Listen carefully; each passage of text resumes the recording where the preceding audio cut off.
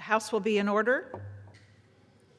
The chair lays before the House a communication from the Speaker. The Speaker's Rooms, Washington, D.C., December 18th, 2025. I hereby appoint the Honorable Carol D. Miller to act as Speaker pro tempore on this day. Signed, Mike Johnson, Speaker of the House of Representatives. The prayer will be offered by Chaplain Kibben. Would you pray with me? Lord our God, in this time of year when many faith traditions celebrate the gift of divine light in a world of darkness, may we each come to acknowledge that you alone are the source of all light. At creation, when the world was without form and empty of life, when darkness had dominion over the deep, your Spirit hovered over the waters, and you allowed your light to break through the darkness and give us life. Try as we may to shed our own light on the issues that trouble us or to dispel the darkness of our disagreements, it is only your truth that can illuminate our lives and enlighten the way ahead. When we imagine it is our power that shapes the future, or our knowledge that grants us direction, remind us that it is only by your blessing that anything we attempt will endure. Enter our lives this day and bring the light of your salvation into our world in this season. Grant us a renewed awareness that you are the one true light who comes from above and is above all. Humble us that you would increase and we would decrease, so that your light would shine unheeded and we might receive your hope and guidance this day and always. In your eternal name we pray. Amen. The chair has examined the journal of the last day's proceedings and announces to the House the approval thereof. Pursuant to Clause 1 of Rule 1, the journal stands approved. The Pledge of Allegiance will be led by the gentlewoman from Pennsylvania, Miss Dean. I pledge allegiance to the flag of the United States of America and to the republic for which it stands, one nation under God, indivisible, with liberty and justice for all. The chair will entertain up to 15 requests for 1-minute speeches on each side of the aisle. For what purpose does the gentleman from Pennsylvania seek recognition? Madam Speaker, request unanimous consent to address the House for 1 minute and revise and extend my remarks. Without objection, the gentleman is recognized for 1 minute. Madam Speaker, I rise today to recognize Union County West End Fire Company for 75 years of dedicated service to the community. Founded in 1950, the Union County West End Fire Company has been answering the call to serve the community and protect their neighbors in times of need. Our volunteer firefighters provide fire, rescue, and EMS services, often balancing it with day jobs and family commitments. These professionally trained volunteers are the backbone of fire protection and emergency response, especially in our rural communities. They are there in emergency situations like fires, car accidents, medical calls, and disaster response. Their commitment to service and teamwork is second to none. The Union County West End Fire Company gives back throughout the year, whether it's delivering turkeys to families during the holidays or escorting local sports teams to the final round of playoff games or celebrating championship wins. They truly are the heart of the community. Madam Speaker, I congratulate the Union County West End Fire Company on 75 years of outstanding service. Congratulations, and I yield back the balance of my time. The gentleman yields. The gentleman from Illinois. For what purpose? For what purpose does the gentleman from Illinois seek recognition?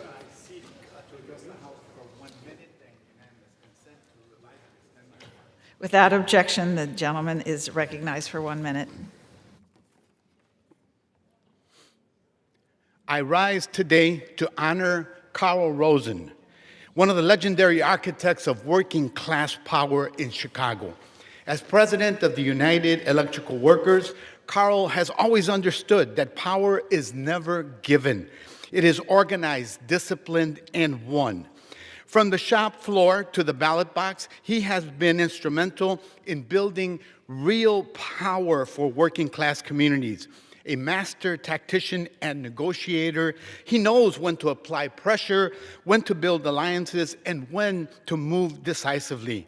From the Republic Windows fight to other moments that shaped Chicago's political order, Carl has been a steady presence, helping working people secure monumental victories. I'm proud to call Carl a friend and one of my closest and most trusted advisors. To some, he's a strategist. To some, an organizer.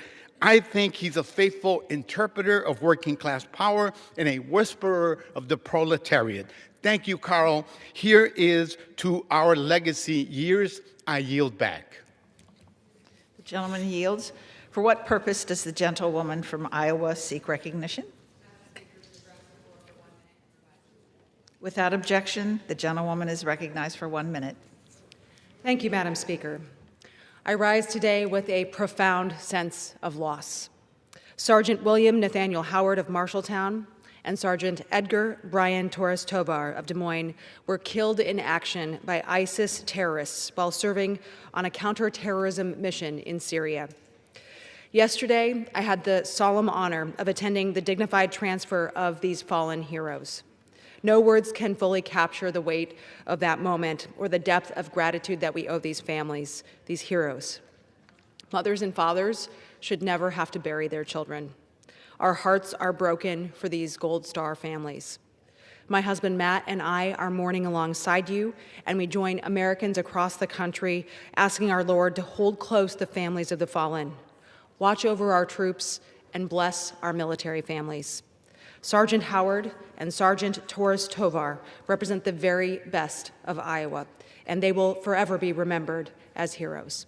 I yield back the balance of my time. The gentlewoman yields. For what purpose does the gentlewoman from Florida seek recognition? Madam Speaker, I ask unanimous consent to address the House for 1 minute and revise and extend my remarks. Without objection, the gentlewoman is recognized for 1 minute. Thank you, Madam Speaker. Madam Speaker, it is with a heavy heart that I rise to pay tribute to my dear friend and South Florida icon, the legendary John Footy Cross, who we lost on December 13th, 2025. Footy helped wake up South Florida for more than 30 years on the Y100 morning show, and his commitment to community was second to none.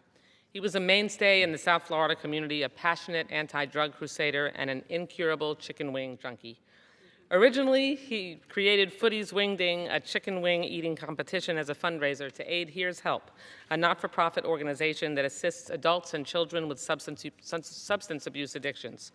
Although the event began mainly as a competition to crown the maker of South Florida's best chicken wings, it evolved over the years into a popular spot for pop music's hottest stars. Each year, Footy's Wing Ding brought a host of celebrities to South Florida to raise thousands of dollars for charity, from Here's Help to the Sun Sentinel, WB Television Channel 39 Children's Fund, and many others. It is my privilege to honor his life and service to our community. There was no one with a better humor or good nature than Footy. I know I speak for countless South Floridians when I say I will miss his friendship, voice, and advocacy.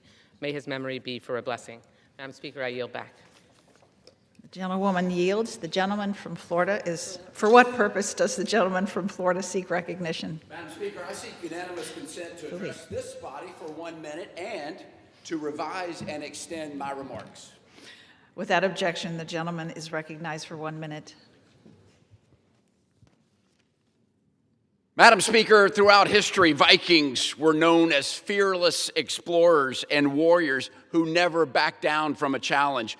That same spirit lives on in Jacksonville, Florida, where Raines High School Vikings have written their own chapter of triumph by capturing Florida's Class 3A state football championship in dramatic fashion in a thrilling 23-22 comeback victory over Miami Northwestern. The Vikings showed resilience, sealing the win, get this, Madam Speaker, with a touchdown pass with just 10 seconds to spare. This remarkable finish marks the fourth state football title program in the proud history of Raines football high school history. The victory is a testament to the hard work and fighting spirit of these student athletes. Unlike the Vikings of old, they emerged triumphant through teamwork, preparation, and heart. Congratulations, Raines High School. Jacksonville is very proud. I yield back. The Gentleman yields back. For what purpose does the gentleman from California seek recognition? Madam Speaker, I request the unanimous consent to address the House and to rise and extend my remarks. Without objection, the gentleman is recognized for 1 minute. Madam Speaker, I rise today to warn my colleagues of the pending health care crisis that Congress is allowing to happen. And as Sergeant Friday used to say, just the facts, ma'am. Well, I'm speaking on behalf of the facts that are impacting the people of the San Joaquin Valley in California, the breadbasket that puts food on America's dinner table every night. Yesterday, my colleagues on the other side passed a partisan bill that fails to renew the Affordable Care Act's enhanced premium tax credits that help over 24 million American families afford coverage. In my district, over 65,000 families risk losing Medicaid, and another 22,000 families face higher premiums and out-of-pocket costs. This also impacts the hospitals and healthcare clinics which provide that important care, especially in rural areas, and by the way, that's also jobs. Congress has a responsibility to prevent families from being priced out of the health care market. That's the bottom line. There's a bipartisan solution ready to go, and instead we're going home for the holidays. We're not addressing the issue. Gentleman's time has expired. Madam Speaker, I would not be leaving town until we bring this measure to the floor. Every American deserves reliable, affordable health care. I yield back the balance of my time. The gentleman yields back. The gentleman from, for what purpose does the gentleman from Texas seek recognition? Without objection, the gentleman is recognized for 1 minute. Madam Speaker, today we remember Coach Dan Hooks, a legend in Texas high school football and a man who just meant so much more to his community than just wins and trophies. For nearly 30 years at West Orange Stark High School, Coach Hooks showed up every single day for his players. He pushed them, he believed in them, held them to a higher standard. Yes, there were championships and unforgettable Friday night lights, but what really mattered happened beyond the scoreboard. The lessons about teamwork, discipline, and doing things the right way. Coach Hooks wasn't just preparing young men for football games, he was preparing them for life. Long after the cheers faded and the stadium lights went dark, those lessons stayed with them and carried on to generations to come. His influence, Madam Speaker, reached far beyond the field, and why this community will always carry his name with pride. Coach Dan Hooks built men, built a program, and built a legacy that will live on in West Orange for generations. And Madam Speaker, I yield back. And yields. For what purpose does the gentlewoman from North Carolina seek recognition?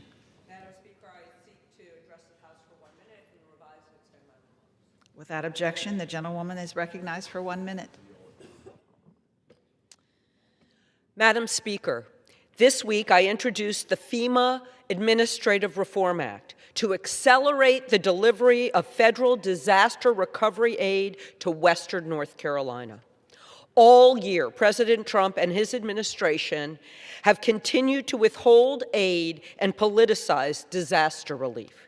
In June, DHS Secretary Kristi Noem implemented a policy requiring her personal approval of any contract above $100,000, including FEMA disaster aid reimbursement. This result has been delay after delay, and local communities waiting endlessly for the aid they desperately need. My bill would reverse this disastrous policy and speed up the flow of federal dollars to Western North Carolina and communities across the country. It is clear that Congress needs to take action. Our people need the relief that Congress approved over a year ago. Thank you, Madam Speaker, and I yield back. For what purpose does the gentleman from New York seek recognition? Madam Speaker, I seek unanimous consent to address the House for 1 minute and revise and extend my remarks. Without objection, the gentleman is recognized for 1 minute. Mr. Speaker, I rise today to recognize a truly special public servant from New York's Southern Tier, Sharon Murphy of Horseheads, New York. For more than 15 years, Sharon served the people of New York's 23rd Congressional District with professionalism, compassion, and a genuine heart for service. She was a steady presence in our community, serving 3 consecutive members of Congress and always putting the people first. Known for her kindness and reliability, Sharon often worked behind the scenes to help families through their most difficult moments. She took great pride in managing our Service Academy nominations, helping young men and women take their first steps towards a career serving this nation. As Sharon Murphy enters her retirement, I will miss having her on my staff. I will miss her. My staff will miss her, and our community will miss her. Mr. Speaker, I ask my colleagues to join me in thanking Sharon Murphy for her outstanding service and wishing her every happiness in this next chapter of her life. And Mr. Speaker, I yield back. The gentleman yields. For what purpose does the gentlewoman from Pennsylvania seek recognition? Speaker, I ask unanimous consent to address the House for 1 minute and to revise and extend my remarks. Without objection, the gentlewoman is recognized for 1 minute. Thank you, Madam Speaker. I try to slow down at this time of the year, a season of giving thanks, coming together and counting blessings, a season regardless of one's faith, maybe really because of all of our faith traditions, to celebrate light over darkness. For 75 years, my community of Abington, Pennsylvania has hosted an interfaith Thanksgiving service. This year, hundreds gathered at Temple Beth Am, warmly welcomed by Rabbi Robert Lieb. Pastors and priests, rabbis and imam, we were young and old, faith leaders, civic leaders. And what was clear from the readings and beautiful song is our different faiths have so much more in common. A common call to lift one another, welcome the stranger, feed the hungry, mourn with those who mourn, to love one another, to prize peace over conflict, to kun olam, repair the world, and to recognize our common humanity. So this season, as we've come by a way we did not know to the end of another year, I'm counting blessings and focusing on the light. Thank you, Madam Speaker. I yield back. For what purpose does the gentlewoman from Arizona seek recognition? I ask unanimous consent to address the House for 1 minute and extend the revised. Without objection, the gentlelady is recognized.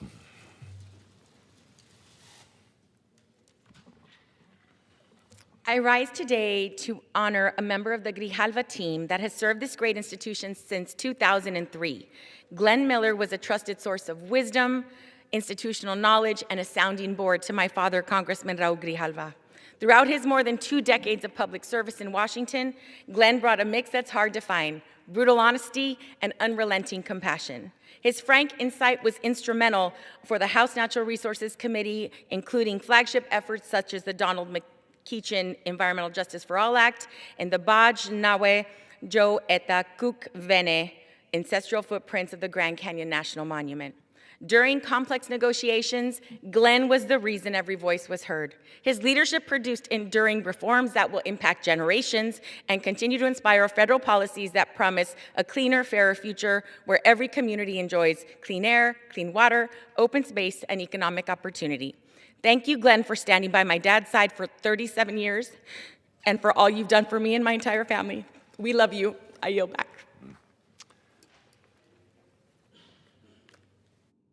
For what purpose does the gentleman from Arkansas seek recognition? Mr. Speaker, I ask unanimous consent that all members may have 5 legislative days in which to revise and extend their remarks and insert extraneous material on H.R. 4776. Without objection, so ordered. Pursuant to House Resolution 951 and Rule 18, the Chair declares the House and the Committee of the Whole House on the State of the Union for the consideration of H.R. 4776. The Chair appoints the gentlelady from West Virginia, Ms. Miller, to preside over the Committee of the Whole.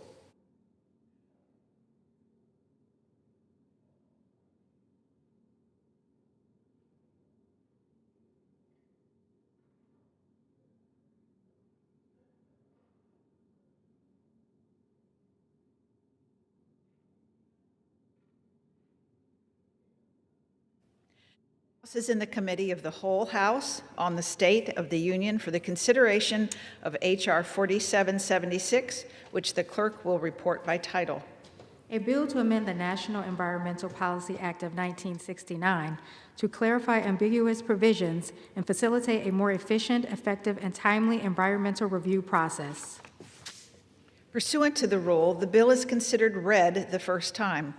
General debate shall be confined to the bill and shall not exceed 1 hour, equally divided and controlled by the chair and ranking minority member of the Committee on Natural Resources or their respective designees. The gentleman from Arkansas, Mr. Westerman, and the gentleman from California, Mr. Huffman, each will control 30 minutes. The chair recognizes the gentleman from Arkansas. Madam Chair, I yield myself such time as I may consume. The gentleman is recognized. I rise today in support of H.R. 4776, the Standardizing Permitting and Expediting Economic Development Act.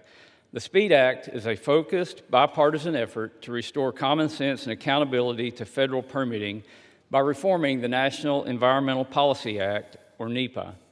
When Congress passed NEPA in 1969, it did so with the best of intentions. It directed federal agencies to consider the environmental impacts of major federal actions.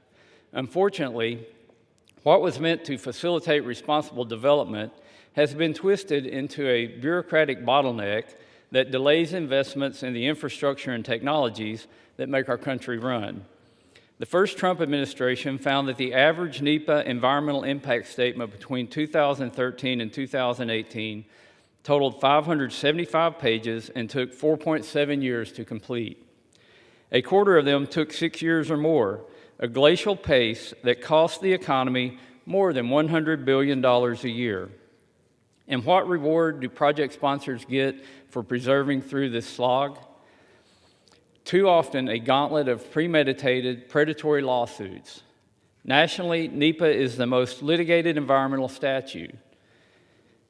And according to the Breakthrough Institute, just 10 environmental organizations are responsible for 35% of all NEPA lawsuits.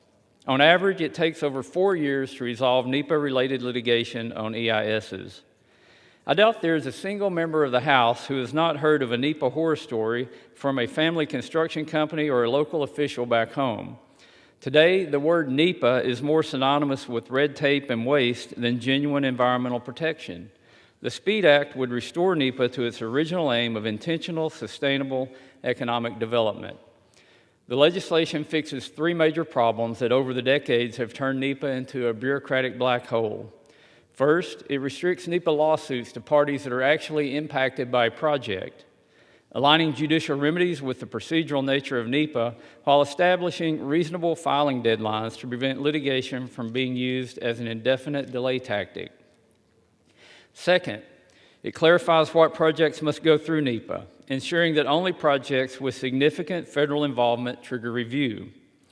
And third, it codifies and strengthens key aspects of the Supreme Court's 7-county decision from this past May, clarifying the scope of environmental review under NEPA.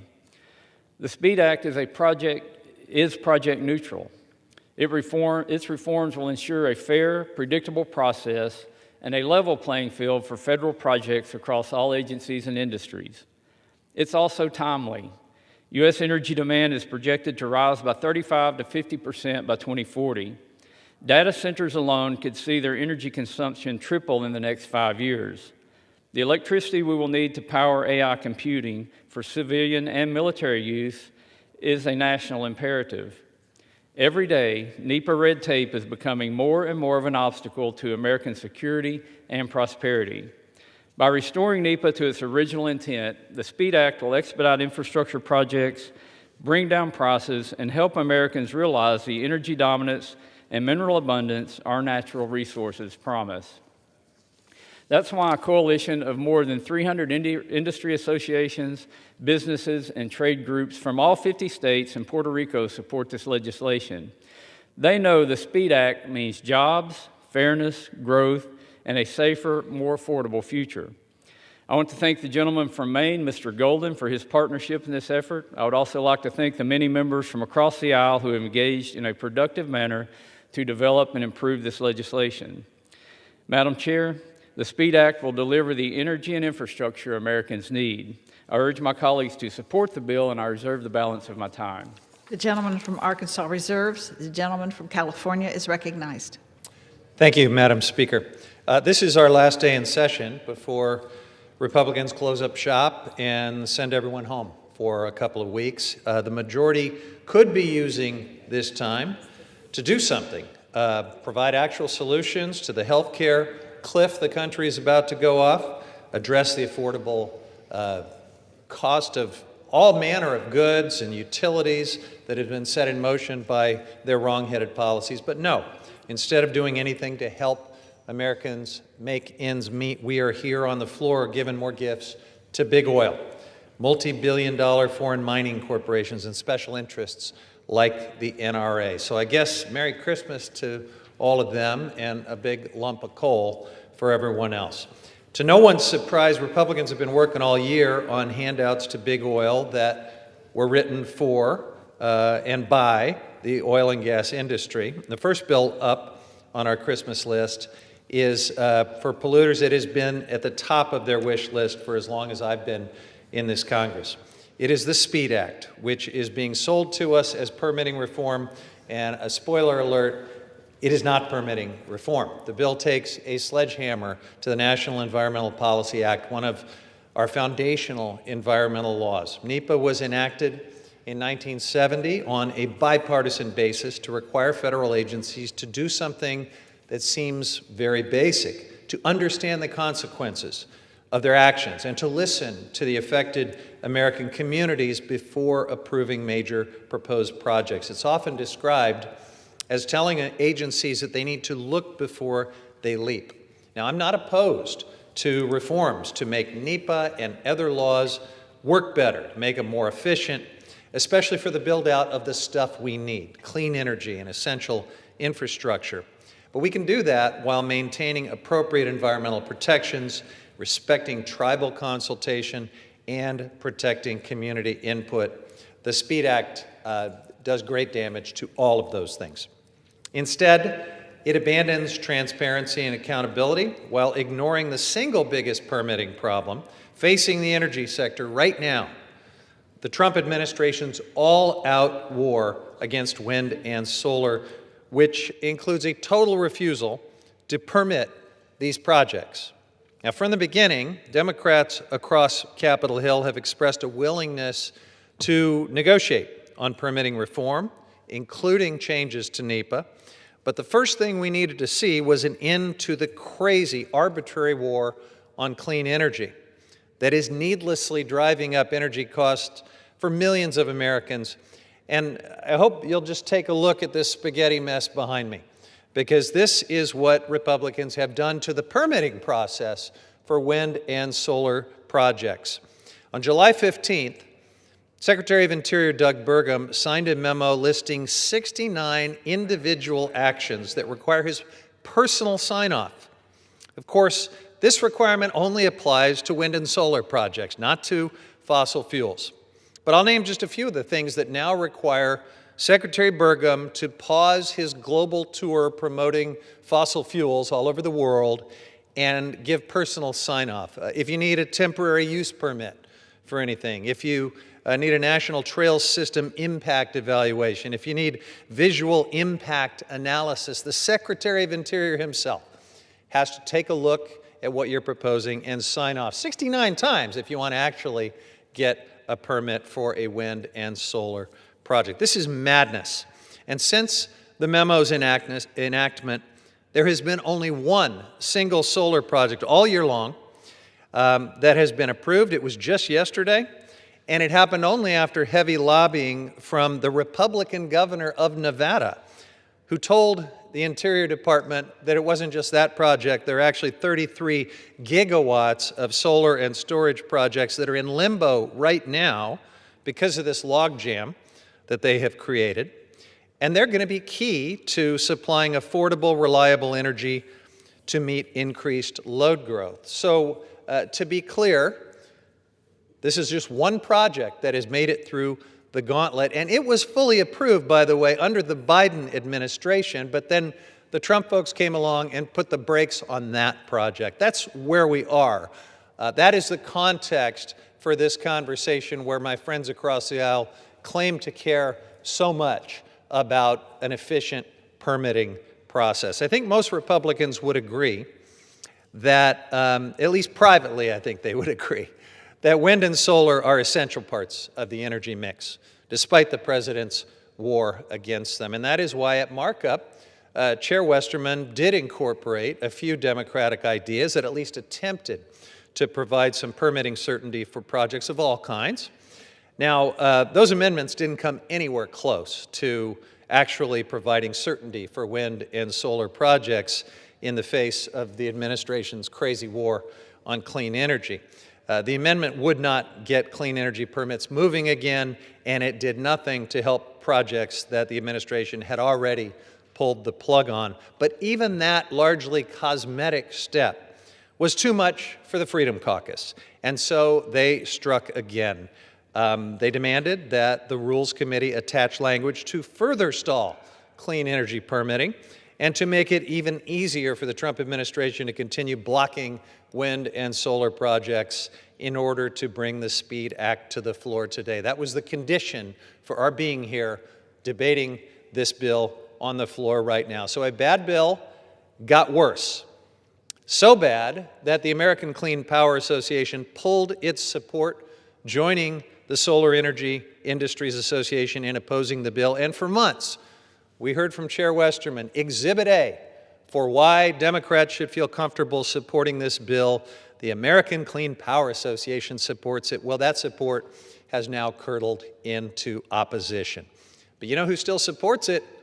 The American Petroleum Institute and the Koch-backed Americans for Prosperity, who put out a statement immediately after the Freedom Caucus made the bill worse to announce their great affection and support for this bill. The bill has lost any claim for advancing tech-neutral energy policy, if it ever had one. And trust me when I say that even if the House passes this bill today, it is going nowhere in the Senate. What a missed opportunity to tackle a serious issue that Democrats were very interested in working in good faith to find some solutions on. I strongly oppose this bill and reserve the balance of my time. The gentleman reserves. The gentleman from Arkansas is recognized. Thank you, Mr. Chair. I'm glad my colleague across the aisle is so good at reading the mind of the Senate, but I know this legislation has bipartisan support in the House and the Senate, and we've got over 375 organizations from all industries and all 50 states that support this legislation. And also, I think my friend made the case for why we need the SPEED Act. If we want to stop administrative ping pong, then Congress has to act. And the SPEED Act is the bill to give us permit certainty so that we can build all across our countries in all different segments. One area of the country that's been adversely affected by bad permitting is my friend from northern Minnesota, the gentleman, Mr. Stauber, whose district has a lot of mining resources that can't be tapped because of permitting restraints and administrative ping pong. And I yield the gentleman who is the chair of the Subcommittee on Energy and Minerals 3 minutes. The gentleman is recognized. Mr. Speaker, I rise in strong support of H.R. 4776, which I am proud to co-sponsor. I want to begin by commending two of my good friends, Republican Chairman Bruce Westerman of the Natural Resources Committee and Democrat Representative Jared Golden, for their work in developing a sensible, bipartisan, and balanced permitting reform package that will allow us to build all kinds of important projects around this great country. Our permitting system is broken and has been broken for a long while. It's almost as if our current permitting system is designed to block projects rather than build them. This is something that all of us on both sides of the aisle should be able to agree on. The bill before us today is not designed to cut corners or weaken our permitting system. It doesn't weaken environmental standards like the Clean Water Act, Clean Air Act, or Endangered Species Act, which are the basis of our environmental protection here in the United States. This legislation is simply meant to address NEPA, which I would like to remind my colleagues is a process statute. NEPA has been weaponized for over a half a century, virtually from day one. In fact, the first lawsuit utilized to block a project under NEPA was filed a mere weeks after the statute was signed into law. And since then, NEPA has created a cottage industry for attorneys who have made a living suing to block good projects. The bill before us today is meant to streamline the NEPA process and close the loopholes that are constantly used to block good projects. Projects that we need to modernize our infrastructure, ensure we have clean water, generate the energy that drives our economy, access to critical minerals we need to compete on the world stage, and so much more. Thanks to NEPA, our broken permitting system, it takes 29 years on average to permit and build a new mine in the United States. That's not okay. I don't think a day goes by where I don't hear from a constituent about their permitting woes, and I figure that's the case for most of my colleagues in this chamber on both sides of the aisle. In northern Minnesota, the issue of permitting is particularly acute. Not only is our broken permitting system used to block important critical mining projects like Twin Metals, New Range, and Talon, but it's used to block simple core infrastructure projects that we can all agree on, like water infrastructure or roads or bridges. In northern Minnesota, our cold winters lead us to having a short construction window, much shorter than the rest of the country. When a water infrastructure project or road or bridge project gets delayed and they miss that construction window, it delays the project months and adds hundreds of thousands of dollars to the project. And you know what, Mr. Speaker? You know who pays for those costs? The local taxpayer. Not those who are weaponizing loopholes in our permitting system to block these necessary projects. Our constituents have to deal with the shortfalls of our broken permitting system far too long, and it's about time we address it. I urge my colleagues to support this bill, and I yield back. I reserve. The gentleman reserves. The gentleman from California is recognized. Thank you. Mr. Chairman, I need to provide some translation services for those who may not be fluent in Orwellian distortion. When my colleague says that this legislation only deals with NEPA, that it doesn't touch the Clean Water Act, Clean Air Act, or Endangered Species Act, what that really means is that within the four corners of this particular bill, they're not gutting those other laws, but rest assured, they're working separately to gut those other laws. In fact, just last week, Republicans attacked longstanding Clean Water Act protections, and just yesterday, Natural Resources Committee had a markup that advanced their legislation to gut the Endangered Species Act. So for those who want to see a complete annihilation of environmental protections across the board, rest assured our Republican friends are doing that, just not all of it within the four corners of this bill. There's another translation I think that's needed. That you heard from my friend from Arkansas that they want to end the administrative ping pong process. What they really mean by that, if you actually read this bill, is that they want the 69 individual steps that Secretary Burgum has imposed on all solar and wind projects to remain in place. I guess that's not administrative ping pong, but I think it's an important part of the translation. And then finally, we heard that this legislation is about restoring NEPA's original intent to just be a procedure bill. It's important to understand that NEPA does require procedure, but it requires meaningful procedure for a very important purpose, making sure that government actions consider the impacts of what they're doing and include communities with transparency and accountability so we can protect the environment and so we can actually protect human health and other values. When you strip all of that out and leave NEPA as a box-checking exercise, which is what this bill does, that is not preserving the original intent of NEPA. With that, I'd like to yield 2 minutes to the gentlelady from Washington, Ms. Randall. The gentlelady from Washington is recognized. Thank you so much, Mr. Speaker. Because of the Trump administration's policies, families in my district and districts across the country are struggling to afford their heating and electricity bills. Yes, we need more transmission and clean energy projects, and it's true that the permitting process is making that more difficult. But how can anyone think that this administration, the Trump administration, is a good faith partner in permitting reform. They've fired federal workers and illegally canceled funding Congress already approved, including over $1 billion for clean energy projects in Washington state that had strong community support, a long-anticipated hydrogen hub in the South Sound, solar projects across the state and the country, and freight and drayage improvements in the trucking industry that would lower the cost of goods and decrease our environmental impact. We could have been lowering costs, and we could have done it in partnership with environmental leaders, community leaders, and the leaders of tribal nations. Tribes deserve to be meaningfully consulted on projects that affect their lands, water, and resources, no exception. That's why I offered 2 amendments. One, to give tribes sufficient time to engage in the permitting process, and another, to ensure that offshore oil and gas drilling projects rubber stamped by H.R. 1, July's big ugly law, still have to consider community feedback. But Republicans blocked my amendments, which is why I'm voting no on the SPEED Act, a bill that doesn't address the challenges my neighbors are experiencing. I yield back.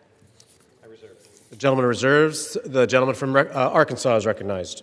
Mr. Chair, I yield 1 minute to the gentleman from Oregon, Mr. Bentz. The gentleman from Oregon is recognized. Thank you, Mr. Speaker. The purpose of process is to create a predictable sequence of steps to achieve an outcome consistent with substantive law. When process is allowed to intrude, the purpose of the law itself is perverted. As philosopher Franz Kafka described it, the process becomes punishment. You aren't guilty or innocent yet. You are simply processed until you run out of money, time, or sanity. Procedure exists to serve substantive rights, not to supplant them. As the Supreme Court stated in the 7-county case, NEPA is a purely procedural statute, not a mandate for a particular result. This bill, H.R. 4776, is designed to create sideboards on process so that rote compliance is no longer the purpose of what we're about, but instead we focus on progress for this nation. I urge support of this bill. I yield back. I reserve. The gentleman reserves. The gentleman from California is recognized. Thank you, Mr. Chairman. I'd like to yield 2 minutes to the gentlewoman from Michigan. The gentlelady from Michigan is recognized. Thank you, Mr. Speaker. I rise today in opposition to H.R. 4776, the SPEED Act. For more than 50 years, the National Environmental Policy Act, or NEPA, as it's called, has been the bedrock of conservation law and preserved the environment, human health, and the people's voice in policy decisions. The SPEED Act would limit the public review process and, quite frankly, would undermine the original intent of NEPA. I do understand the need to complete permitting and federal decision-making process more quickly than is happening. But we cannot do so at the cost of public input and transparency. I happen to have lived with the original author of NEPA. And what he did when this was passed, and this is called the Magna Carta of environmental laws around the world, is make sure that when something is going into someone's community, the public has a right to input. Now, I said yesterday, I told my chair, this isn't the 10 Commandments. We should work together. But one of them do and try to help make it better, but not at the expense of the public. One of the most significant causes of permitting delays is limited capacity at the agencies that handles NEPA reviews. The SPEED Act does nothing to address recent cuts to staffing and funding at these agencies, which is going to further slow down project permitting. I remain open to working on a bipartisan permitting reform, but it must be done to protect the original intent of NEPA. I strongly urge my colleagues to vote no on H.R. 476. And, Mr. Speaker, I yield back. Reserve. The gentleman reserves. The gentleman from Arkansas is recognized. Mr. Chair, I yield 1 minute to the Majority Leader, the gentleman from Louisiana, Mr. Scalise. The gentleman from Louisiana is recognized. Thank you, Mr. Speaker. I rise in strong support of the SPEED Act and the work that Chairman Westerman and a bipartisan coalition of members of Congress have done to bring a bill to the floor that actually focuses on letting us build things in America again. And by the way, to lower the cost of those projects that we want to bring.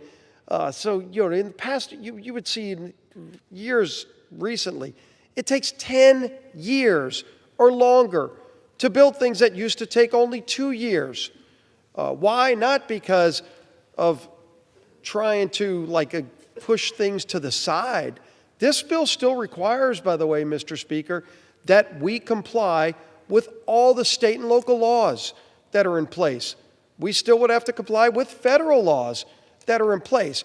But what it does is it finally brings common sense by cutting red tape, Mr. Speaker. Red tape that dramatically increases the cost, in some cases just makes it economically unfeasible to do projects, to build roads, to build bridges, to build pipelines, to move energy, to lower costs for families, to build housing. This bill will allow us to bring more affordable housing to the marketplace in an environmentally protected way, by the way. Those laws are still in place, but they just can't be abused as has been the case over decades. When the law was created in the 1960s, the intent was never that NEPA would be used to stop projects.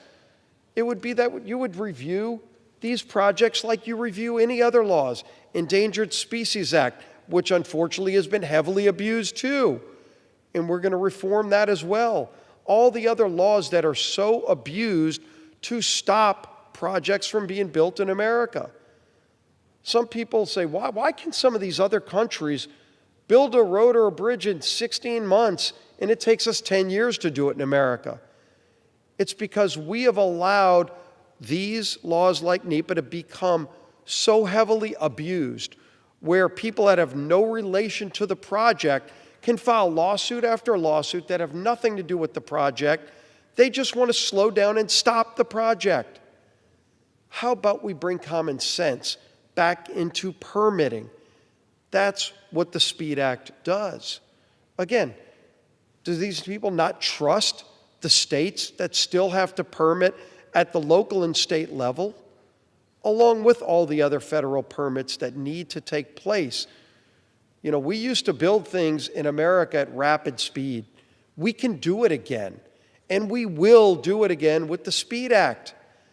Let's allow America to do all the great innovative things it used to do. Look at AI, what artificial intelligence is allowing us to bring. But we need to upgrade our electricity system. We need to build more power plants, not just for families, but for innovation. And it's almost impossible to do if we don't reform some of these outdated regulations that have been abused. Everybody knows they've been abused. And until we update our laws, we're not going to be able to build things again in America in a timely way.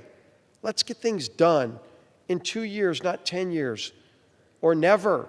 Many of these projects get shelved, just never get built.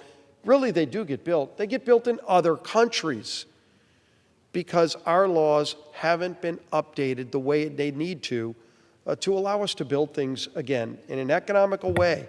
Lower the cost of building houses in America. Lower the cost of building roads and bridges in America. Lower the cost of building energy projects in America while still respecting environmental laws, but just removing the red tape that are killing our ability to innovate.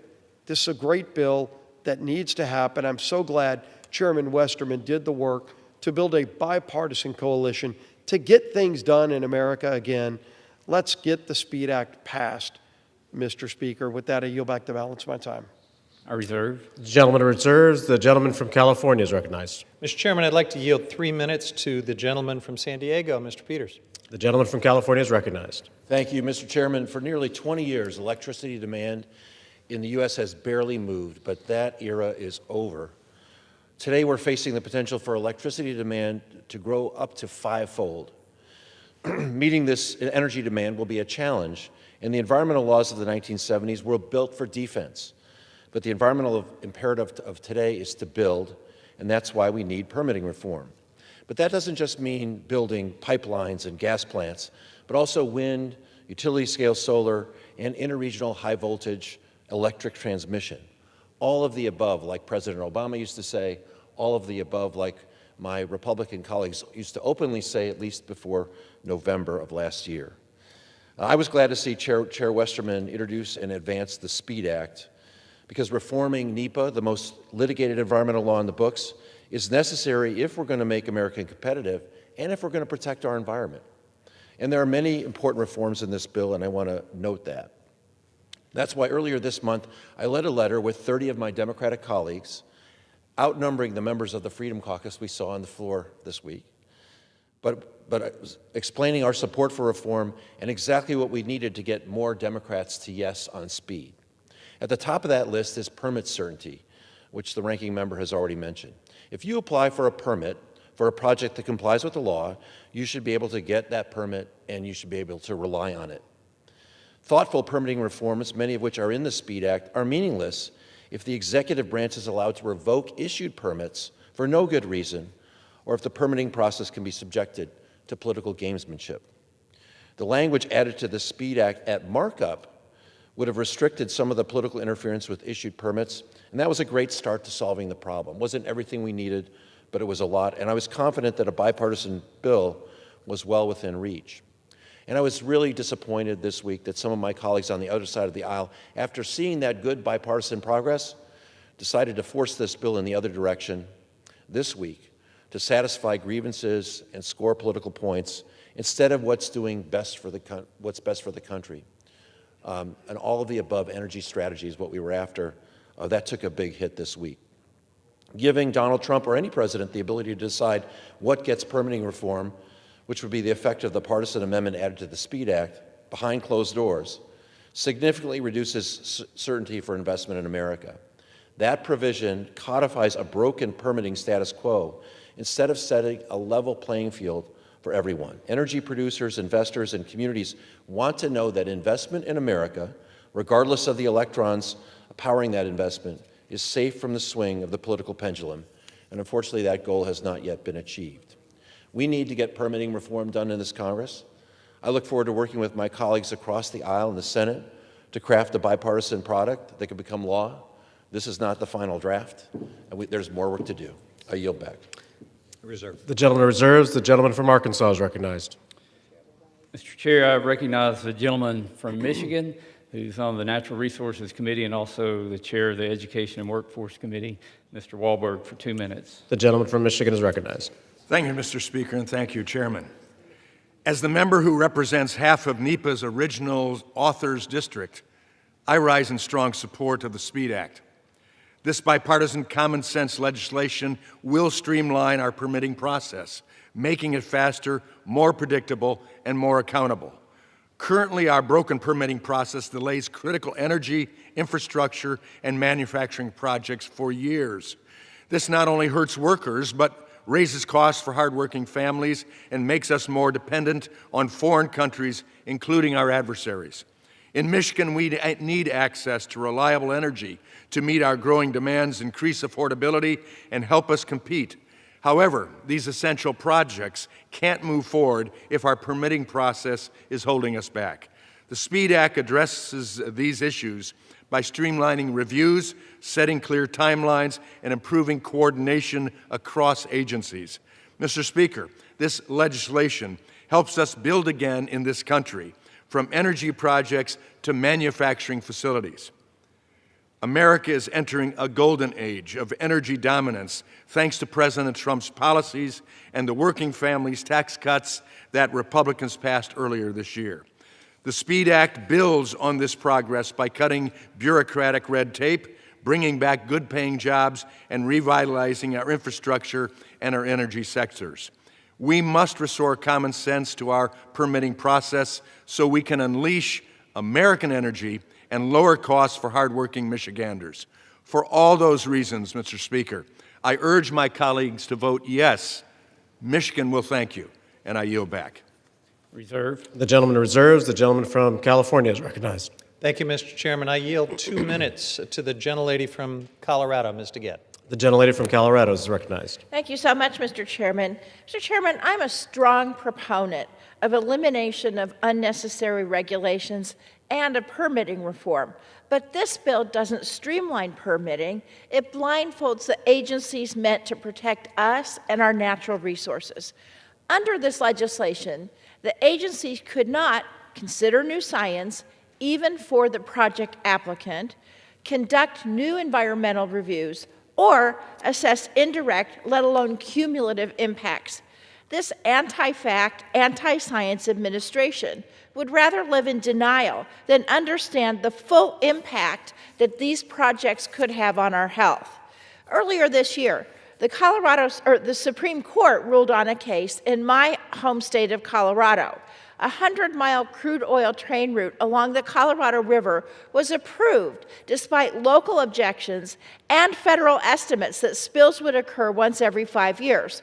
The court said agencies did not need to consider these downstream impacts. The ruling alone is alarming, but the bill goes farther by outright preventing agencies from considering those factors. This law says ignorance is bliss. That's why I offered an amendment to widen the scope of review to ensure that agencies weigh all relevant facts and subsequent consequences. If we have information, we should use it. Republicans refused to accept that amendment in the Rules Committee. Rather than supporting agencies with the funding and staffing they need to process applications faster, Republicans just want them to look the other way. Most Americans believe any job worth doing is worth doing right, even if it takes a little more time. But cutting corners today means we're going to have to clean up disasters tomorrow. And those costs won't fall on us, Mr. Chairman. They'll fall on the communities we're supposed to protect. I urge my colleagues to vote no, and I yield back. Reserve. The gentleman reserves. The committee will rise informally to receive a message.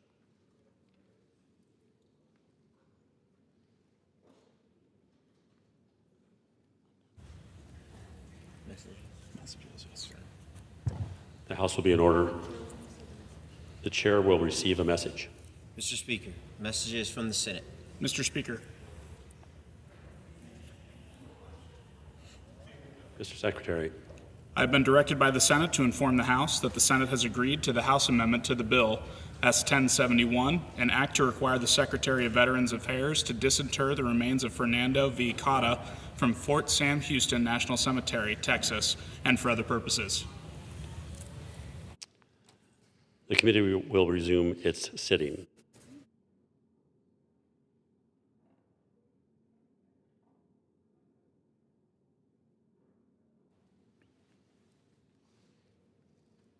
Committee will be in order. The gentleman from Arkansas will be recognized. Mr. Chair, I yield 2 minutes to the gentlewoman from Utah, Ms. Malloy. The gentlelady from Utah is recognized. Thank you. Mr. Speaker, I rise today in strong support of H.R. 4776, the Standardizing Permitting and Expediting Economic Development Act, known as the SPEED Act, introduced by my colleague from Arkansas, Chairman Westerman. Federal permitting under NEPA has strangled economic development and delayed critical projects. What should take months takes years. What should be straightforward becomes a bureaucratic maze. The core purposes of this bill are to restore NEPA to its original purpose as a procedural statute intended to ensure agencies look at alternatives, focus on real, proximate environmental effects rather than speculative, politically motivated hypotheticals. And the key reforms that help bring that about are that it prevents completed environmental reports from being undone without a court order. It creates litigation timelines and requires substantive public comment in order to establish standing for litigation. The way NEPA is being implemented now and has been implemented for the last several years wastes taxpayer time and money. What was intended to make sure federal agencies are being thoughtful and looking at multiple alternatives before they make important decisions on behalf of the American people has turned into a bureaucratic boondoggle that isn't serving the American people. These reforms are especially critical for rural states with a large federal footprint like Utah. It rebalances the scales in favor of local voices, working families, and economic opportunities. These changes help all Americans. All Americans are going to be benefited by upgraded infrastructure, increased energy production, and less wasted time and money. This isn't about lowering environmental standards, but it is about eliminating redundancy and bureaucratic paralysis. It represents reforms Americans have been demanding, practical solutions that cut red tape while maintaining environmental protections that we all appreciate. It's time for some predictability, consistency, and efficiency in government decisions. Mr. Chairman, thank you for meeting the need of our time, which is a need for speed. I urge my colleagues to support this important legislation The time for action is now, and we must give the American people the effective government that we all deserve. And with that, I yield back. I reserve. The gentleman reserves. The gentleman from California is recognized. I reserve. The gentleman reserves. The gentleman from Arkansas.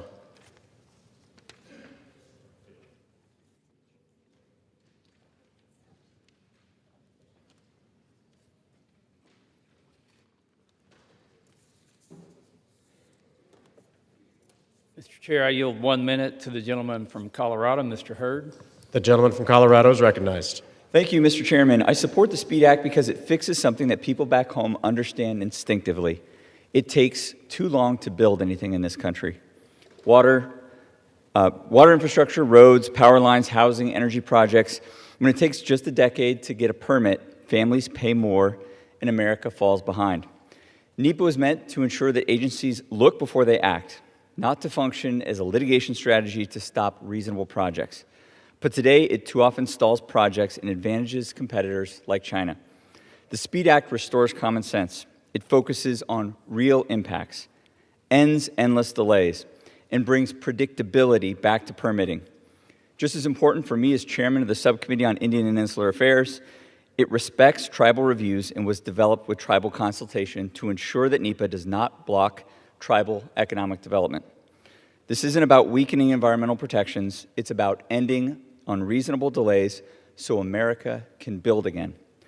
We can lower energy costs, build reliable infrastructure, and compete globally. The SPEED Act is balanced reform, and it's long overdue. I urge my colleagues to support it. I yield back.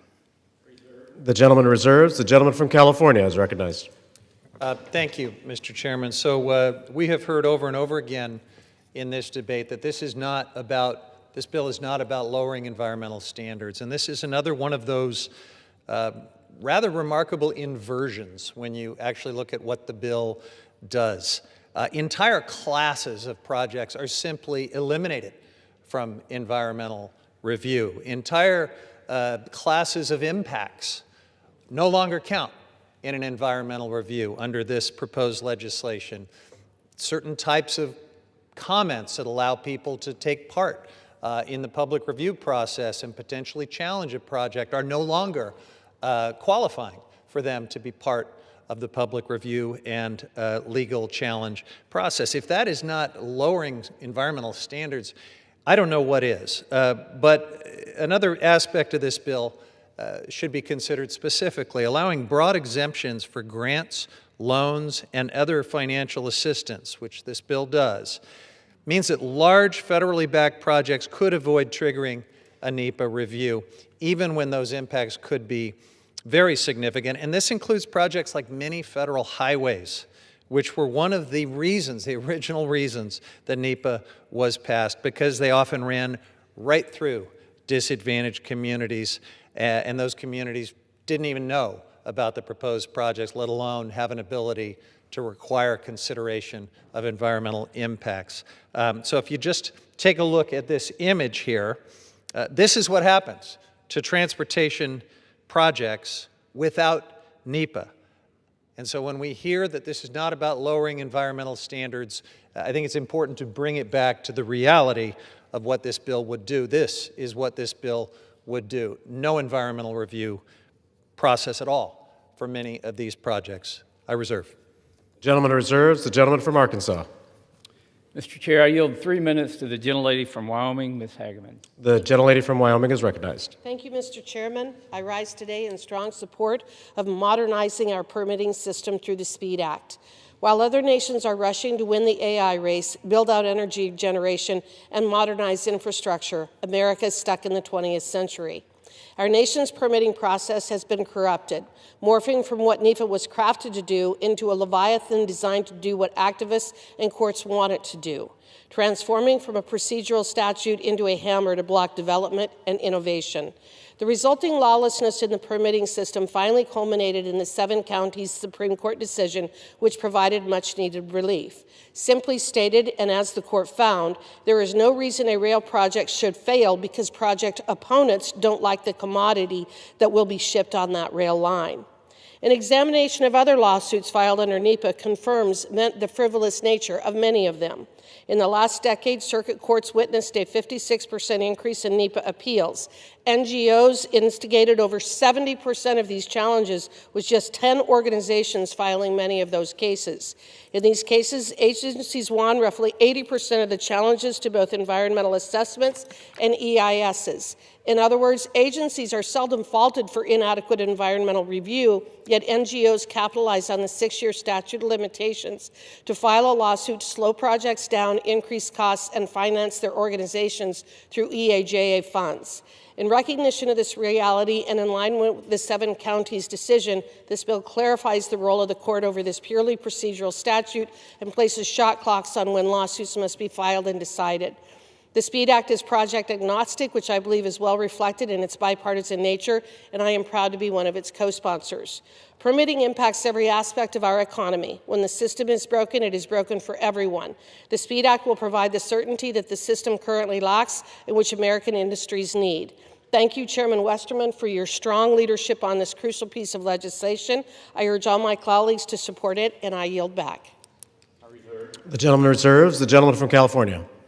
Thank you, Mr. Chairman. We hear it over and over again from the other side. NEPA should just be a purely procedural law. Well, a lot of really important things are procedural.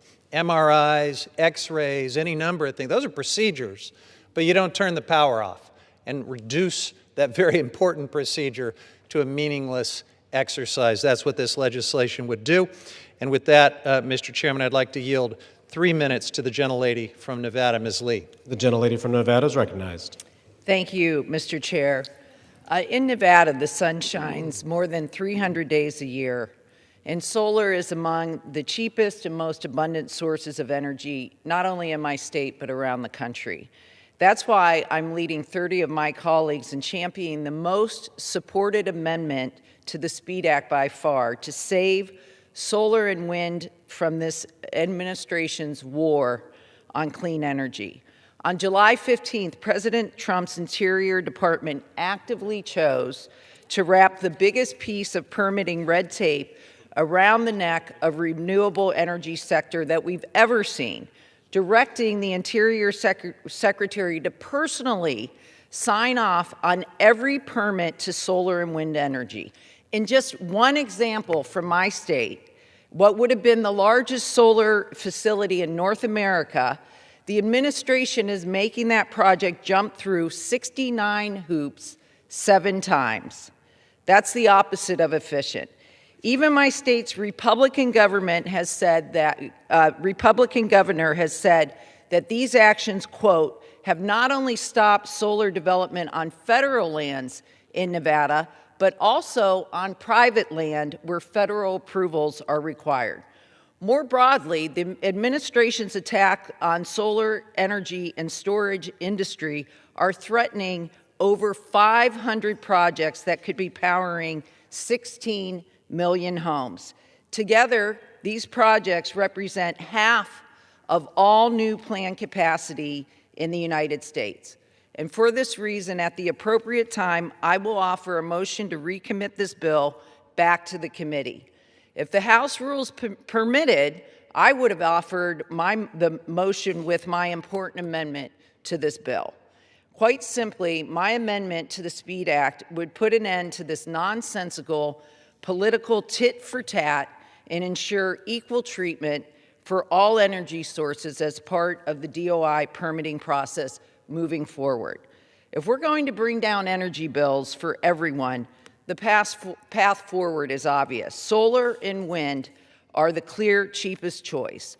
Republicans in Congress are more interested in getting retribution for their corporate donors than bringing down the costs for American families. And let's be clear, they know this isn't right. Even my colleagues who represent states like Texas and Arizona, where energy projects are being held up, are refusing to speak up. They would rather let this reckless administration put its finger on the scale, jack up prices for their constituents, than stand up to this president. Already, families across the country are seeing their electric bills increase by an average of 13%. In states like Florida, that's an average annual increase of about $400. Every day, more Americans are concerned. The gentlelady is Every recognized. day, more Americans are concerned about huge data centers causing their electric prices to spiral even further out of control, and it doesn't have to be this way. We need to provide real permitting certainty and permitting fairness and let investors, not Washington, pick winners and losers, because under this approach, Americans will be paying their electric bills each month, and they'll be the ones who are really losing. At the end of the debate, I will insert into the record the text of my amendment. I hope my colleagues will join me in voting for the motion to recommit. The I gentlelady's yield time back. has expired. Thank you, Mr. Chairman. I reserve. The gentleman reserves. The gentleman from Arkansas. Mr. Chair, I yield 1 minute to the gentleman from Colorado, Mr. Crank. The gentleman from Colorado is recognized. Mr. Speaker, I rise in strong support of the SPEED Act. America's permitting system is broken, and today an estimated $1.5 trillion in economic value is tied up in projects waiting for approval, costing our economy roughly $140 billion every year in lost growth. Instead of encouraging responsible development, our system too often rewards bad actors driven by ideology rather than legitimate concerns.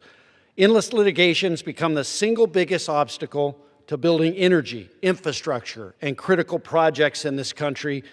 At the same time, energy demands is projected to grow by 50% by 2050. The question's simple: will we rise to meet that demand?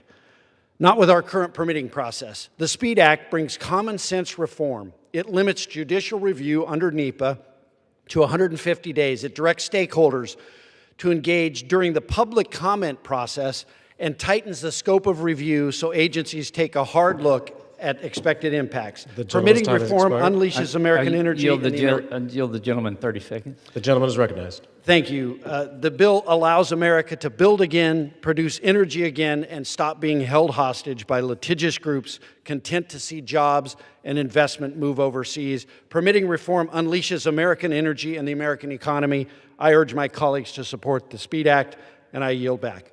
I reserve. The gentleman reserves. The gentleman from California.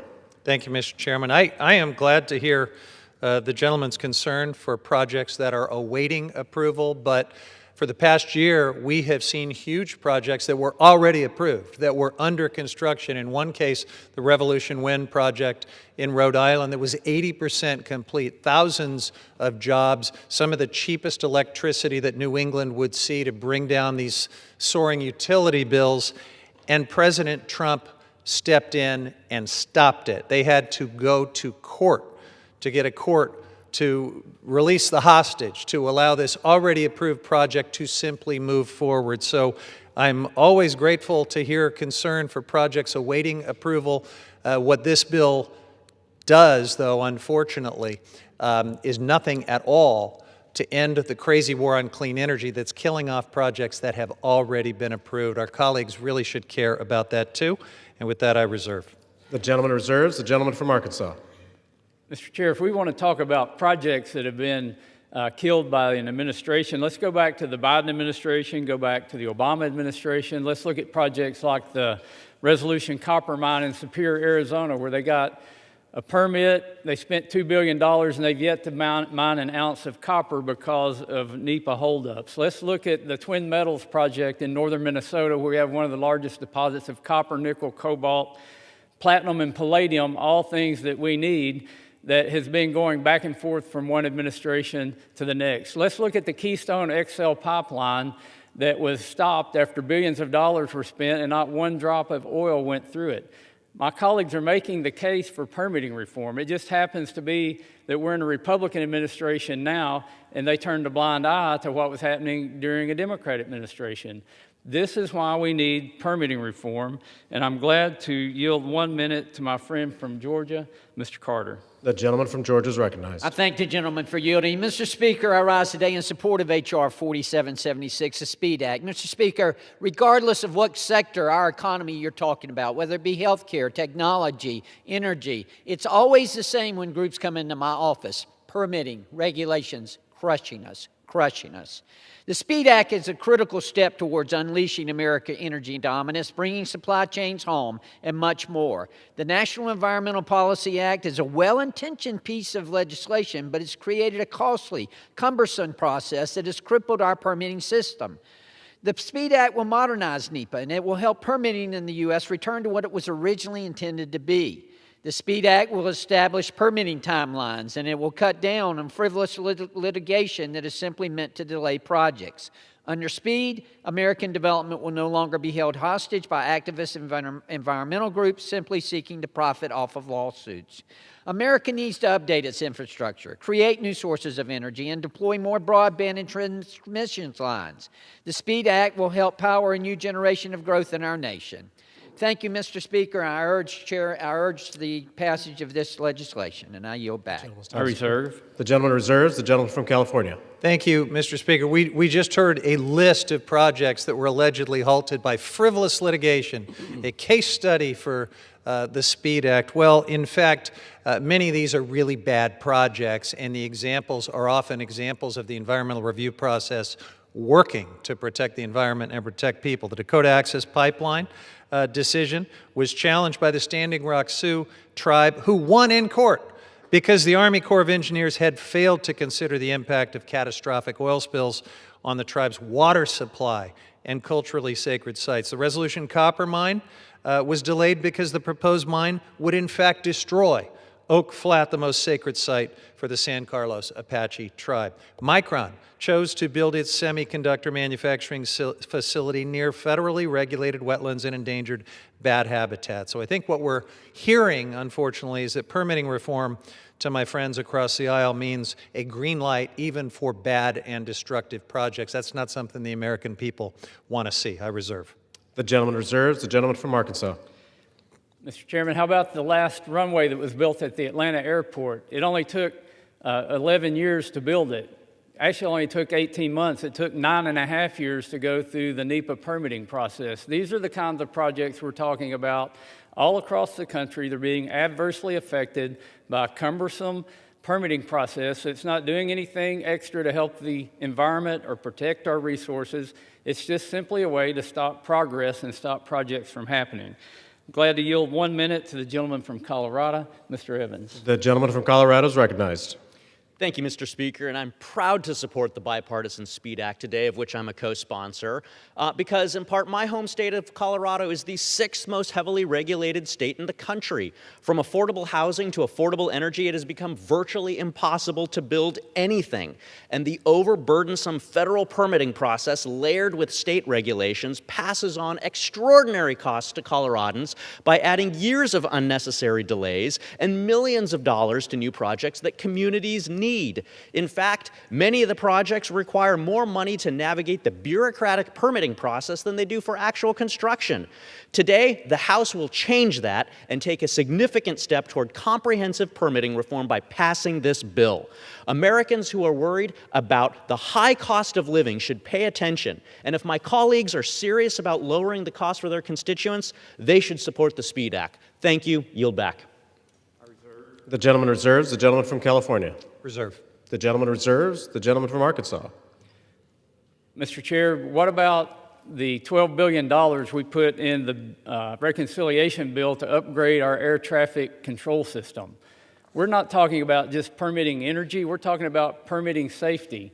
Look at how long it takes to build interstate highways and bridges and the safety effects that happen because those projects are drug out for so long and they cost so much more money, and it creates congestion. It creates all kinds of problems that if we could just move the permitting process more quickly, we could benefit not only the cost of energy, the cost of transmission, the cost of raw materials that we can be mining, but we could also improve the safety of our country. We've allocated $12 billion to upgrade the air traffic control system.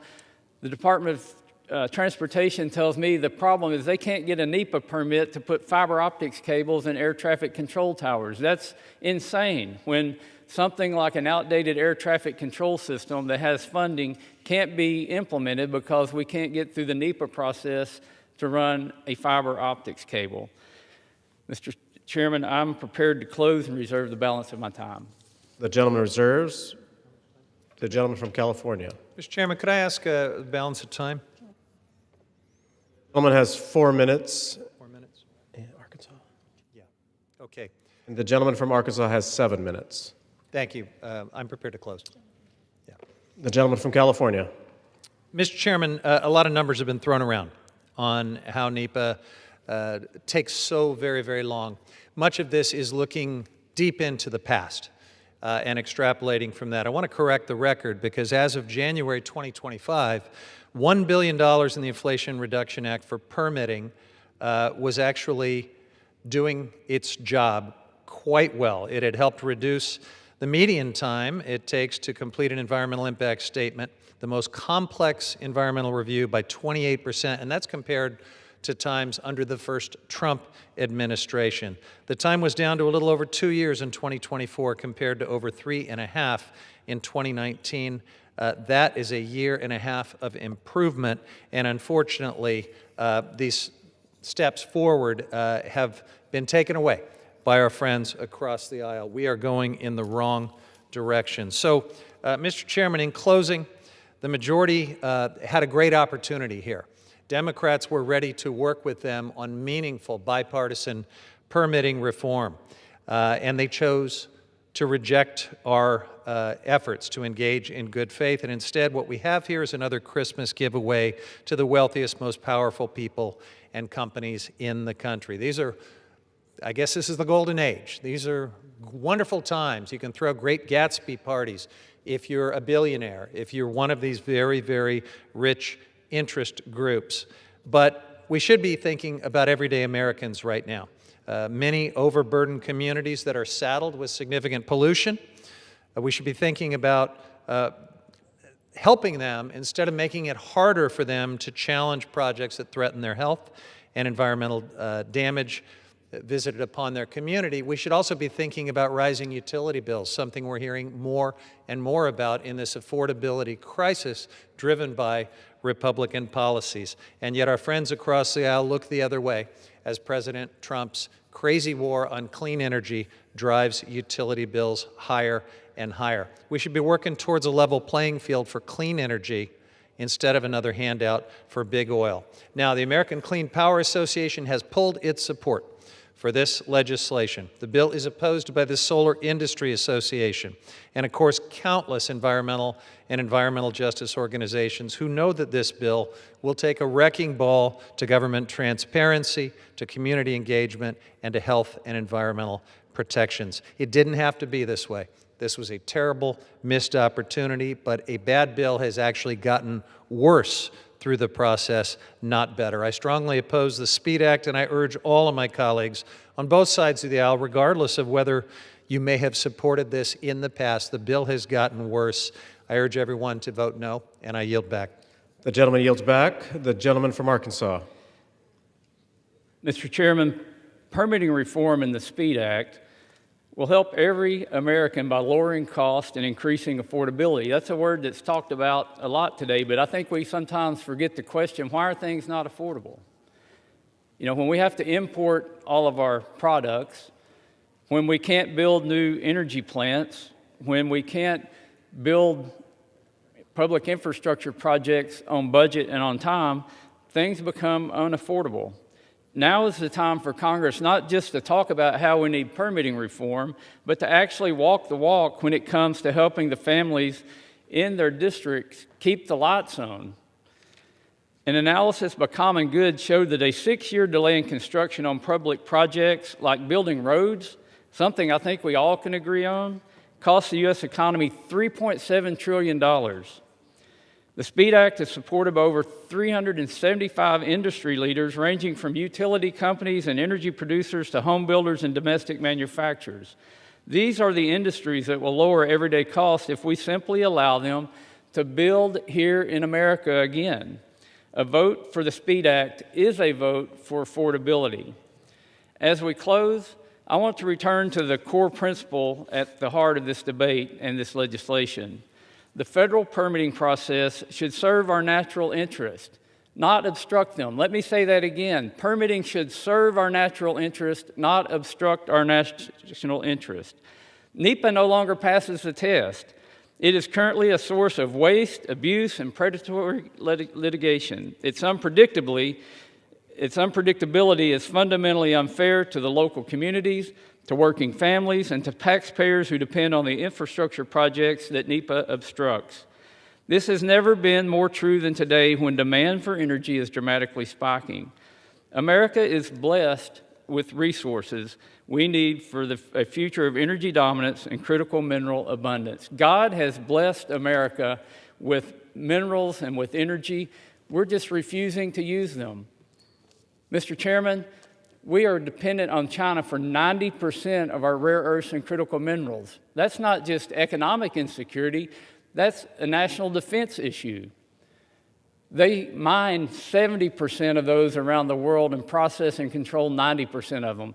We have all of them here in America, but we refuse to do the permitting, not just to build mines, but to build refineries that will create jobs for Americans.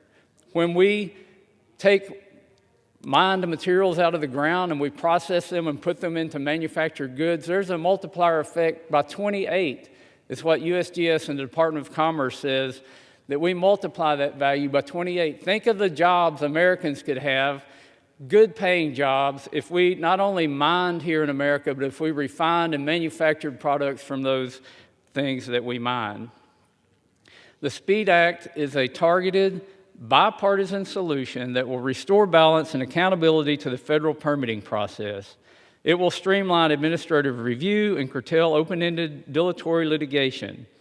These are practical, common-sense reforms that, again, I will say, have garnered the support of more than 375 business, labor, and nonprofit groups from across the country, from all 50 states and Puerto Rico. And Mr. Speaker, we're at a critical point in our country. America has always been a place where we have a can-do attitude. We've always been able to succeed. I like to say we're Americans. We're not Americans, but the current permitting laws are telling Americans they can't. You can't be innovative. You can't develop. You can't build here. You have to be dependent on somebody else, somewhere else. You can't have the jobs to earn good wages. You can't grow your rural communities because we can't get through the bureaucratic red tape and permitting. The SPEED Act is the first step in doing that. We have to pass this bill. We have to get it to the Senate. We have to work with our Senate colleagues because this is an important time in our country, and this is an important piece of legislation. It's an important issue that affects every American, and today's the day to pass the SPEED Act. I urge my colleagues to support the SPEED Act to get ourselves building again, and I yield back the balance of my time. The gentleman yields back. All time for general debate has expired. Pursuant to the rule, the bill shall be considered for amendment under the 5-minute rule. The amendment in the nature of a substitute recommended by the Committee on Natural Resources printed in the bill, and the further amendment specified in Section 5 of House Resolution 953 shall be considered as adopted. The bill as amended shall be considered as the original bill for the purpose of further amendment and shall be considered as read. No further amendment to the bill as amended shall be in order except those printed in House Report 119-410. Each such further amendment may be offered only in the order printed in the report, may be offered only by a member designated in the report, shall be considered as read, shall be debatable for the time specified in the report, equally divided and controlled by the proponent and an opponent, shall not be subject to amendment, and shall not be subject to demand for division of the question. It is now in order to consider amendment number 1, printed in House Report 119-410. For what purpose does the gentleman from Georgia seek recognition? Mr. Chairman, I have an amendment at the desk. The clerk will designate the amendment. Amendment number 1, printed in House Report number 119-410, offered by Mr. Clyde of Georgia. Pursuant to House Resolution 951, the gentleman from Georgia, Mr. Clyde, and a member opposed each will control 5 minutes. The chair recognizes the gentleman from Georgia. Thank you, Mr. Chairman. I yield myself as much time as I may consume. The gentleman is recognized. Thank you, Mr. Chairman. I rise in support of my amendment to H.R. 4776, the SPEED Act, which will improve the bill's judicial standing provision to limit frivolous lawsuits and ensure projects are not delayed by radical activist groups without actual material harm to themselves. This amendment makes a simple but important clarification. It ensures that only material, physical, or property harm, not purely aesthetic, recreational, or emotional interests, qualifies someone to challenge a federal agency action under NEPA. As established by the bill we are considering today, NEPA is a procedural statute. Its purpose is to require federal agencies to disclose and consider environmental effects before taking major actions, not to confer substantive environmental rights or to serve as a tool for endless litigation. The amendment aligns NEPA's judicial review provisions with that core purpose by anchoring standing in concrete, legally cognizant harms rather than subjective or generalized interests. By focusing standing on tangible harms, this amendment helps prevent NEPA from being used as a delay tactic in every dispute over administrative decisions, a tactic that too often slows necessary infrastructure and energy projects without materially improving environmental protection. It ensures that courts remain a venue for adjudicating real disputes where plaintiffs have demonstrable stakes while preserving agency and judicial resources for the most serious and legally grounded claims. At the same time, this amendment does not eliminate judicial review or impede legitimate challenges where there are real impacts. Stakeholders with substantive claims under existing environmental and land management statutes will continue to have full recourse to the courts under those laws. What this amendment does is reinforce NEPA's role as the procedural check that it was intended to be.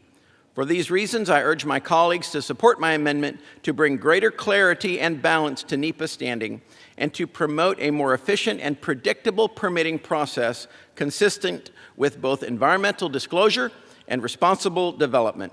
Thank you, and I reserve the balance of my time. The gentleman reserves.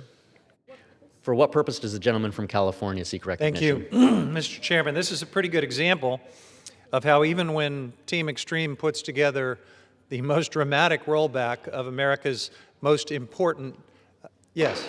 Bend. For what purpose does the gentleman from California seek recognition? I rise in opposition to the amendment. Is recognized for 5 minutes. Thank you, Mr. Chairman. So as I was saying, this is a perfect example of how even when Team Extreme puts together the most dramatic rollback of America's most important bedrock environmental law, it's not enough for some factions within the Republican conference. Now, I do oppose this amendment because at its core, it is built on a tired trope. The trope that NEPA litigation is some huge driver of frivolous litigation, and an argument that we hear all too often to justify more and more limits on judicial review to make it harder and harder for the public to participate in the review process and to help oil and gas and other polluting projects. But the facts do not back up this story that we keep hearing. One recent study from the University of Utah found only 1 out of every 450 actions subject to NEPA are ever even litigated. That amounts to 0.23%. And according to a recent Congressional Research Service report, and I quote, historically fewer than 1% of federal actions subject to NEPA have been litigated. So that's important context.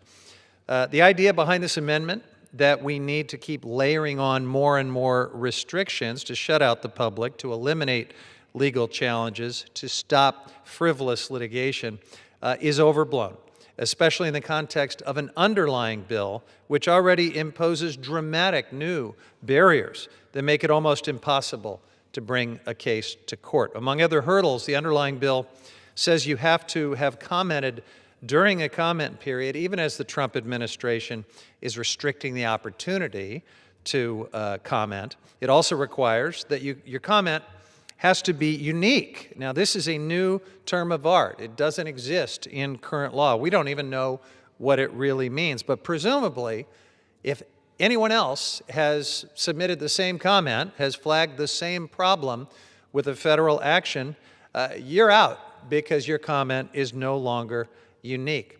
And to add a cherry on top of all of that, even if you get into court, the SPEED Act would bind judges, forcing them to allow even dangerous and illegal projects to proceed, making the judicial review process extremely hollow. So judicial review is a cornerstone of democracy, Mr. Chairman. When the government makes a bad decision or an illegal decision, I would hope we could all agree there are times, because the government doesn't get everything just right, that citizens need to be able to challenge that action and hold the government accountable to make sure the law is followed. Access to the courts is a backstop for communities who are left out of the NEPA process to make their concerns heard and to ensure that federal government actions properly consider environmental impacts. And though we've heard a lot of fear-mongering about frivolous lawsuits, there are already effective safeguards in place. All plaintiffs have to demonstrate they've actually been harmed by a project to have standing, and NEPA will be meaningless unless there is a way to enforce it when the government does something harmful or illegal. That's what this is all about. I urge a no on this amendment, and I reserve. The gentleman reserves. The gentleman from Georgia is recognized. Thank you, Mr. Chairman. You know, any frivolous lawsuits is one frivolous lawsuit too many. It's just not appropriate when we have legitimate actions to improve our economy and to make sure that America moves forward. You know, Chairman Westerman mentioned the 11 years that it took to build the Atlanta airport in my home state. You know, really 18 months to actually break ground and build the airfield, but 9.5 years for permitting. You know, that's just not acceptable. The Pentagon was built in just a little over a year, all right? That could never happen today simply because of the permitting process. And, and I reserve. The gentleman reserves. The gentleman from California is recognized. Thank you, Mr. Chairman. I think we've found some common ground. I hear that any frivolous lawsuit is one too many. So I just want to remind the gentleman that maybe one of the most prolific frivolous litigators in history is in the White House right now. I want to remind him about the raft of frivolous lawsuits challenging the 2020 election results, resulting in many cases not just in losses in court, but in the disbarment of some of the Republican luminary lawyers like Rudy Giuliani. So, you know, if we pretend to care about frivolous lawsuits, I know consistency's out of fashion these days, but we should really mean it. I reserve. The gentleman reserves. The gentleman from Georgia is recognized. Thank you. Thank you, Mr. Chairman. You know, I think the Keystone XL pipeline is another example of frivolous lawsuits and the years upon years it took, and yet that pipeline still is not functional in its entirety. And I reserve. Gentleman reserves. Gentleman from California is recognized. I reserve. The gentleman reserves. Gentleman from Georgia. Thank you, Mr. Chairman. I'm prepared to close, and I simply want to read what my amendment says. Page 26, line 8, insert, which shall not include aesthetic, recreational, or emotional interests unaccompanied by material, physical, or property harm after final agency action. That's concrete, and that's what, and therefore I encourage all my colleagues to vote for my amendment, and I yield. The gentleman yields. The gentleman from California. Thank you, Mr. Chairman. We should be against all truly frivolous things, not just frivolous lawsuits, frivolous legislation masquerading as permitting reform, frivolous amendments, frivolous distractions at the end of probably the most unproductive Congress in American history this year at a time when the American people are struggling. That's what's truly frivolous. I oppose this amendment, urge a no vote, and yield back. The gentleman yields. The question is on the amendment offered by the gentleman from Georgia. Those in favor say aye. Aye. Those opposed? In the opinion of the chair, the ayes have it, and the amendment is agreed to. Request a recorded vote. Pursuant to Clause 6 of Rule 18, further proceedings on the amendment offered by the gentleman from Georgia will be postponed.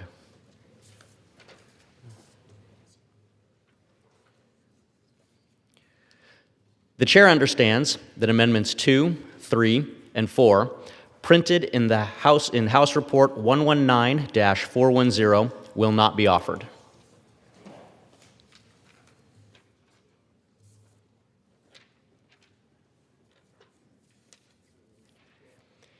It is now in order to consider Amendment Number 5, printed in House Report 119-410. For what purpose does the gentleman from Texas seek recognition? I rise as the designee for the gentleman from Pennsylvania who has an amendment at the desk. The clerk will designate the amendment. Amendment number 5, printed in House Report number 119-410, offered by Mr. Roy of Texas. Pursuant to House Resolution 951, the gentleman from Texas, Mr. Roy, and a member opposed, each will control 5 minutes. The chair recognizes the gentleman from Texas. Thank the chair. This amendment revises the scope of review clause within the bill and strengthens the codification of the Supreme Court's 7 counties decision issued earlier this year. Now, my friend from Pennsylvania, Mr. Perry, is the author of this amendment, and I'm offering it for him because he is in committee business. And he was offering this amendment to further improve the bill and limit agencies from taking into consideration factors which are not within their authority to regulate. This is the core issue at the heart of what was going on in the 7 counties decision. Congress should continue to build upon that unanimous decision. Let me be very clear that the 7 county decision was unanimous, and further improve NEPA, which this bill that the chairman has brought here to the floor takes significant strides in improving NEPA, and that improve upon it by limiting what agencies can regulate to what they already can by law, by ensuring that the scope of review is conducted within the sole legal purview of each federal agency. We can drastically improve the current landscape of drawn-out, ineffective permitting. With that, I'll reserve. The gentleman from Texas reserves. The gentleman from does the gentleman from California seek recognition? Chairman, I rise to claim time in opposition to the amendment. The gentleman is recognized for 5 minutes. Thank you, Mr. Chairman. The majority has suggested that the underlying bill's changes to NEPA on the scope of review simply codify the Supreme Court's 7 county decision, but the Speed Act actually goes much further than that court decision. The court left broad discretion for agencies to determine what impacts are relevant and how far the environmental analysis should go. 7 counties allows agencies to analyze environmental impacts when those impacts are reasonably foreseeable, although the court did limit what agencies are required to review. But the underlying bill and this amendment do something entirely different. They strip agencies of their discretion to consider a broad range of environmental impacts. This could have far-reaching consequences for communities, the environment, and public health, even when the science is clear and the consequences are very real. So the bill would prevent agencies from examining the harms that communities across the country are living with right now. A perfect example is Louisiana's Cancer Alley, where predominantly black neighborhoods face some of the highest pollution-related cancer risks in the nation, and those risks come from cumulative emissions from many facilities that have been built over decades, and impacts that are well documented and directly tied to federal permitting decisions. Under this bill, agencies would largely be prohibited from considering any cumulative effects, anything that worsens that pre-existing problem. That's not streamlining. That is telling federal agencies to look the other way in the face of obvious foreseeable harm. NEPA's strength has always been its requirement that agencies take a hard look at the real-world consequences of their actions. That is how agencies avoid unintended harm. It's how the public stays informed, and it's how federal decisions remain accountable and transparent. The language in this bill dismantles that approach, and this amendment takes it even further by continuing to strip away what courts have left in terms of discretion for agencies to consider. This will result in more harm to many American communities, including some of our most vulnerable communities that are already overburdened with pollution. I oppose the amendment and reserve the balance of my time. The gentleman reserves. The gentleman from Texas is recognized. I thank the chair. This amendment would insert federal agencies may consider only those effects over which the lead agency or cooperating federal agencies have jurisdiction by law and share a reasonably close causal relationship to and are proximately caused by the immediate project or action under consideration. There shouldn't be anything objectionable in that common sense application, that common sense phrasing. It is a common sense change that strengthens the bill by narrowing the scope of NEPA by impacts that federal agencies have the legal authority to regulate. It's pretty simple. It avoids time-consuming review of impacts from paleontology to traffic patterns that agencies cannot even control. By ensuring that the scope of review is conducted within the sole legal purview of each federal agency, we can drastically improve the current landscape of drawn-out, ineffective permitting. I reserve. The gentleman reserves. The gentleman from California is recognized. Thank you, Mr. Chairman. I think common sense is that if an agency is proposing or is considering a project that would be the tipping point for a community that's already overburdened by pollution, that would dramatically increase a problem like Cancer Alley in Louisiana, they ought to be able to consider those cumulative impacts. I would call that common sense, and with that, I reserve. The gentleman reserves. The gentleman from Texas is recognized. Right. The goal of this amendment is in keeping with the unanimous Supreme Court decision in which the court jumped in and reversed the D.C. Circuit, and the D.C. Circuit had said, well, we're not going to allow this to proceed despite, you had this 3,600-page report, environmental impact statement, gone through public state comment, et cetera. Everything had been approved. And then the D.C. Circuit Court of Appeals invalidated that approval, finding that the environmental review overlooked a various number of impacts. And the Supreme Court came in and said, no, let's reverse that. You've gone through the process, and what we're trying to do is codify that which would enable us to avoid the kinds of delays that have been hampering our ability to have energy projects. There's a reason everybody's utility bills are up, energy costs are high. It's because we've constrained the ability of our states, our communities, businesses to be able to create and provide the ability for us to have power without getting hamstrung into decades-long disputes and fights, going through all of the back channels of a maze of bureaucracy. This is a simple common sense amendment to try to streamline that. I yield. I reserve. The gentleman reserves. The gentleman from California is recognized. Mr. Chairman, if this amendment is simply about codifying the Supreme Court's decision, why doesn't it say what the Supreme Court said?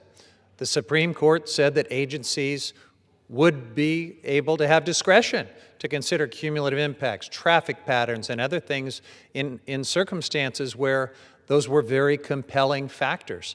And this amendment says, no, you can't consider any of that. So let's not kid ourselves. This is not codifying the Supreme Court's decision. This is taking it much, much further. I reserve. The gentleman reserves. The gentleman from Texas is recognized. Of course they maintain discretion. Agencies will have full discretion if we adopt this language, but discretion to consider the effects over which that agency or the cooperating federal agencies have jurisdiction. That's it. What we're saying is we shouldn't have courts making stuff up, and we shouldn't have agencies making stuff up. That's all we're trying to say. Let's get everybody in their lanes, let's get the agencies in their lanes, and then let's allow the American people to do what they do best. I reserve. The gentleman reserves. The gentleman from California is recognized. I reserve. The gentleman reserves. The gentleman from Texas. I'm prepared to close. The gentleman from Texas is recognized. I urge adoption of this amendment. I yield back. The gentleman from Texas yields. The gentleman from California is recognized. Urge opposition to the amendment and yield back. The gentleman from California yields. The question is on the amendment offered by the gentleman from Texas. Those in favor say aye. Aye. Those opposed? In the opinion of the chair, the ayes have it, and the amendment is agreed to. Request a recorded vote. Pursuant to Clause 6 of Rule 18, further proceedings on the amendment offered by the gentleman from Texas will be postponed.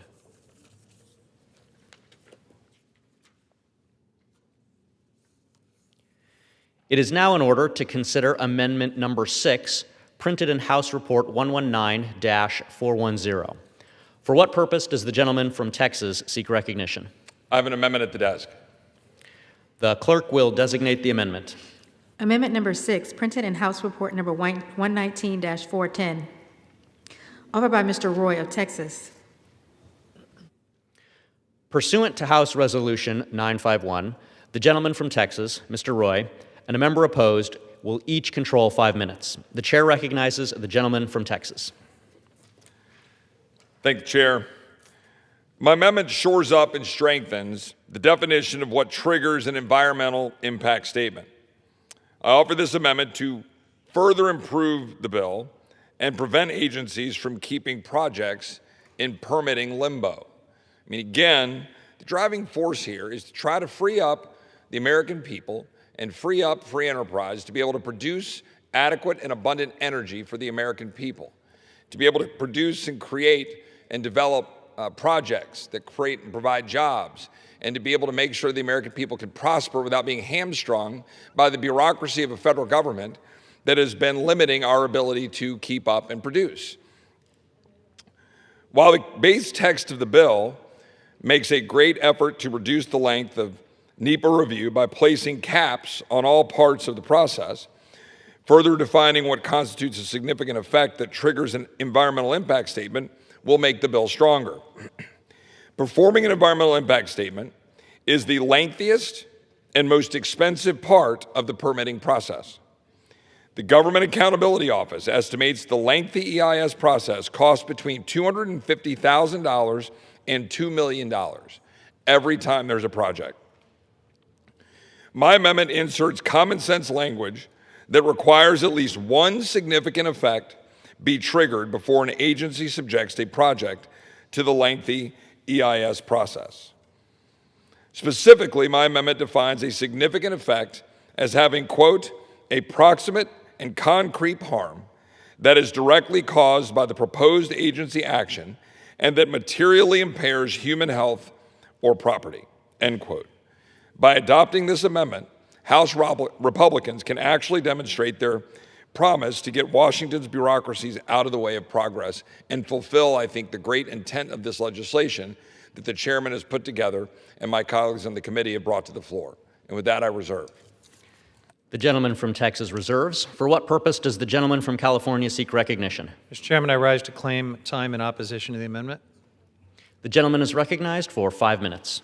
Thank you, Mr. Chairman. I strongly oppose this amendment. It is one more attempt to restrict what the government can consider in an environmental review and to turn NEPA into nothing more than a box-checking exercise. You get all of the bureaucracy, but none of the benefits under this approach. The amendment would add a narrow definition of significant effects on the human environment in order to limit which projects get a closer look under NEPA. And it's important to recognize that we already have a high standard for which projects get that closer look. Only proposed actions that are anticipated to have a significant effect on the environment undergo an environmental impact statement, or EIS, which is the most thorough form of NEPA review. Agencies don't do EISs willy-nilly. Only about 1% of all projects go through this process.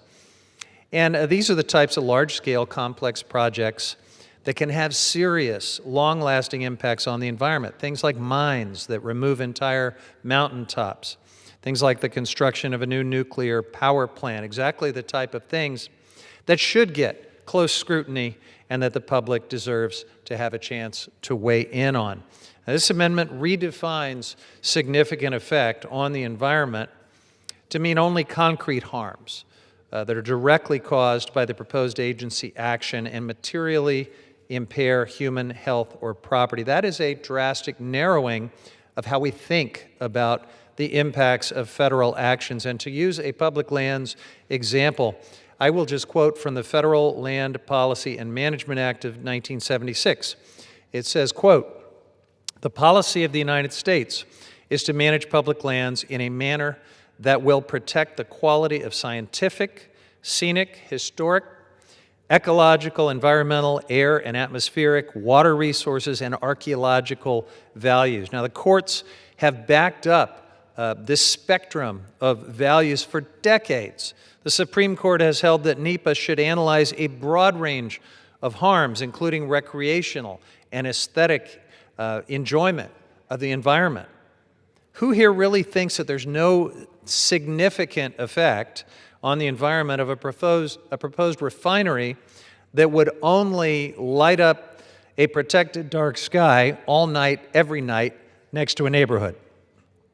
Or is there really no significant effect on the environment if a pipeline would disrupt big game migrations that hunters depend on to feed their families? And of course, this definition means no amount of climate-changing emissions that could be considered to have a significant effect on the environment would ever be considered. The American people deserve the full picture of a proposed action and its significant effects on the environment. This amendment puts the blinders on, even more than the underlying bill, which already goes too far in that direction. I urge a no on the amendment and reserve.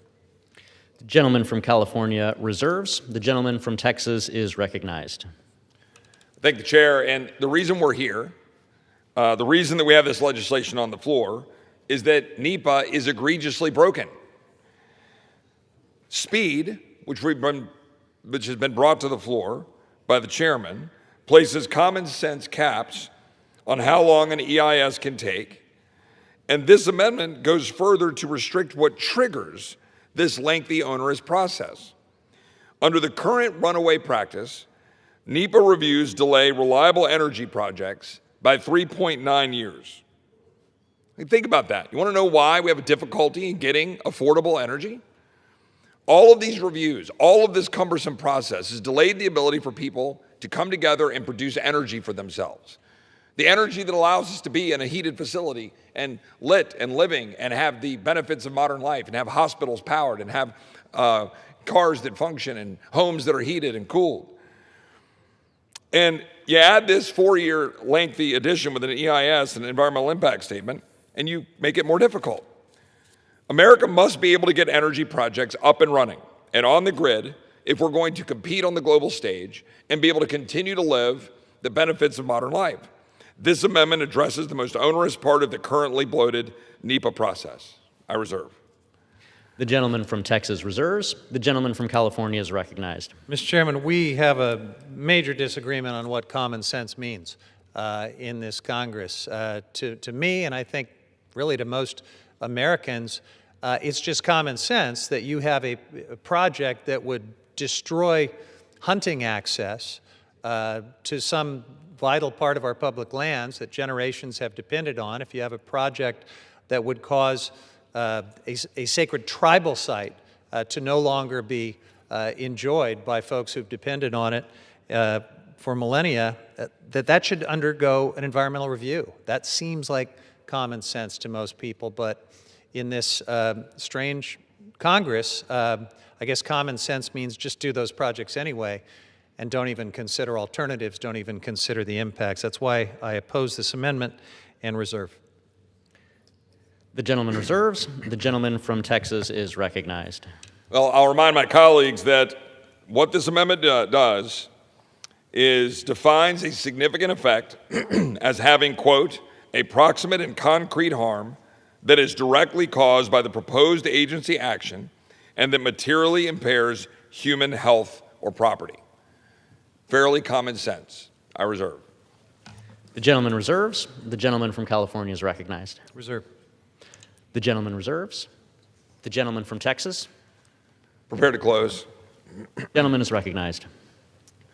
I'm going to take 30 seconds, a point of personal privilege here, to respond to something that the gentleman alluded to earlier in another exchange with another member, talking about so-called frivolous litigation by our current president.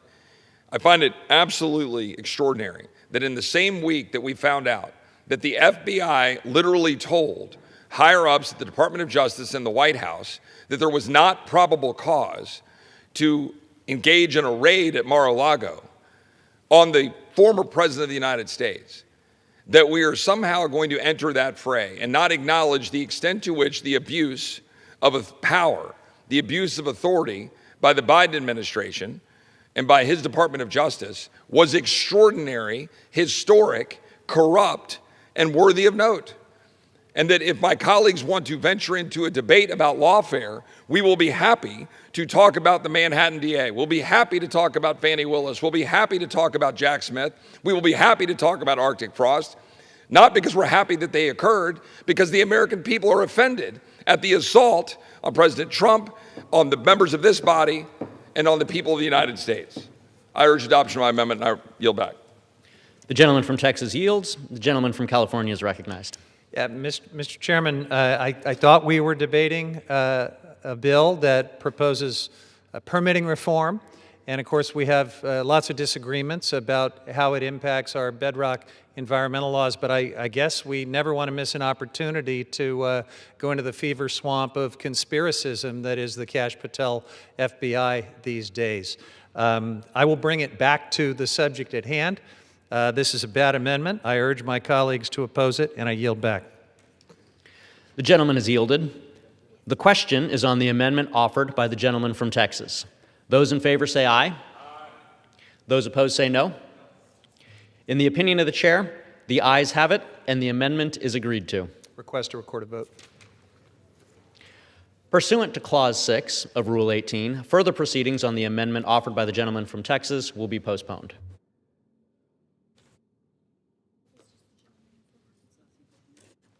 For what purpose does the gentleman from Arkansas seek recognition? Mr. Chair, pursuant to House Resolution 951, I call up H.R. The gentleman will suspend. Does the gentleman have a motion?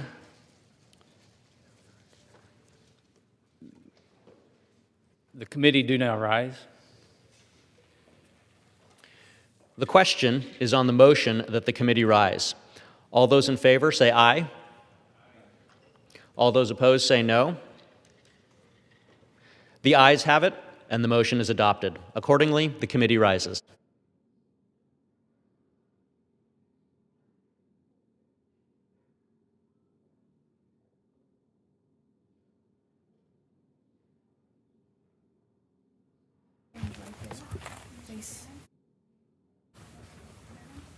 Mr. Chairman?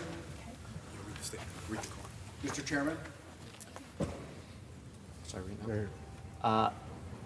Mr. Speaker, the Committee of the Whole House on the State of the Union, having had under consideration H.R. 4776, directs me to report that it has come to no resolution thereon. The Chair of the Committee of the Whole House on the State of the Union reports that committee has had under consideration H.R. 4776 and has come to no resolution thereon.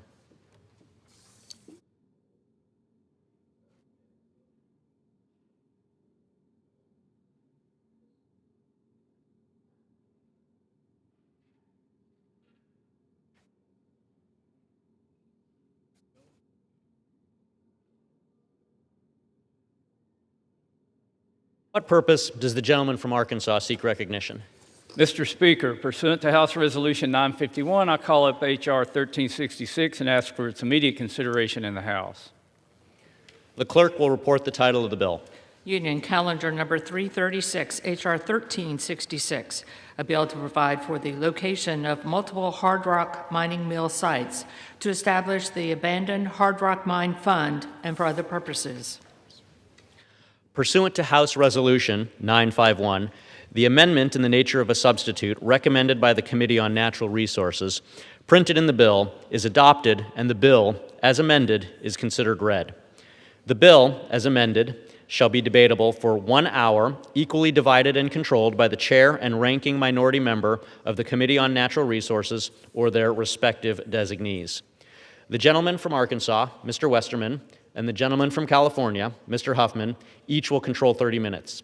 The chair recognizes the gentleman from Arkansas.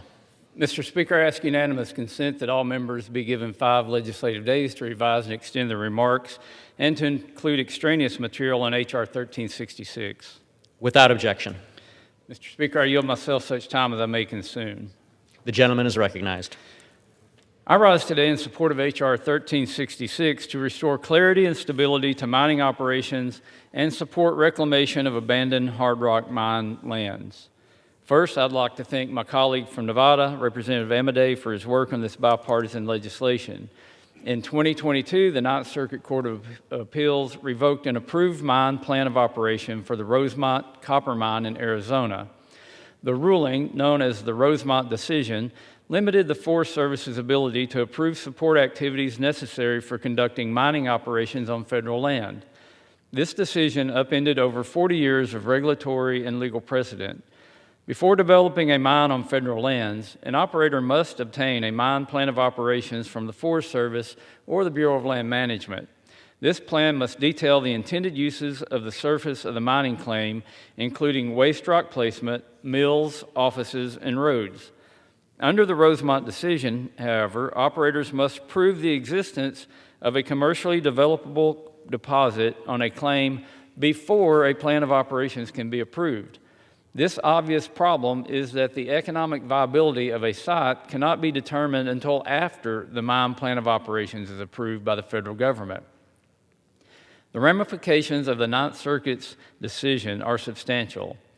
Although the Rosemont decision involved Forest Service lands, it has prompted multiple lawsuits targeting projects on BLM lands based on similar regulations.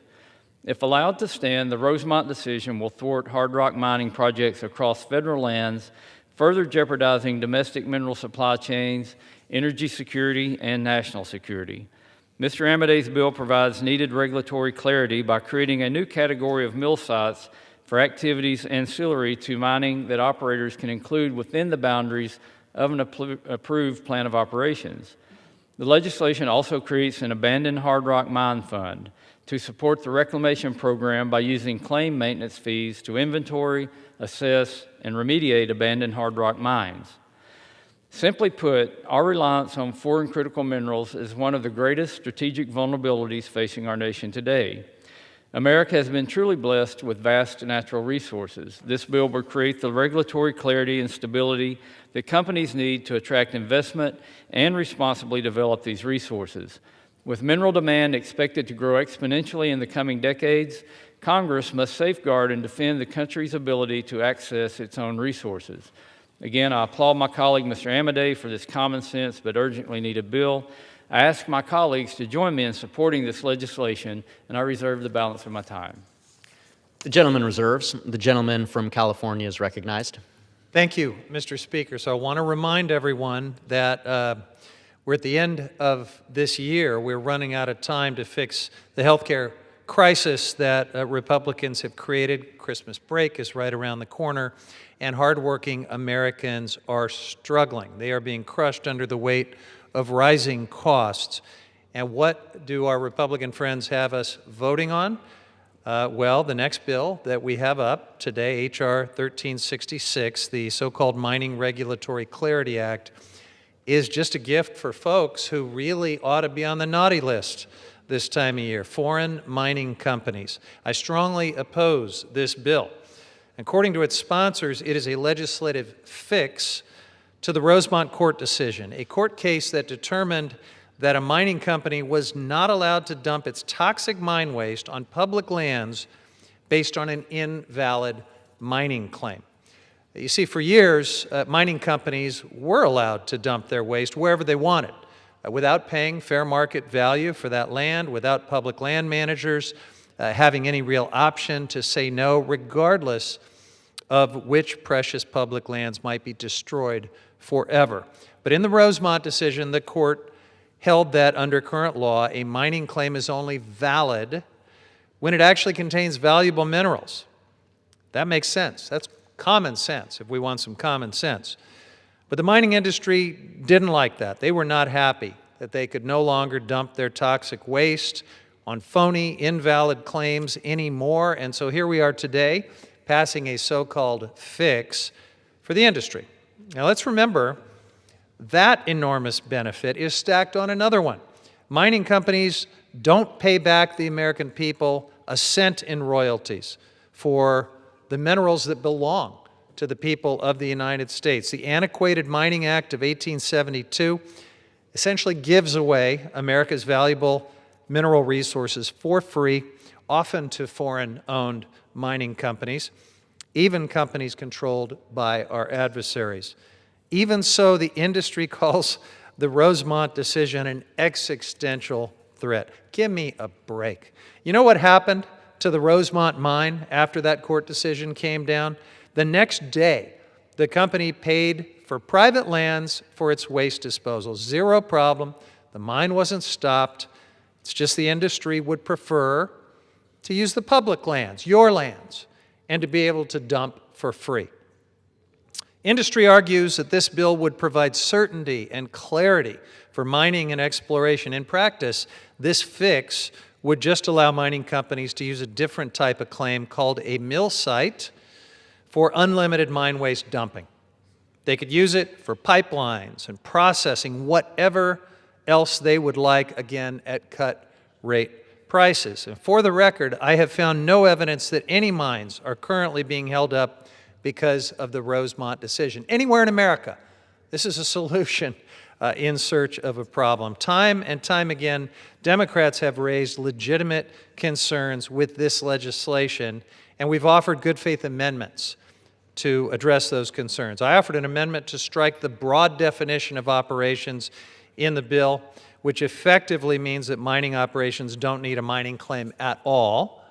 Representative Susie Lee of Nevada offered an amendment to clarify that mining companies should only use the public lands that are actually necessary for their operations, and that to make clear that nothing in the bill limits the rights to regulate mining and related activities on federal lands. Representative Ledger Fernandez offered an amendment to exempt companies that are owned and controlled by our adversaries from these incredible benefits under this bill. All of these amendments were very straightforward. None of the issues raised should be a surprise to the majority. They have had time to work with us, but they chose not to. They rejected all of these amendments. I guess they would rather let foreign mining companies controlled by our adversaries pillage our public lands for cheap or even for free. Noted. Again, I strongly oppose this legislation and reserve the balance of time. The gentleman reserves. The gentleman from Arkansas is recognized. Mr. Speaker, I yield 5 minutes to the gentleman from Minnesota, the Subcommittee Chair on Energy and Mineral Resources of the Natural Resources Committee, Mr. Stauber. The gentleman is recognized for 5 minutes. Mr. Speaker, I rise in strong support of H.R. 1366, the bipartisan bicameral Mining Regulatory Clarity Act, offered by my good friend from Nevada, Representative Amodei. The bill before us is simple. It restores long-standing interpretation of agency regulations governing hard rock mining policy on federal lands that were upended by the courts in May of 2022 in what is known as the Rosemont decision. At the time, the U.S. Court of Appeals for the Ninth Circuit issued a decision that upended decades of settled law when it affirmed a lower court's decision revoking an approved mine plan for the Rosemont copper mining project. The decision limited the ability of the Forest Service to approve necessary mining support facilities and activity known as ancillary uses, which are necessary to conduct mining operations. This decision from the Ninth Circuit puts virtually every new domestic mining project on federal lands in jeopardy. This decision from the Ninth Circuit puts us at odds with what we need to succeed in a 21st century economy, based on anticipated increases in demand for metals and minerals for everything from energy and infrastructure to manufacturing and national security needs. We require new domestic mining operations to provide essential mineral supply chains. During the previous administration, the Department of the Interior issued an opinion that provided a temporary fix known as the Rosemont fix. This provides a path forward for mining projects, but it can be reversed with the stroke of a pen. Domestic mining projects are multi-decade investments. Mining companies that invest hundreds of millions of dollars in a project require regulatory certainty and clarity. Mr. Speaker, considering this, why would a mining company invest here in the United States without this certainty? They will actually be able to develop a project. That's why the bicameral, bipartisan Mining Regulatory Clarity Act is necessary. The only way to fix the 2022 court decision is to codify the fix in law. This legislation, contrary to what some of my colleagues will argue, doesn't create new domestic mining policy. It simply builds regulatory certainty and reinstates the longstanding interpretation of the mining law and the agency regulations that will allow the land before being misinterpreted by the courts. Mr. Speaker, if we can't mine these minerals domestically, thanks in part to the Rosemont decision blocking new domestic mines, where do the opponents of this bipartisan bill expect needed minerals to come from? The only answer I can think of is from China. Continued lack of clarity resulting from the court's decision is not a benefit to the American people, but a benefit to the Chinese Communist Party. The answer is clear. You can either support domestic mining with the strictest environmental and labor standards here in the United States of America, or you can continue to export your environmental guilt and support importing minerals from countries that have zero environmental standards and utilize child and forced slave labor to mine these minerals. I urge my colleagues to support the bill. And you know, when we talk about domestic mining, we are richly blessed, Mr. Speaker. The good Lord has blessed this country with the natural resources that we need for our everyday lives. I want the American industry, the American workers, the American communities to be able to mine these minerals that we are richly blessed with. I do not want another Biden administration supporting memorandums of understanding with third world countries to get these minerals and then import them to the United States so we can put them in our technology, our vehicles, our phones, our cell phones, our computers, our medical instrument that we manufacture. I would much rather mine these critical minerals here under our environmental and our labor standards. We can lead the world. And by the way, Mr. Speaker, we also need to process these here in the United States. And that's why our permitting reform is so important. This can be a win-win. And my colleagues on the other side of the aisle, as long as we don't mine here, as long as we put up every single roadblock, they're happy. They'll sit at this in this House of Representatives and say, we support mining, so long as it never happens, so long as the bureaucratic nightmare, the blue tape continues where we can't mine here. Enough is enough. The American people have seen enough. And we're going to mine not only in Minnesota, we're going to mine in North Dakota, South Dakota, Montana, Wyoming, Nevada, California, Arizona, Washington. We're going to mine in Pennsylvania. We're going to mine in Texas. We have to do it. I support this amendment. I yield back. The gentleman yields. The gentleman from Arkansas reserves. Mr. Speaker, I have no further requests for speakers. I'm prepared to close and reserve the balance of my time. The gentleman reserves. The gentleman from California is recognized. Thank you, Mr. Speaker. I thank my friend from Minnesota for listing all of those states and places because it is important for the American people to know that if this becomes law, a free toxic dump site on your public lands is on its way in all of those places. That's what this is about. One of the cynical euphemisms we keep hearing is regulatory certainty. So let's talk about what that really means. Mining permitting has continued after the Rosemont decision. The Rosemont mine itself proceeded. It wasn't impacted. There is no legislative fix needed to this fake problem.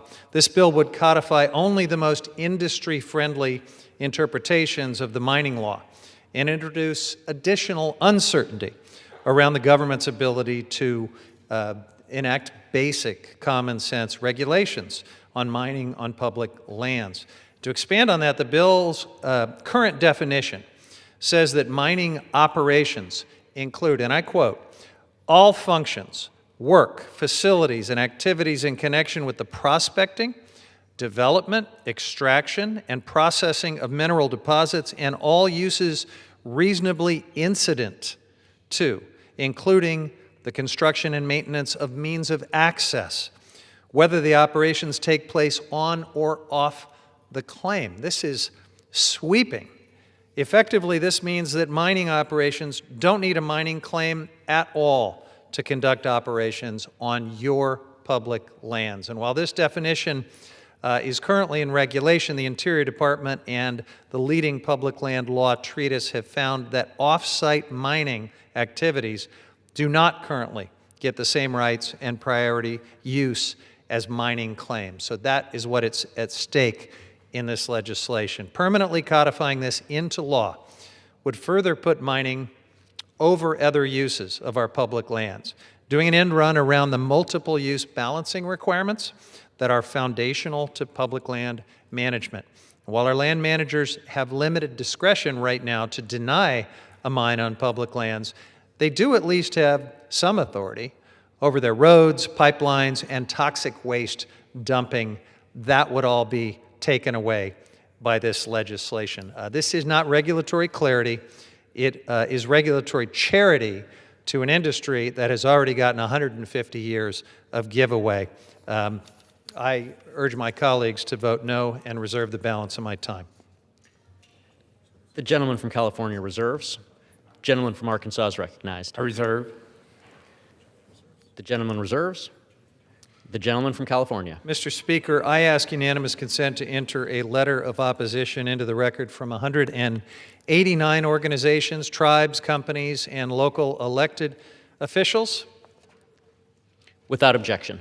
Thank you, Mr. Speaker. The signers of this letter express their strong opposition to this bill. Specifically, they argue that it would weaken the already outdated 1872 mining law and give the mining industry even more control over our public lands. They note that mining in the United States is already governed under a law that is 150 years old, enacted under President Ulysses S.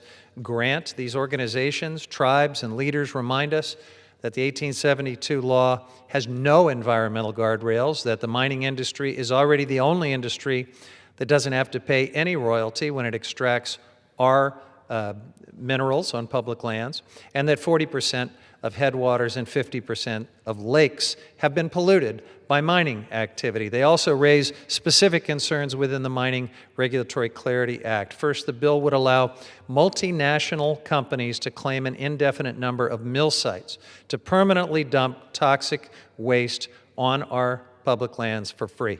Second, it could block renewable energy development, recreation, other uses of our public lands by allowing mining companies to build roads, pipelines, and other infrastructure by right and without any permits as long as they are connected to a plan of operations. And finally, the bill could be read to eliminate the requirement that mining companies prove that there are even some valuable minerals to validate their claims on the vast majority of our public lands. The letter urges us to enact real reforms to the 1872 mining law that would improve environmental safeguards for communities, ecosystems impacted by mining, give federal land managers a say in deciding where mining is and is not appropriate, and close loopholes that allow foreign companies to exploit our public lands. And on that latter point, I would like to yield 3 minutes to the gentlewoman from New Mexico who has shown great leadership on this seemingly common sense need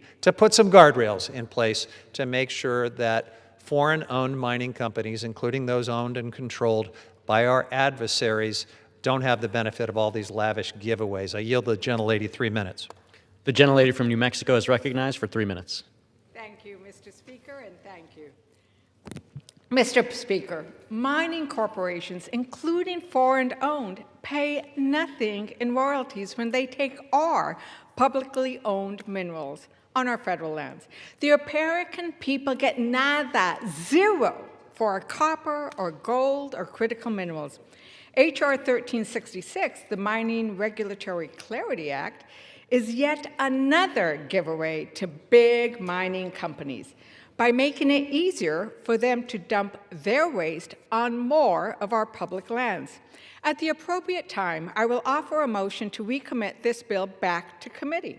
If the House rules permitted, I would have offered the motion with an amendment to prevent mining projects from qualifying for the expanded public lands access if the project is owned or operated by a foreign entity of concern, like China, or one of its subsidiaries. Why should we let the Chinese Communist Party take advantage of the copper, gold, and critical minerals on our federal land? Chairman Molinar of the Select Committee on the on the Communist Chinese Party offered a similar amendment to the Rules Committee last Congress on the same bill. Republicans refused to make it in order. I don't know why Republicans are afraid to limit China's access to America's critical minerals. If we're not going to make international mining companies pay for our precious minerals they take from us, the least we could do is to stop foreign adversaries like China from dumping mine waste on our public land. We should not treat our public land like a big trash pile available to international mining corporations. Republicans should focus on making life more affordable for Americans, not giving away more land, not making those big international companies even richer. Focus on bringing down the cost for Americans, not giving the big giveaway to the big corporations. I ask unanimous consent to insert into the record the text of this amendment. Without objection. I hope my colleagues will join me in voting for the motion to recommit and to stop letting China and its adversaries use our public lands like their big trash dump. I yield back. The gentlelady yields. The gentleman from Mr. Speaker, I'll go ahead and close. This bill is another unnecessary giveaway to the mining industry. It lets literally anyone, including foreign mining companies controlled by our adversaries, claim as much of our nation's public land as they want for next to nothing, and then extract our publicly owned minerals without paying a cent in royalties back to the American people, and then permanently bury public lands in toxic mining waste. Our mining laws need reform. They don't need this. With bipartisan interest in securing our critical mineral supply chain, we actually do have an opportunity to create modern mineral policies that would empower American innovators to recover the minerals we need while honoring indigenous sovereignty, protecting the environment, making sure American workers and communities share in the benefits, and also American taxpayers. But instead, the majority is doubling down on the extraction above all land grab from the gold rush, back when we codified this 1872 mining law. They refused to engage with Democrats to include even common sense safeguards against letting foreign adversaries take our public minerals for free. They refused to limit the industry's waste dump mill sites to only the public lands necessary for their operations. And ominously, they refused to clarify that this bill does not affect the federal government's ability to regulate mining on public lands, which the unnecessary savings clause in this bill calls into question. It bears repeating, the mining industry already has a sweetheart deal on our public lands. We are the only industrialized nation that lets anyone claim whatever they want on public lands and extract public minerals for free. This bill is no minor technical fix to overturn a court decision. It's a massive giveaway of public lands to an industry afraid that one of those many giveaways that they've had for all of this time was about to be challenged. I urge opposition to the bill and yield back. The gentleman yields. The gentleman from Arkansas is recognized.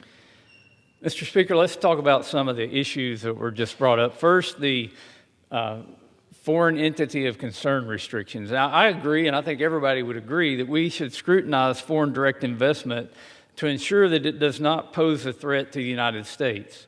We have programs to do that, programs that possibly should be strengthened.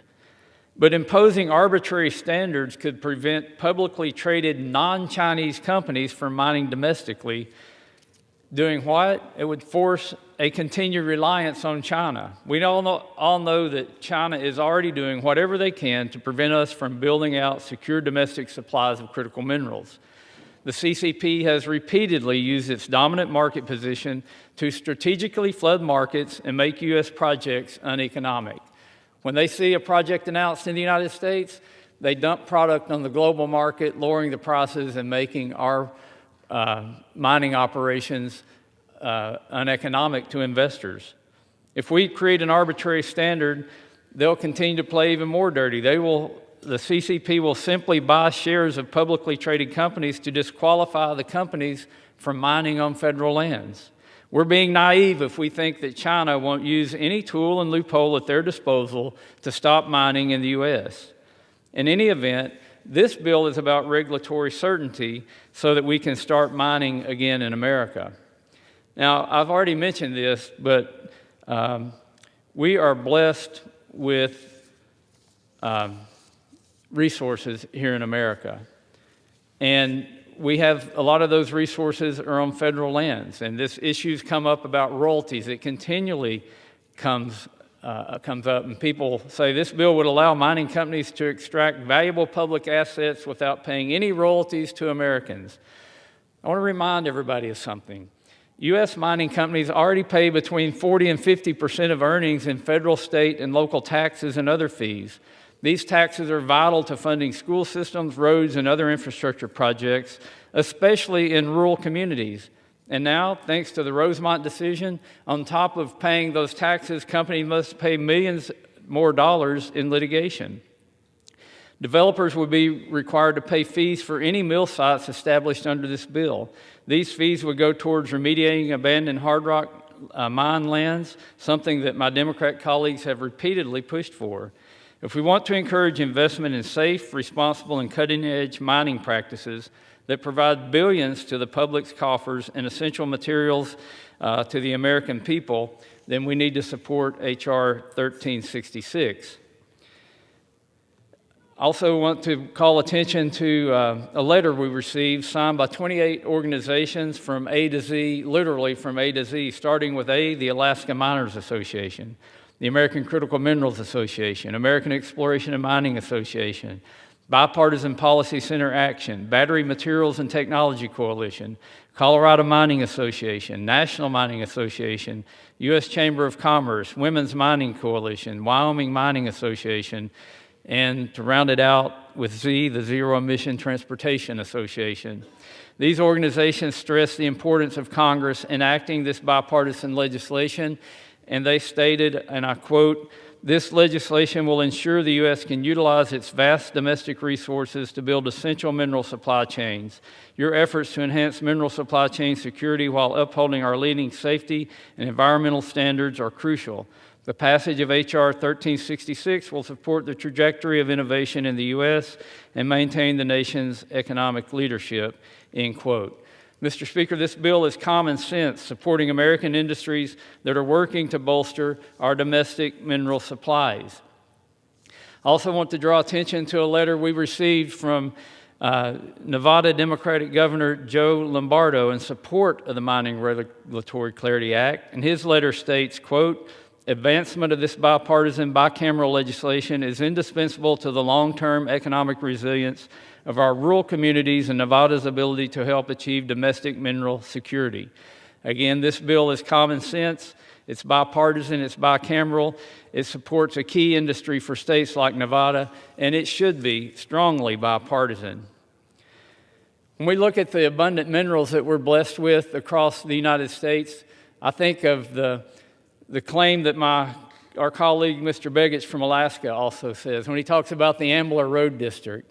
And of 50 things listed on the U.S. critical minerals list, he says that in the Ambler District, 49 of those exist in abundant capacity to develop and process and mine, yet we're yet to be able to get a road into this area to process these materials. When I look at my home state of Arkansas, we have the largest deposit of lithium possibly in the world. At least 15% of the world's lithium is in brine water on public land in the great state of Arkansas. We have all these minerals available all across the country, but according to the 2025 Mineral Commodity Summary from the U.S. Geological Survey, the U.S. is 100% dependent on imports for 14 critical minerals, many from China and Russia. Mr. Speaker, I've met with the Navajo Nation. They've got abundant deposits of uranium that they could recover from former mining operations. We are so dependent on uranium imports. The last number I saw, we produce only 0.5% of the uranium we use for fuel in U.S. reactors. You know where most of that comes from? Russia and Kazakhstan. These are the kinds of minerals that we're dependent on foreign actors for. If you support growing our domestic supplies of critical minerals, this bill provides the regulatory certainty necessary to strengthen domestic mineral supply chains. If you support weakening China's global control over minerals, join us in voting for Mining Regulatory Clarity Act. And let's talk a little bit more about China. We need to do not only more mining here in America, we need to do more processing and refining in the U.S. to meet our energy infrastructure and national security and defense needs. The Mining Regulatory Clarity Act will help strengthen domestic mineral supply chains. I have a chart here that shows where we're at with China on rare earth and their monopoly. They control 70% of the mining in the world. It's not in China, it's all over the world. My colleague mentioned child slave labor being used to extract cobalt in Africa. It's atrocious where they go and mine these materials, and the lack of standards that they have, both environmental, human health, human safety, and human rights that are violated in the mining. They take that back to China and they process 90% of it in China. This is all of the world's critical minerals. And then they manufacture 93% of the things that are manufactured with critical minerals. If you want to help China maintain their stranglehold over our critical mineral supply chains, then you should oppose this bill. Look no further than the chart behind me, and you will see that we can't continue to allow China to have the monopoly and the stranglehold on our economy and on our defense that they currently have through the critical mineral supply chain. I encourage my colleagues to support this bill. I again appreciate my colleague, Mr. Amadei from Nevada, for bringing it to the floor, and I yield back the balance of my time. The gentleman yields. All time for debate has expired. Pursuant to House Resolution 951, the previous question is ordered on the bill as amended. The question is on engrossment and third reading of the bill. Those in favor say aye. Those opposed, no. The ayes have it. Third reading. A bill to provide for the location of multiple hard rock mining mill sites to establish the abandoned hard rock mine fund and for other purposes. For what purpose does the gentlewoman from New Mexico seek recognition? Mr. Speaker, I have a motion to recommit at the desk. The clerk will report the motion. Ms. Leger-Fernandez moves to recommit the bill H.R. 1366 to the Committee on Natural Resources. Pursuant to Clause 2B of Rule 19, the previous question is ordered on the motion to recommit. The question is on the motion. All those in favor say aye. Those opposed, no. The noes have it. The motion is not agreed to. Mr. Speaker. For what purpose does the gentlewoman from New Mexico seek recognition? Mr. Speaker, I ask for the yeas and nays. The yeas and nays are requested. Those favoring a vote by the yeas and nays will rise. A sufficient number having risen, the yeas and nays are ordered. Pursuant to Clause 8 of Rule 20, further proceedings on this question will be postponed.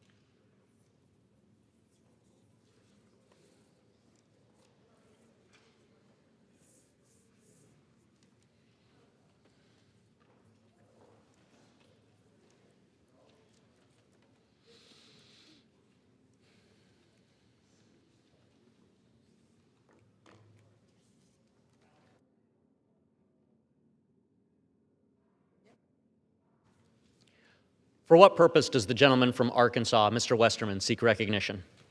Mr. Speaker, pursuant to House Resolution 951, I call up H.R. 845 and ask for its immediate consideration in the House.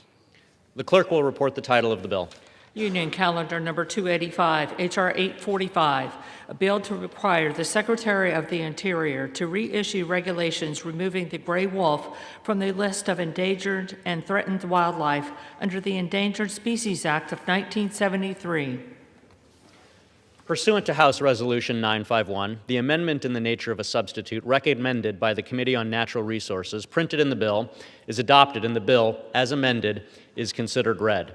The bill, as amended, shall be debatable for 1 hour, equally divided and controlled by the chair and ranking minority member of the Committee on Natural Resources or their respective designee. The gentleman from Arkansas, Mr. Westerman, and the gentlewoman from Oregon, Ms. Hoyle, will each control 30 minutes. The chair recognizes the gentleman from Arkansas. Mr. Speaker, I ask unanimous consent that all members have 5 legislative days to revise and extend their remarks and to include extraneous material on H.R. 845. Without objection. Mr. Speaker, I yield myself such time as I may consume. Gentleman is recognized. Mr. Speaker, as we're getting close to breaking for the Christmas holiday, I'm glad that this last bill the Natural Resources Committee will offer is one that we will have a debate on that resolves an issue that has united the Bush, Obama, Biden, and Trump administrations alike. Not sure there's another issue like that out there, but this is one of them. Because each of those administrations has agreed that the gray wolf is a recovered species and should be removed from the Endangered Species Act, or ESA protection. H.R. 845, the Pet and Livestock Protection Act, sponsored by Representatives Boebert and Tiffany, instructs the U.S. Fish and Wildlife Service to reissue its 2020 final rule that delisted the gray wolf from the list of threatened and endangered species in the entire lower 48 states. Recovery of the gray wolf is a true ESA success story, and there aren't a lot of them. In the 1970s, the species was at risk in the lower 48 states. Today, the gray wolf numbers in the thousands across the Great Lakes and Rocky Mountains, with each of these populations being connected to tens of thousands of wolves in Canada. The first Trump administration recognized the successful recovery and issued a delisting rule for gray wolves in the lower 48 states. Unfortunately, this rule was vacated by a federal judge in California in a blatant instance of judicial activism. But don't just take my word for it. The Biden administration appealed the California judge's vacature of the 2020 Trump rule, arguing, and I quote, "The district court misunderstood the ESA's clear mandate and compounded that error by imposing its own review of the science," end quote. By every sensible definition, the gray wolf is a recovered species, and that recovery should be celebrated as a success of the ESA. Gray wolf populations are healthy and thriving in every region in which they are found. The Great Lakes region has the largest concentration of gray wolves in the lower 48 states, with approximately 4,200 wolves inhabiting Michigan, Minnesota, and Wisconsin. Moreover, this population is connected to at least 12,000 to 14,000 wolves in central Canada. The western United States is also home to roughly 2,500 wolves, including already delisted populations in Montana, Idaho, Washington, Oregon, and Wyoming. This population is connected to over 15,000 wolves in western Canada. The Biden administration's own science determined that wolves in the western United States had a healthy abundance, retained genetic diversity, could respond to high mortality events, and maintained adaptive capacity. Most of these wolves reside in states where they have already been delisted. The science is clear. Gray wolves have recovered in the lower 48 states, and it's time to return their management to the states which have managed and will continue to manage wolf populations responsibly. I encourage my colleagues to support the bill, and I reserve the balance of my time. The gentleman reserves. The gentlelady from Oregon is recognized. Thank you, Mr. Speaker. We're here in D.C. during the final week before the holidays. Families back home are struggling with the increasing costs of groceries, housing affordability, natural disaster recovery, and health care. That's what we should be working on. Instead, what has Republican leadership scheduled this week? A bill that's routinely used in Congress to kill time on the floor and that will go nowhere in the Senate. H.R. 845, the Pet and Livestock Protection Act, would strip federal endangered species protection from gray wolves and block courts from reviewing that decision. This bill would force the Interior Department to reissue a 2020 Trump rule to delist the gray wolves that was struck down by a federal court in 2022. Why was it struck down? Because a Republican-appointed judge found it failed to use the best available science, didn't consider threats to wolves outside core populations, and ignored the needs across their entire range, all in violation of the Endangered Species Act. Instead of accepting that decision, this bill doubles down on bad science and even prevents courts from weighing in. If you're sure wolves have recovered, then there's no need to block judicial review. But that's not the case here. Instead, my colleagues want to remove endangered species protections because of politics instead of science, and that's not how the Endangered Species Act works. Wolves are 1,000 animals to over 6,000 today, but recovery remains fragile and incomplete. Wildlife management should be based on science and collaboration. Our natural heritage and the health of our ecosystems are worth protecting for future generations. I urge my colleagues to vote no on this bill, and I'm looking forward to hearing further discussions from my colleagues. And I reserve. The gentlelady reserves. The gentleman from Arkansas is recognized. Mr. Speaker, I yield 5 minutes to the gentlewoman from Colorado, the lead sponsor of this legislation, Ms. Boebert. The gentlelady is recognized for 5 minutes. Thank you, Mr. Speaker. And thank you, Mr. Chairman, for helping lead on this issue. And I want to say thank you to my colleague, Representative Tom Tiffany, who has also been instrumental in this piece of legislation. Mr. Speaker, Colorado is at the center of our nation for wolf battles.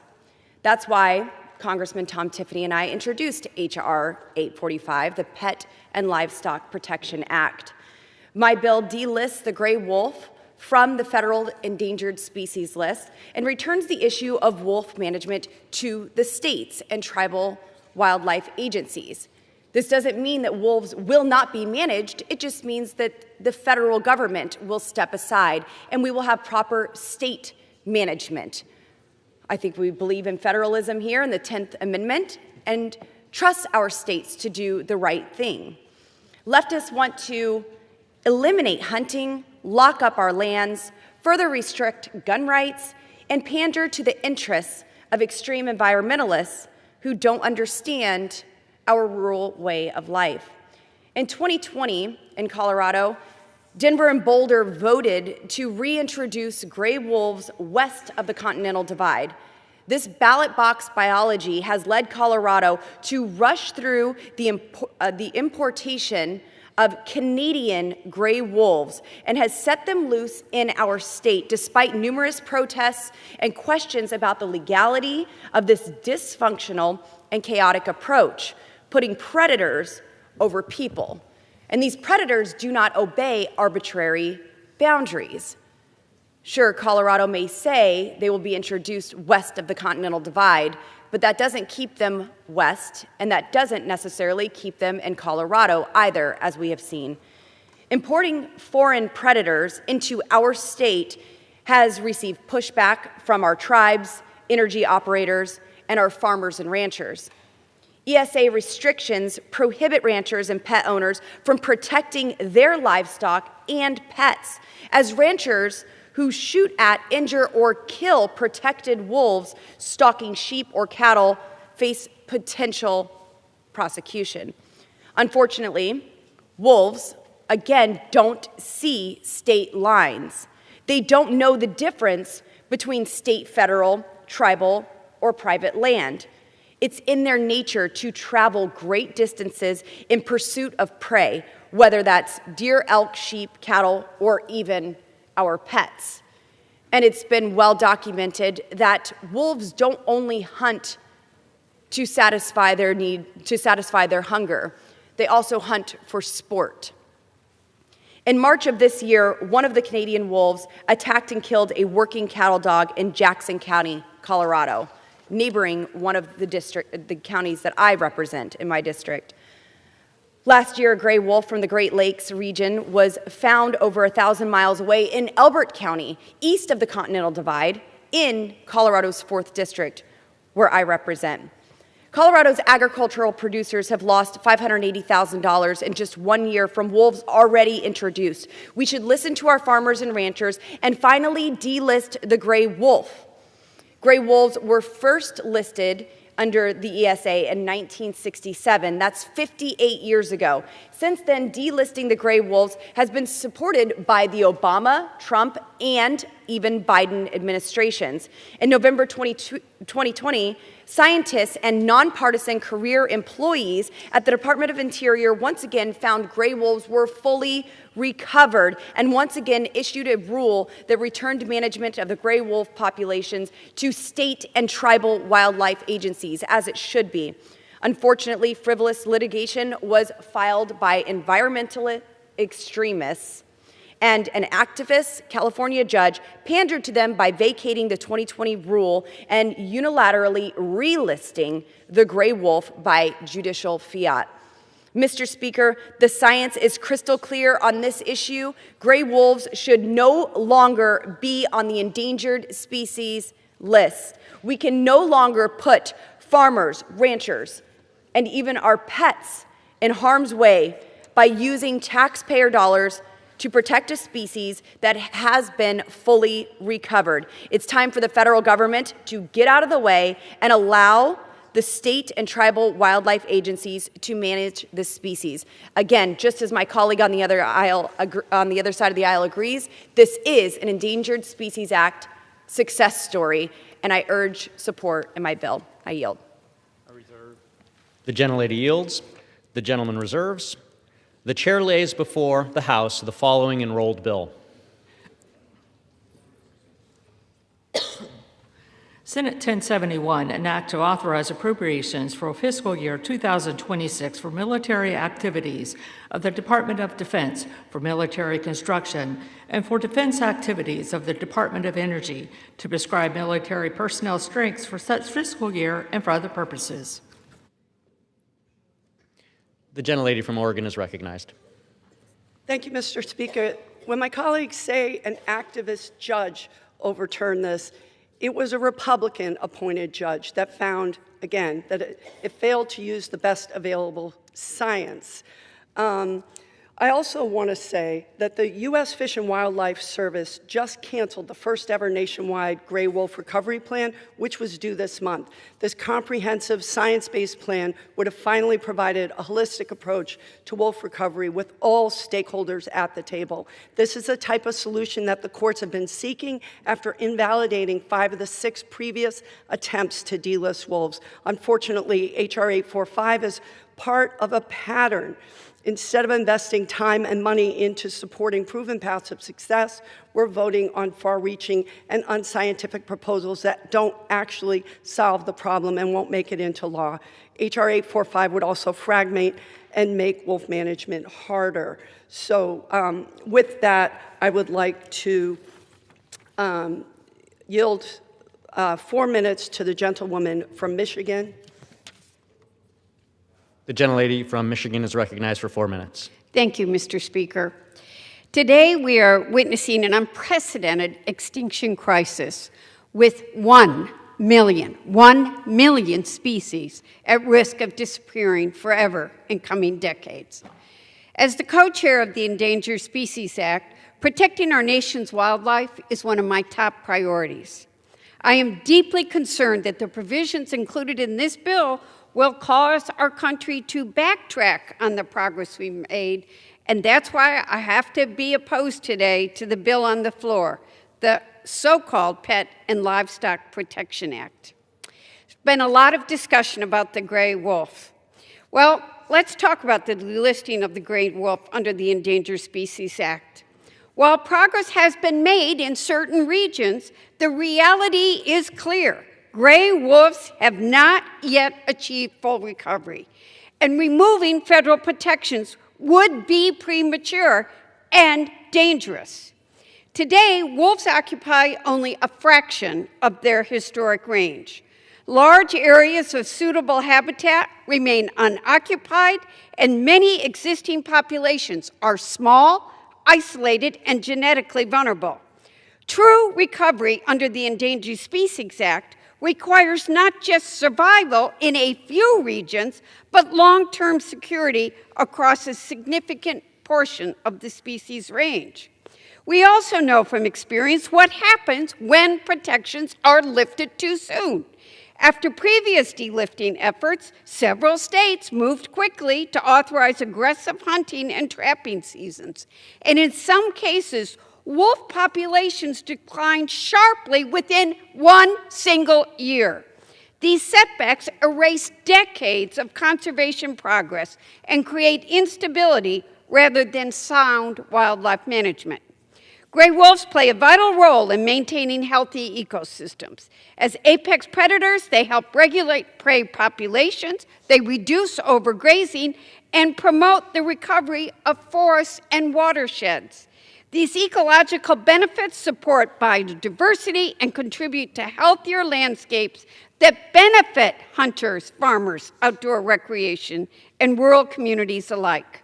Some argue that delisting is necessary to address conflicts with livestock and local communities, but science tells a different story. Broad lethal control does not reliably reduce livestock losses and can actually increase conflicts by disrupting pack structure. Non-lethal tools such as range riders, flattery, improved husbandry practices, and fair compensation programs have proven to be far more effective and deserve continued investment. The Endangered Species Act is one of the most successful conservation laws in our nation's history.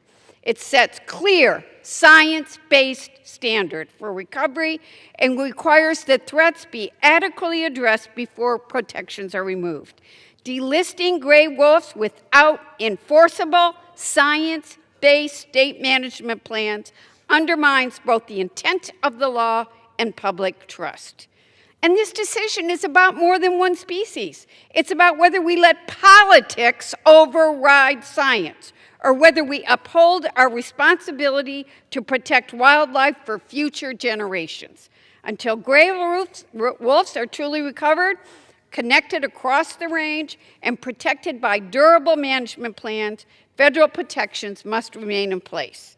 That's why attempts to delist the gray wolves through congressional action are opposed by scientists, conservation groups, and the majority of Americans across the political spectrum. For these reasons, I urge my colleagues to oppose delisting and to stand with science, conservation, and the rule of law. The gentlelady's time has expired. I yield back. Thank you. I reserve the balance of my time. The gentlelady from Oregon reserves. The gentleman from Arkansas is recognized. Mr. Speaker, I want to state again, the gray wolf is an ESA recovery success story. We should be celebrating this. Now, while gray wolves might not currently occupy all of their historic range, they do not meet the criteria for listing under the ESA. This was confirmed by the Biden administration, as with previous administrations before.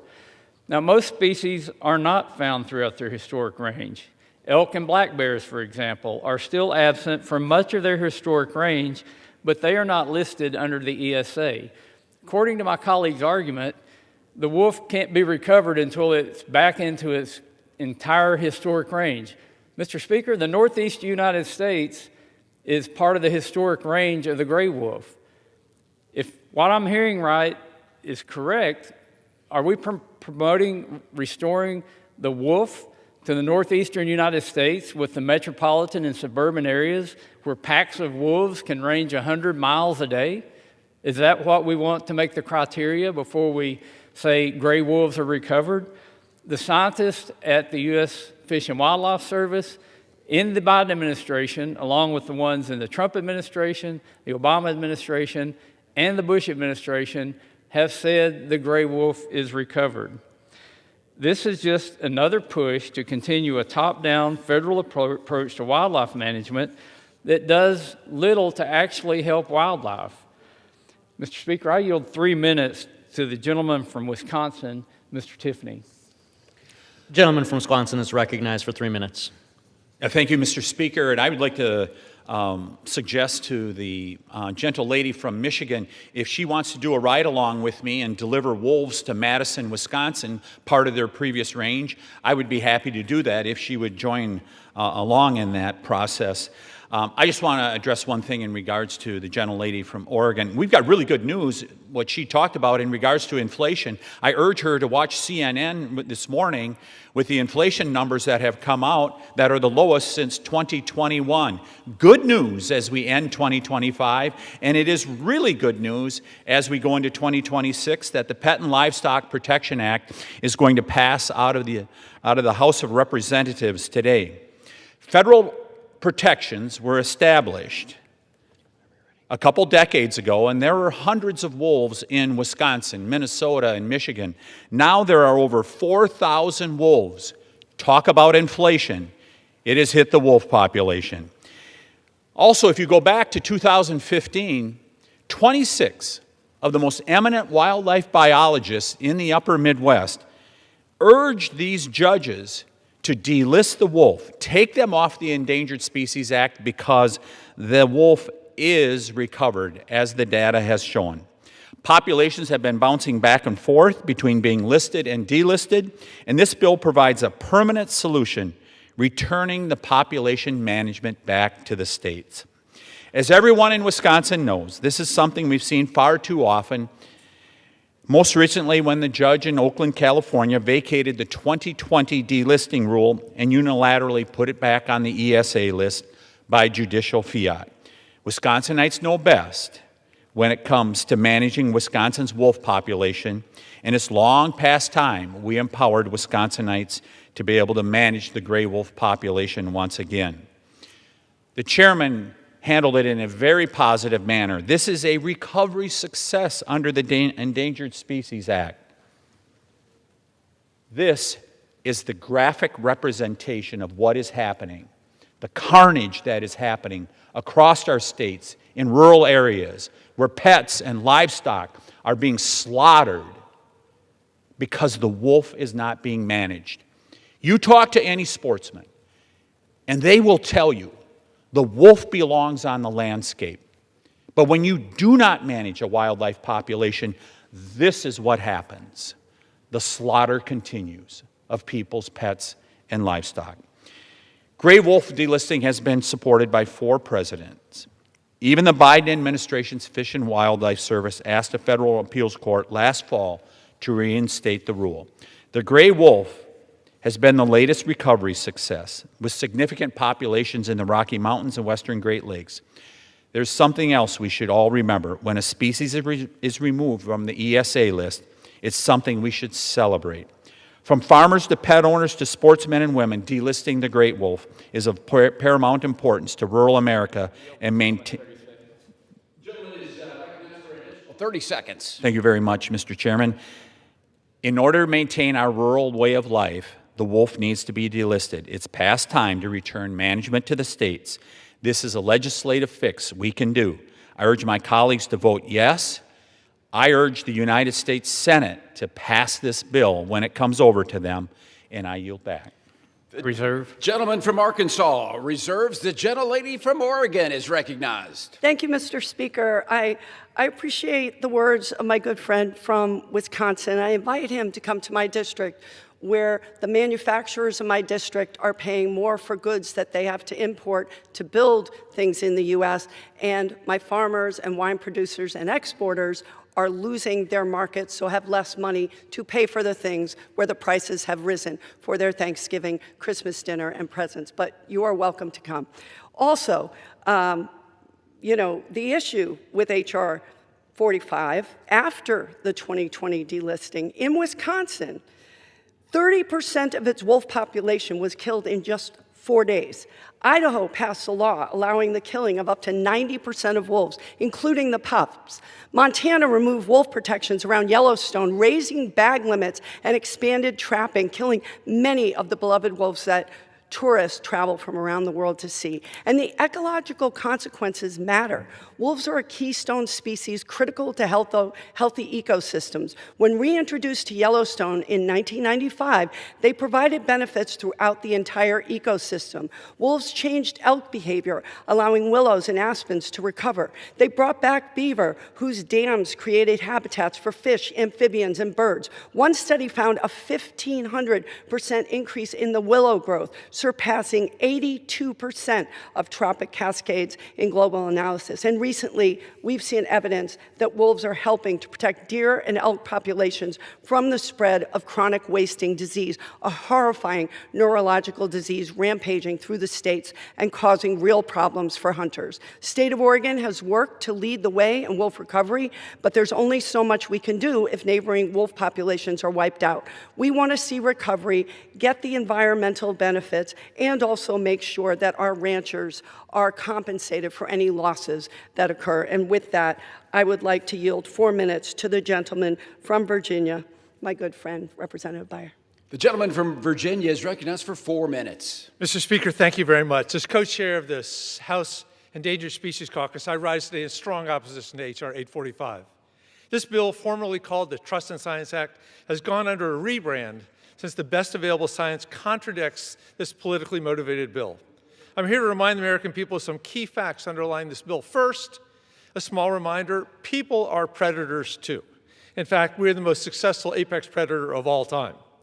This has the deeply unpopular Project 2025's name all over this. Look at page 534, Part 3, Section 16, where delisting the gray wolf is listed as the second highest priority for the Department of Interior, just behind delisting the grizzly bear. Despite the Trump administration's incompetence and chaos, we have not forgotten about the direction coming from Project 2025 and the damage already done to our country. Second, this bill fails to recognize the status of gray wolves today, taking us back to an outdated rulemaking that didn't hold up in court. It's important to recognize state-by-state differences in wolf recovery, but also in state-sanctioned predation. What does the best available recovery science say today? That's what we should be supporting. Gray wolf recovery goals are outdated, and they need to be updated, and that's what we should be working on instead of this extinction effort, and that's what this is. Permission to once again reduce wolf population in the lowest 48 to 0. And we know that premature delisting hinders the ability of gray wolves to be delisted legitimately. Today, wolves continue to face ongoing serious threats to their survival, including poaching, habitat loss, and a patchwork of inconsistent state mismanagement. The protections of the ESA have allowed gray wolf populations across the country to stabilize and regain strength. If delisted nationally, gray wolves will once again be hunted and trapped to the point of extinction. If we actually wanted to trust the science, we see that the gray wolf has made progress in their recovery, but also that wolves in the northern Rocky Mountains are being killed in dramatic numbers, even the celebrated Yellowstone National Park's gray wolves. The Biden administration recognized this and put forth a National Wolf Recovery Plan that was supposed to be released last week on December 12th. This highly anticipated plan would have developed a comprehensive nationwide recovery plan that would have engaged the public to help develop a unified recovery approach based on scientific evidence, but unfortunately, the Trump administration hastily announced its cancellation last November. By the way, the only reason Canadian wolves were necessary because we had killed every last lower 48 wolf. And finally, I have to address the spurious argument that protecting pets and livestock somehow is ample justification for delisting the wolves. In Montana, Mr. Speaker, fewer than 60 livestock out of almost 3 million are killed every year by wolves. That's a loss of one loss for every 50,000 cows or sheep. That is a very tiny loss ratio compared to deaths by accident, lightning, freezing temperature, and all the other natural hazards that come from living outside 365 days a year. Not to mention that most of these animals are being raised to be slaughtered. The numbers don't look much different in Wyoming or Idaho. And ranchers are compensated very generously for losses related to wolves, always more than market value, sometimes 3 times the value of the animal lost. Mr. Speaker, State Farm reported that 93,000 dogs, not 5 or 10, 93,000 were hit by cars in 2022, yet no one has suggested banishing automobiles. I love dogs. Most of us do. We know how smart and complicated and ferociously loyal they are. They are just wolves we have tamed. And there is abundant evidence that wolf families are more like human families than any other species. Wolves and men have evolved together over the millennia. One reason wolves show up in all our most important stories, poems, and songs. When we kill all the wolves, we kill something in our own humanity. When we deny our connection to nature and to what is beautiful and glorious. How can we proclaim the wonder of existence, the generosity of a loving God, and then hate the charismatic creatures he has also given to this world? I urge my colleagues to kill this bill. Thank you. The gentlelady from Oregon reserves. The gentleman from Arkansas is recognized.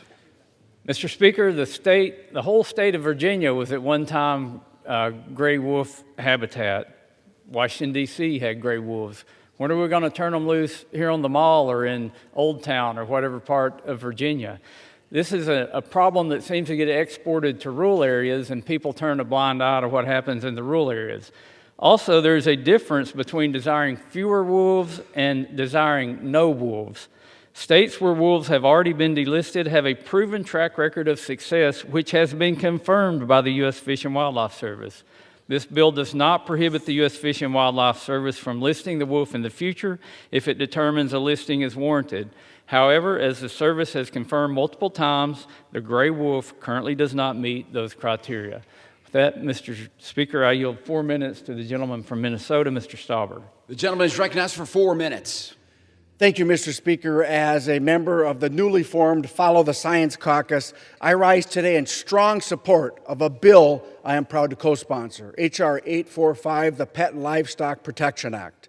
It's been proven time and time again that the gray wolf is not endangered and, in fact, has fully recovered. When the gray wolf was listed as threatened in Minnesota under the Endangered Species Act in 1978, a recovery goal of 1,250 to 1,400 wolves was set. Today, according to data from the U.S. Fish and Wildlife Service and the Minnesota Department of Natural Resources, we have over 2,700 wolves in Minnesota. But, as my constituents would tell you, Mr. Chair, that is a severe undercount. It's more like 5,000 to 7,000 in Minnesota.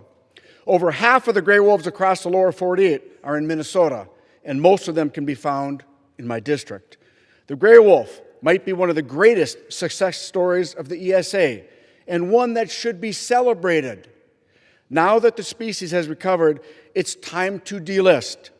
But that's just not my opinion. It's a bipartisan view that's been held by several presidential administrations on both sides of the aisle. In 2009, the Bush administration delisted the gray wolves. Activist groups sued to relist. In 2013, the Obama administration delisted the gray wolves. Activist groups sued to relist. In 2020, the Trump administration delisted gray wolves. Activist groups sued to relist. And just last year, the Biden administration even agreed when they chose to defend the Trump administration's 2020 delisting rule.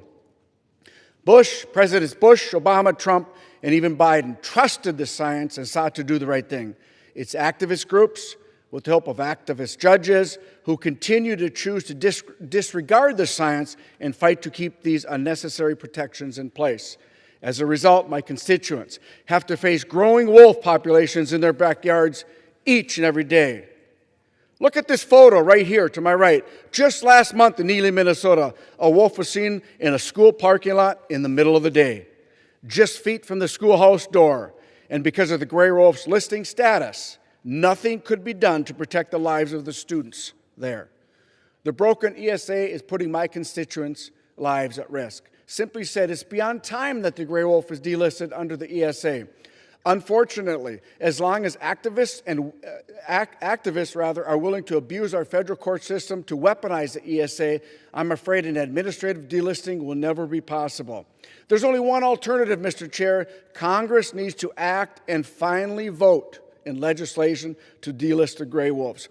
You know, as a hunter in northern Minnesota, last year I held several town halls on the gray wolf and the concerns of delisting. Hunters for Hunters, Hunter Nation, other pro-hunting groups supported this endeavor. If you look at trail cams, for example, you'll see a nice, beautiful, in this case, 8-point buck. 10 minutes later, on the same trail cam, comes the wolf. Who knows what happened to that big, beautiful buck? The fact of the matter is we should celebrate the ESA, the accomplishment. The gray wolf has recovered.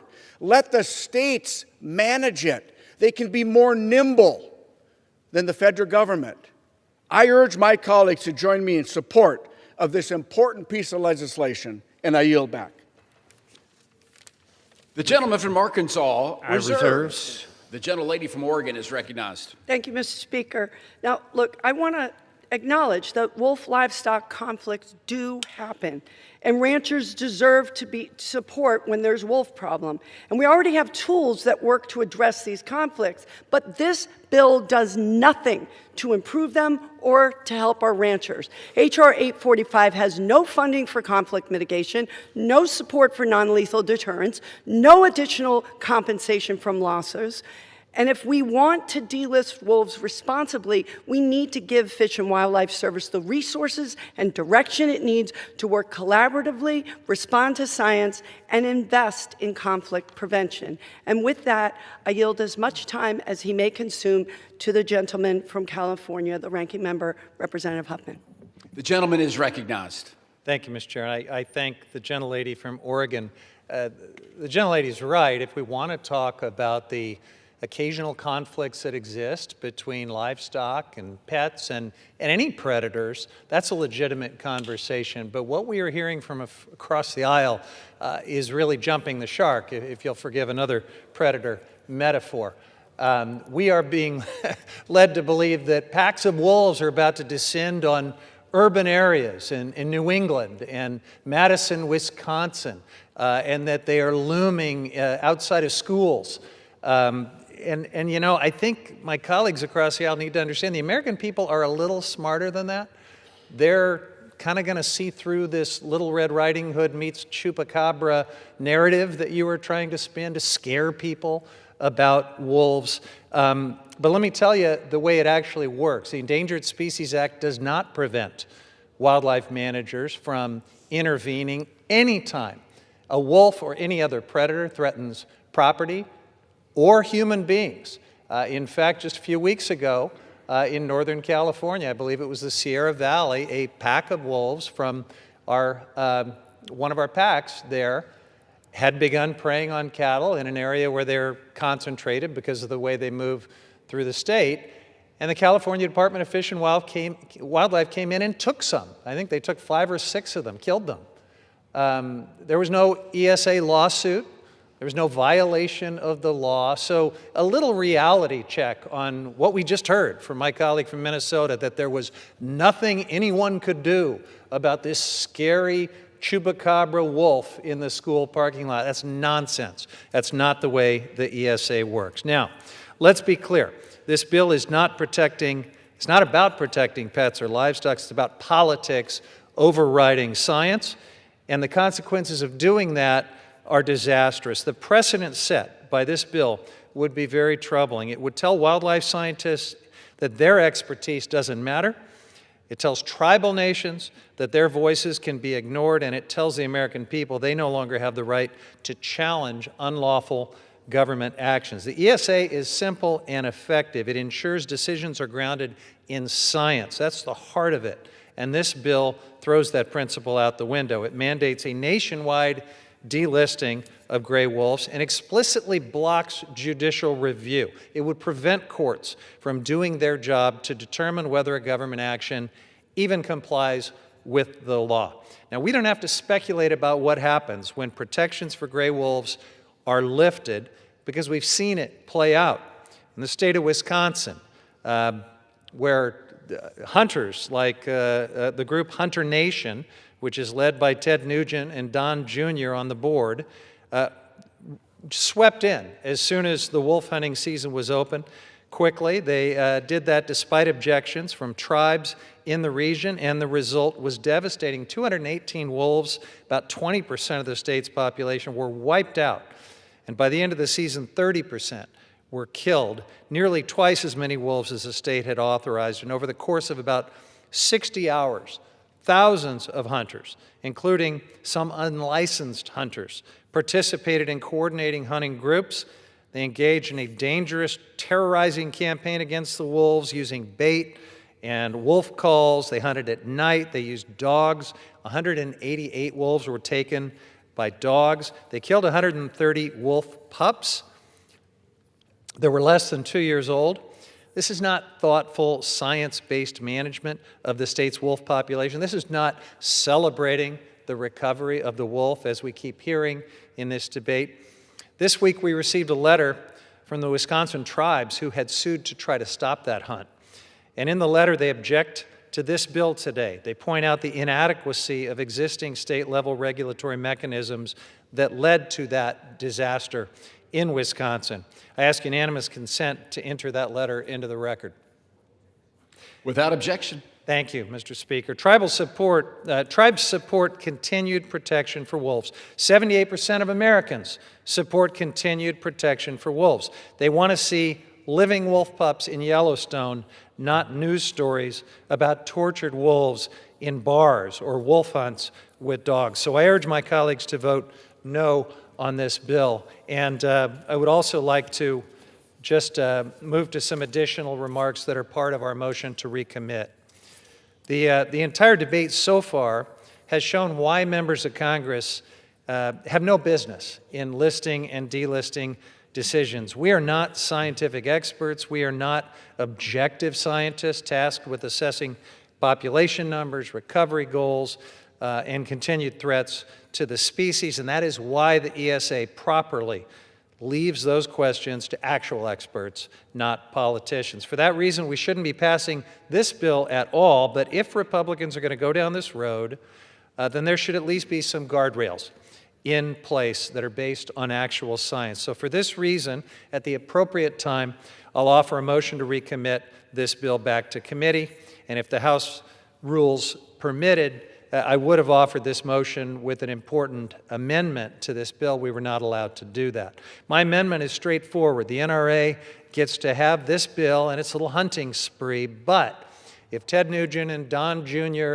and all the other folks who need to do this to prove their manhood actually go where scientists have warned us about and take the wolf population down below science-based recovery standards, then the Secretary of Interior would have to issue an emergency regulation temporarily restoring federal protection in that instance. So this would provide a necessary backstop if Congress legislatively delists the gray wolf and it careens right back toward extinction again, which we know it would. I ask unanimous consent to enter into the record the text of this amendment. Hope my colleagues will join me in voting for the motion to recommit in a few moments and keeping a modicum of actual science in the Endangered Species Act. I yield back. Without objection, the motion is agreed to. The gentlelady reserves from Oregon. The gentleman from Arkansas is recognized. Mr. Speaker, I have a question. Which will it be? What's the good science? As I've mentioned before, the Obama administration, the Bush administration, the first Trump administration, the Biden administration, all said the wolf has been recovered. The experts, the scientists at U.S. Fish and Wildlife have said it's been recovered. Yet my friends argue it's not been recovered because there's some places where its native range is that the wolf is not there. I remind everyone, we are in gray wolf territory, historical gray wolf territory. Now, Mr. Speaker, like many, like you probably and myself, I've walked around D.C. at night, and this is a rat-infested city. I think there would be at least a little bit of food for the wolves if we were to turn a pack loose on the mall.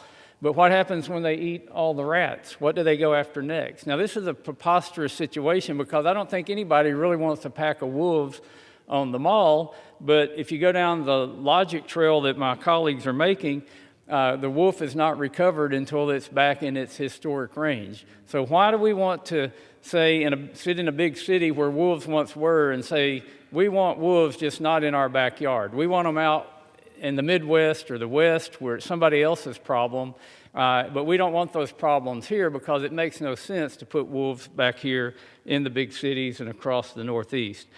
Mr. Speaker, I yield 2 minutes to the gentleman from California where they have a lot of wolves, Mr. LaMalfa. Gentleman is recognized for 2 minutes. Thank you very much, my colleague from Arkansas. It's amazing here. I represent the northeast corner of California where the wolves are being inflicted upon the people and the wildlife of that area. And the stuff I hear coming from the other side of the aisle about recovering the wolves and even the mocking, yes, it's real. There's wolves that are encroaching on elementary schools in Siskiyou County, the Little Shasta Elementary School. This isn't some Little Red Riding Hood story. This isn't some made-up deal. It's very real. And they're coming closer and closer to town all over the northeast part of California. So my colleague from the North Coast, when he mocks us like that, I'm wondering if this Proposition 50 in California kicks in and he ends up representing my constituents up there that are fighting against this, and I'm their only voice in that echo chamber of California against this, are you going to have town halls up there? Are you going to go into Modoc County, Siskiyou County, Sierra Valley, and tell them this is a Red Riding Hood story about the wolves devouring their livestock, eating up all their wildlife? It's the mocking. Why is it you can't stand? The gentleman will suspend. The House will be in order. The gentleman may continue. Why is it you can't stand the people that produce the food, the lumber that come from my part of the state, from the West, from the rural parts of America? Is it you want all of your beef? I guess if you don't eat beef, you might be able to have this conversation. If you want your beef to be imported from somewhere else, you don't want it not to be produced here under our standards. Why is it you hate my constituents that just try and provide the urban people with what they need? Because we don't need a hell of a lot that's coming from the urban area, I'll tell you what. So if you want to cater only to Marin County and have this population continue to devastate our people up there and rein in just a little bit the misinterpretation of the Endangered Species Act over the 50 years, yeah, it was well-intentioned when it came out. It was a temporary tool, but it never was meant to be a life or even a death sentence for livestock and for people's livelihoods in this area of here or all over the West. So this is a clear example of how the ESD has drifted a long ways from that. And it's high time that people have tools, especially my home state of California, where they have no tools until the Fish and Game finally decides to come in and pretend to do something. Gentleman's time has expired. I yield back. The gentleman from Arkansas reserves. The gentlelady from Oregon is recognized. I reserve the balance of my time. The gentlelady reserves. The gentleman from Arkansas is recognized. Mr. Speaker, I yield 4 minutes to the gentleman from Oregon, Mr. Bentz. The gentleman is recognized for 4 minutes. Thank you, Mr. Speaker. Mr. Speaker, I rise today in strong support of H.R. 845. The bill would address at least some of the injury and injustice being inflicted upon my state and my constituents by the inappropriate and unfair enforcement of the Endangered Species Act as it has been applied in the reintroduction of the gray wolf. This injustice is apparent in the federal government's inability to manage and control the killing, the maiming, and the terrorizing of thousands of head of livestock across my district, across the rest of the United States, and in the failure of the government to properly pay for the cost of its decision to reintroduce the wolf.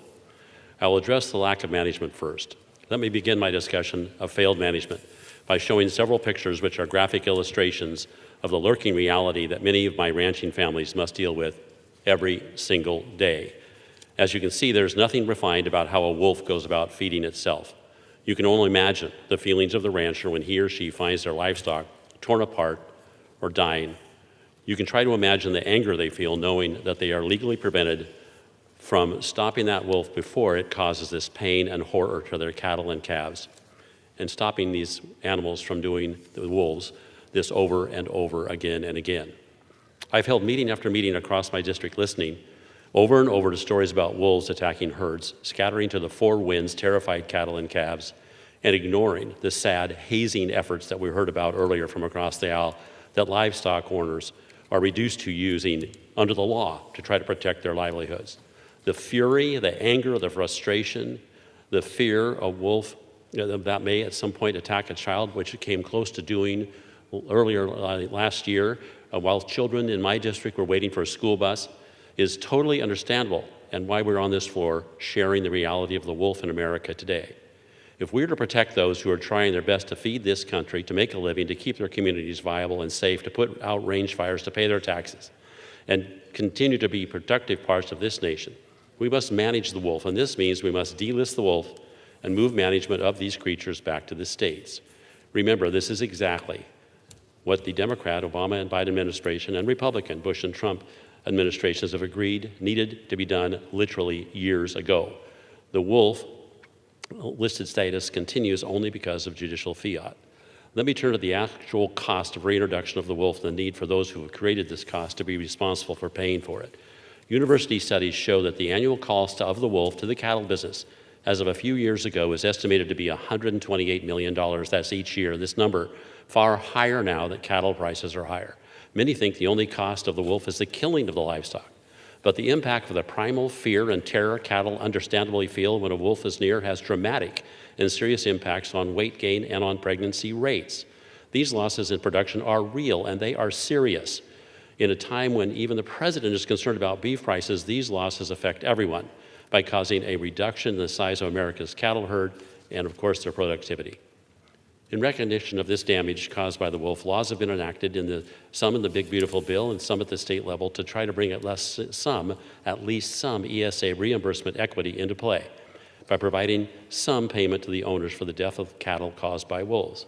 But these programs come nowhere close to offsetting the very real loss. And I can assure you, the rancher would be absolutely happier if he or she could completely avoid these losses that lead to asking for justice under these programs.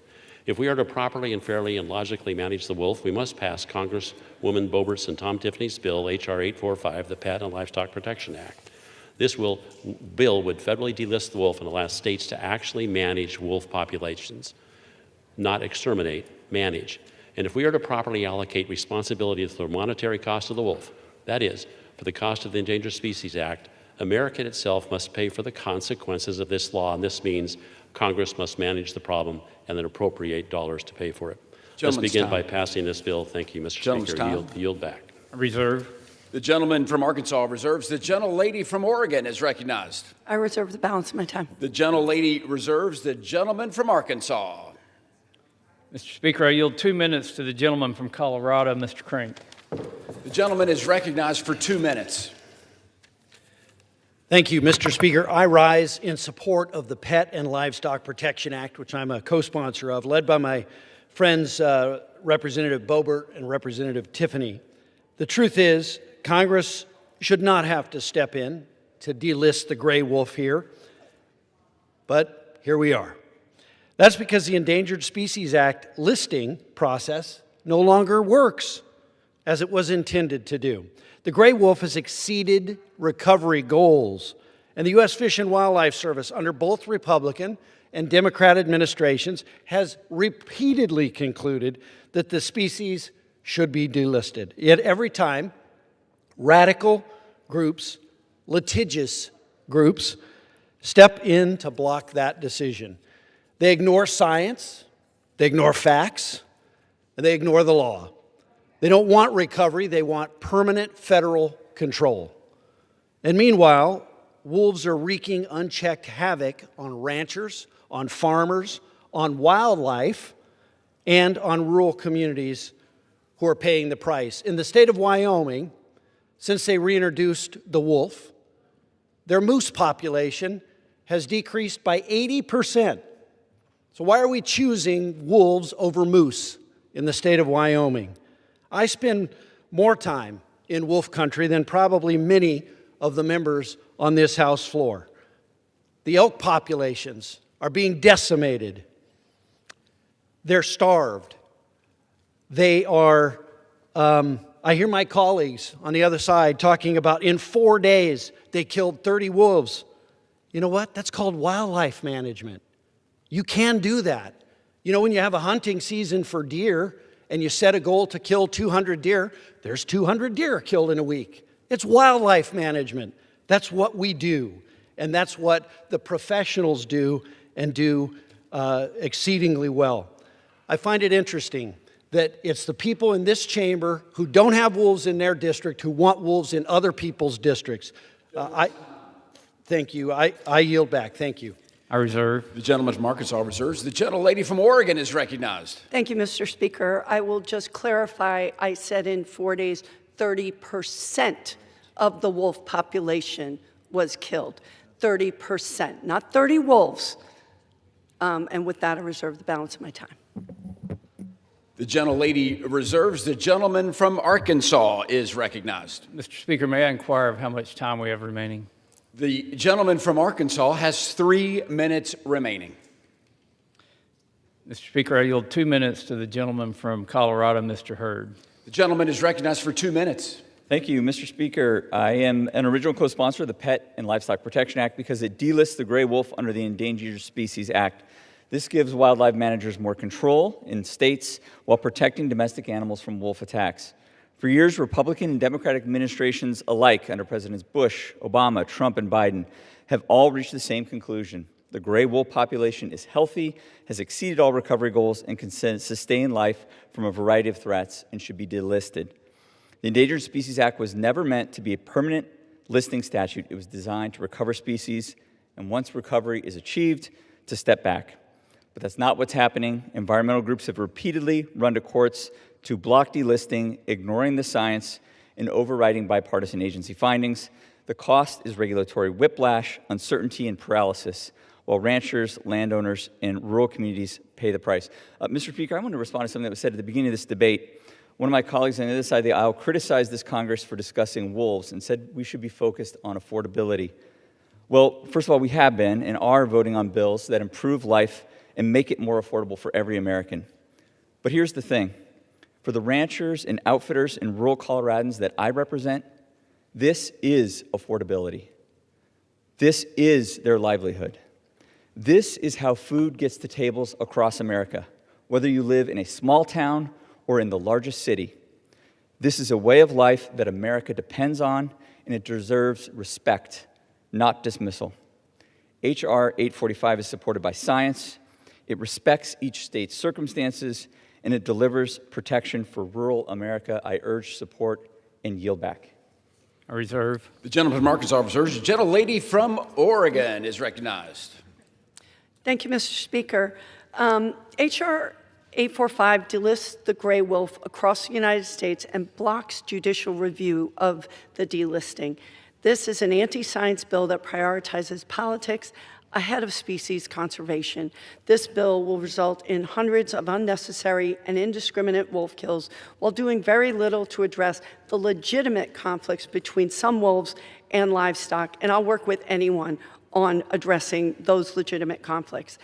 We have tools and funding available to address those concerns, not enough, but we have those, without undermining the progress we've made to recover this iconic species. So I urge my colleagues to vote no on H.R. 845, and I yield back. Does the gentlelady yield? Gentlelady reserves. Yield. The gentlelady yields. The gentleman from Arkansas. Mr. Speaker, the facts and the science are clear. The gray wolf is a recovered species.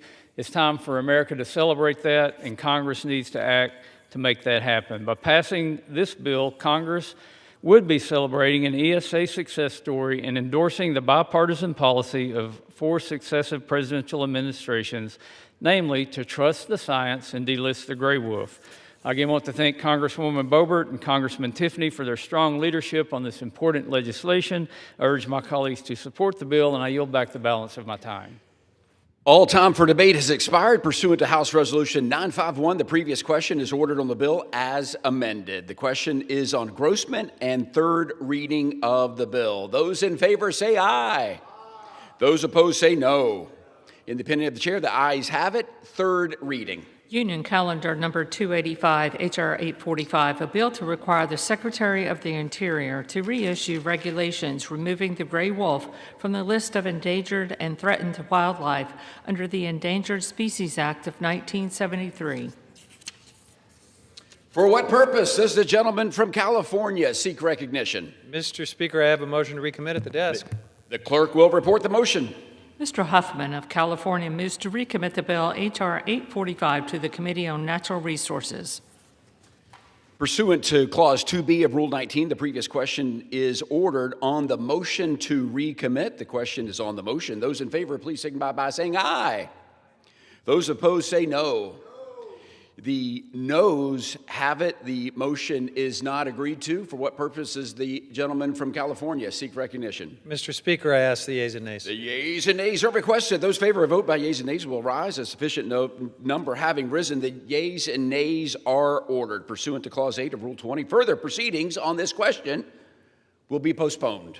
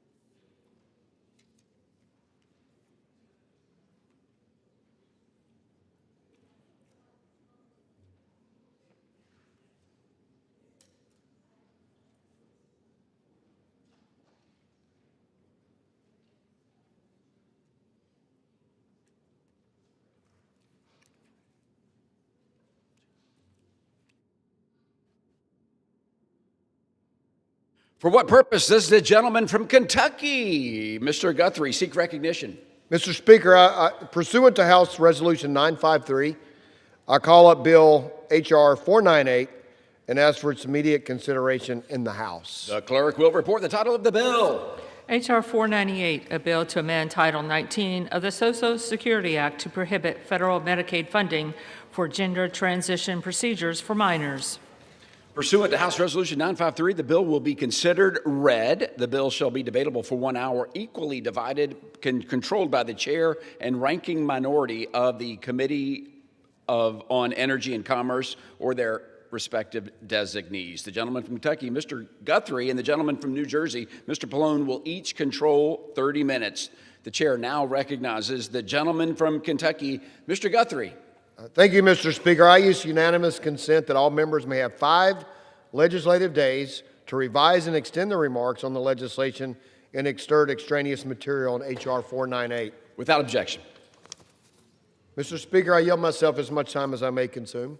Gentleman is recognized. Mr. Speaker, I rise today in strong support of H.R. 498, the Do No Harm in Medicaid Act. This bill helps support our fellow hardworking Americans whose valuable and finite tax dollars should not continue to fund medically unnecessary care under the Medicaid program.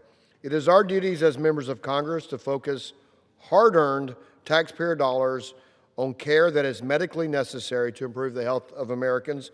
The H.R. 498 Do No Harm in Medicaid Act does just that. It prohibits federal funding from dollars from going towards specified gender transition procedures for individuals under 18.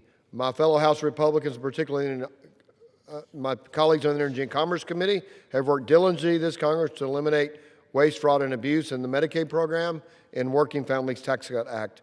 Our goal is to eliminate unnecessary and improper procedures and strengthen Medicaid for expectant mothers of children, low-income seniors, individuals with disabilities. CBO estimates that this bill would save taxpayers $445 million over a decade, and I want to make it abundantly clear, it does no way prevents minors from accessing medical care that they truly need. It just simply prohibits the use of Medicaid funding on specified procedures that are medically unnecessary. This critical legislation builds upon our work in the Working Families Tax Act to create a more sustainable Medicaid program, and I ask my colleagues to support the bill, and I will reserve my time. The gentleman from Kentucky reserves. The gentleman from New Jersey, you are recognized. Thank you, Mr. Speaker. I yield myself such time as I may consume. Gentleman is recognized. Mr. Speaker, it is shamelessly bold for Republicans to bring a bill to the floor called the Do No Harm in Medicaid Act. But that's today's Republican Party. They simply lack any shame, and I mean really, saying that they are doing no harm to Medicaid when their big ugly bill earlier this year cut nearly $1 trillion from the Medicaid program. That's a huge cut that will leave millions of low-income families without any health coverage at all. We're already seeing the devastating effects of their big ugly bill. States which are already facing budget shortfalls stare down a reduction of as many as 20% of their federal Medicaid funding. They're being left with an impossible challenge, and many have started cutting. We're seeing across-the-board cuts that are crippling hospitals, maternity units, home care providers, and clinics. We're seeing health care providers close their doors and cut their services. And we're seeing states scale back benefits, leaving even those who are able to keep their Medicaid coverage with less of the health care that they need. And now, even with all that, Republicans have the audacity to bring a bill to the floor that they claim is about doing no harm in Medicaid. That's not what this is about. H.R. 498 is an extreme attack on medically necessary health care for children. The bill bans Medicaid funding for gender-affirming care for minors and strips states of even more Medicaid funding if they choose to cover this medically necessary care with their own state dollars. Republicans, Mr. Speaker, are once again reaching into the doctor's office and taking deeply personal and private medical questions out of the hands of doctors, parents, and patients and putting it into their own hands, as if anyone wants politicians making medical decisions for them and their children. Now, as members of Congress, we ought to be focused on bringing down health care costs and ensuring people have access to the health care they need, not getting in the way of doctors and parents who know what's best for their patients and their children. The reality is this floor debate is nothing more than political theater aimed at distracting from the devastating healthcare crisis Republicans created and are making worse every day. They're trying to distract from the fact that their healthcare cuts are going to strip healthcare away from 15 million Americans and close hospitals all across the nation. They're trying to distract from the fact that they're letting the Affordable Care Act's enhanced premium tax credits expire on January 1st. The Republican inaction is driving up healthcare costs for more than 20 million Americans who are facing double, triple, or even quadruple premium increases. So, Mr. Speaker, Republicans can't distract from this cruelty. I urge my colleagues to vote no on this bill. I also call on Speaker Johnson to immediately bring up the Jeffries discharge petition that now has the support of a majority of House members, and that would extend the ACA premium tax credits for 3 years. A majority of this House, Democrat and Republican, wants to act to extend these tax credits. It's time, Speaker Johnson, to bring that bill to the floor. And I reserve the balance of my time. The gentleman reserves. The gentleman from Kentucky is recognized. Thank you, Mr. Speaker. I will yield 2 minutes to my good friend from Illinois, Representative Miller. The gentlelady is recognized. Thank you, Mr. Speaker. I rise today in strong support of H.R. 498, the Do No Harm in Medicaid Act. Medicaid was designed as a safety net to be used only by U.S. citizens when they fall into hard times and need medical support. It was never intended to bankroll irreversible, gender-mutilating surgeries on vulnerable children. Yet today, this program is being exploited by the far left, preying on young children to advance their radical trans agenda. Adolescence is a vulnerable time for boys and girls. They are growing into the young men and women that God intended them to be. What these children really need is love and wise counsel, not taxpayer-funded, permanent chemical sterilization, mutilating surgeries, or activists profiting from their confusion. The most egregious actor is none other than Planned Parenthood, the leading abortion provider in the nation and now the leading provider of these dangerous procedures. The Do No Harm in Medicaid Act shields innocent children from predatory companies and stops Medicaid from weaponizing against our next generation. The federal government has no business paying for the destruction of children's bodies, and the American people should never be complicit in it. Thank you to my colleagues for leading this bill, and I urge all to vote yes. Thank you, and I yield back. I reserve. The gentleman from Kentucky reserves. The gentleman from New Jersey is recognized. Thank you, Mr. Speaker. I yield 2 minutes now to the gentleman from California, Mr. Takano, who is the chair of the Congressional Equality Caucus. The gentleman is recognized for 2 minutes. Mr. Speaker, I rise in opposition to this hateful legislation. The so-called Do No Harm in Medicaid Act prohibits Medicaid from spending funds on medically necessary care, like puberty blockers and gender-affirming hormone treatments for transgender individuals under 18. This is Congress seeking to ban health care for the most vulnerable among us. Republicans are working to ban parents from providing their trans children on Medicaid with necessary health care. These types of decisions should be made between families and their physicians.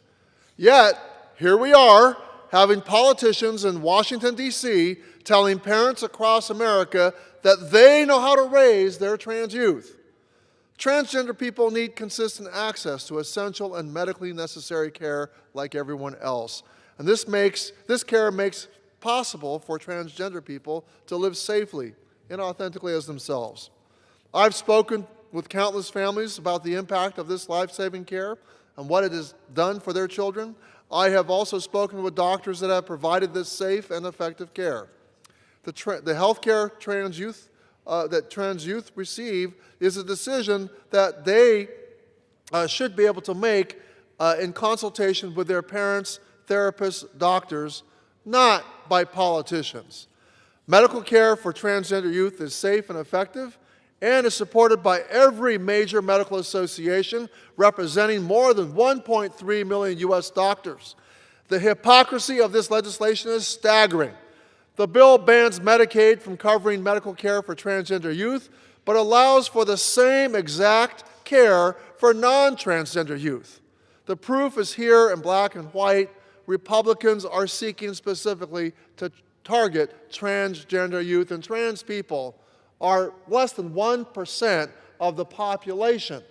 Republicans are targeting the wrong 1%. This is not the 1% that is trying to take away the health care of all Americans. So I call on the Speaker to bring the Affordable Care Act tax credits to the floor now, today, and save health care for 22 million Americans. Gentleman's time expired. The gentleman from New Jersey reserves. The gentleman from Kentucky. Thank you, Mr. Speaker. I will yield 2 minutes to my friend from the state of Utah, Dr. Kennedy. 2 minutes to Dr. Kennedy. The gentleman is recognized for 2 minutes. Thank you, Mr. Speaker. I rise today in support of the Do No Harm in Medicaid Act, which will ensure taxpayer dollars are not funding the evil practice of transgender child mutilation. And I thank my colleagues from Texas and from Kentucky for sponsoring this important bill. As a father of 8 myself, I know we all want our children to grow up healthy, supported, and empowered. Children should not be subjected to a medical system that pushes life-altering medical procedures and hormone treatments that are incredibly harmful. As a family doctor for over 25 years, I took an oath to do no harm and provide my patients of all ages evidence-supported treatment plans. That is why, as a Utah State Senator, I led the way in 2023 by passing Utah's landmark legislation that banned transgender treatments and procedures for minors. As a result, I faced death threats and my house was vandalized by woke activists, as demonstrated to my left. I am not deterred. That is why I'm staunchly committed to getting this right and finding federal solutions, as I did in Utah, that will protect America's children. At the core of the practice of medicine is that we do not subject the patient to unnecessary and dangerous medical treatments. When it comes to gender transition interventions, puberty blockers, hormones like testosterone and estrogen, and surgical procedures, the evidence shows that this is the wrong approach to getting these kids the help they need. The most comprehensive and authoritative review of these practices was conducted in the United Kingdom by Dr. Hilary Cass. Her 2024 Cass review concluded that the scientific evidence supporting such interventions is remarkably weak. There is no strong, long-term evidence showing that puberty blockers and transgender surgeries improve long-term mental or physical health outcomes for minors, nor is there robust data on their safety or impact on development. In the United States, the Department of Health and Human Services last month released a peer-reviewed report titled Treatment for Pediatric Gender Dysphoria, Review of Evidence and Best Practices. This study concluded that harms from treatments, including these puberty blockers, cross-sex hormones, and surgeries, are significant, long-term, and frequently under-recognized in clinical research. The evidence for these interventions in minors is weak and insufficiently tracked, particularly for outcomes like fertility, psychological well-being, and quality of life. Gentleman is recognized for an additional 30 seconds. Thank you, Mr. Speaker. I'm proud to have protected the children of Utah and commend the 25 other states that have stood up for their kids as well. I urge all my colleagues to follow the scientific evidence and stop funding these horrific procedures on kids. I yield back. Gentleman from Kentucky reserves. The gentleman from New Jersey is recognized. Thank you, Mr. Speaker. I yield 2 minutes now to the gentleman from New York, Mr. Tonko, who's the ranking member of our Environment Subcommittee. Gentleman is recognized for 2 minutes. Thank you, Mr. Speaker, and I thank the gentleman from New Jersey for yielding. This bill is the latest in a long line of cruel and calculated Republican actions to erase and endanger LGBTQ plus people, especially trans youth, by using fear as a political weapon. But let's be clear, kids trying to live authentically are not a threat. Families seeking care are not political pawns. And the providers committed to their oath to do no harm are no extremists. Every major U.S. medical group agrees health care for trans youth is safe, effective, and necessary. This care can reduce anxiety, it can reduce depression and suicide risk, and help young people thrive. If any other treatment lowered suicidal ideation at the same rate, we'd call it a miracle. The ability is that we have an opportunity here to help our kids live as their true and healthy selves, and that is a miracle. Yet instead of celebrating or expanding access to life-saving care, we're debating a bill that would prevent families from getting their children the care they need. It is frankly embarrassing. Politicians should not be telling parents how to raise their own children. I will fight bills like this with everything I have, because equality and dignity and justice are not up for debate. I stand with the trans community in New York 20 and beyond and urge my colleagues to reject this bill. And with that, Mr. Speaker, I yield back. The gentleman from New Jersey reserves. The gentleman from Kentucky is recognized. Thank you, Mr. Speaker. I will yield 5 minutes to the sponsor of the legislation, member of the Energy and Commerce Committee, my good friend from the state of Texas, Mr. Crenshaw. Gentleman is recognized for 5 minutes. Thank you, Mr. Speaker. I'm very proud to have sponsored this legislation and have fought this battle for many years. And I think we could actually get it done this time. I'm not sure that my colleagues even believe what they're saying. I think they know that their constituents don't believe it. Let's not forget, in the 1930s, the medical community believed lobotomies could cure psychosis. They also believed electroshock therapy could do the same. They even gave the lobotomy inventor a Nobel Prize in 1949. Then the science caught up with the ideology and medicine was changed for the better. Now, today's great sin in medicine is perhaps one of the worst that we've seen in human history. It's a sick and twisted ideology paired with a social media-fueled social contagion that has actually normalized the ultimate lie, which is that biological gender does not matter and can even be changed. But here's the greatest sin, that this lie also applies to children. Look, there are some very simple, fundamental truths in life. Men are men, women are women, and children are innocent. They can't be told that they're in the wrong body. Mutilating children is wrong.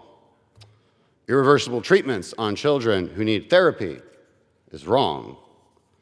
These truths are very obvious to the vast majority of Americans, and it takes an incredible amount of propaganda and institutional coercion to get an entire society to even question these truths, and yet that's exactly what's happened.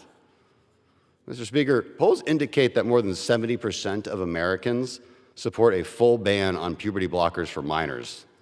That's from places like the Washington Post. Now imagine if the question had been asked differently. That's just about puberty blockers.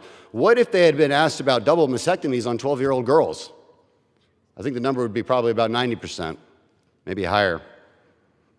I'm not arguing with my colleagues. I'm pleading with you to understand this. Your constituents don't want children to undergo gender transformations. They don't. Your constituents know that kids are too young to understand the consequences of permanent physiological changes. I think you know it too. And even if you're uncertain about that, I think you can rest assured that they definitely don't want their tax dollars to pay for it, which is all this bill does. This debate is so often buried under euphemisms. It's gender-affirming care. There's a medical consensus. There's a standard of care. Strip away the language, here's the reality. Healthy children are being placed on drugs that halt normal development, sterilize them, permanently alter their bodies before they're even old enough to vote or drink or get a tattoo. These are kids suffering from teenage angst, and I don't deny the existence of gender dysphoria, but psychotherapy is the answer to that, not permanent hormonal changes or surgical mutilations. That's not compassion, that's not medicine, that's an abomination. And we're told that questioning this practice puts children at risk, that if we don't medicalize a child's distress, they'll take their own life. That claim has been debunked. It is not supported by science. Studies from all over the world have proven it false, and those that continue to promulgate it should be ashamed. The highest quality medical reviews have consistently found no clear evidence that puberty blockers, cross-sex hormones, or surgeries reduce suicide risk in minors. None. And yet we're told to suspend our moral judgment, suspend scientific skepticism, and accept irreversible harm as the default response to childhood stress? That's not how responsible medicine works. Puberty blockers are not approved by the FDA for treating gender dysphoria. They were never designed to interrupt normal puberty in otherwise healthy children. Cross-sex hormones can permanently compromise fertility. Surgeries irreversibly alter healthy organs. These aren't neutral acts. These are life-altering decisions imposed on minors whose brains, identities, and bodies are still developing. We're told treatments are reversible. That claim is very false. The international health authorities have concluded that suppressing puberty often locks children onto a pathway toward permanent medical transferring from gender dysphoria deserve care and dignity and clinical compassion. But that compassion does not mean pushing them on a medical pathway that leads to irreversible physical harm.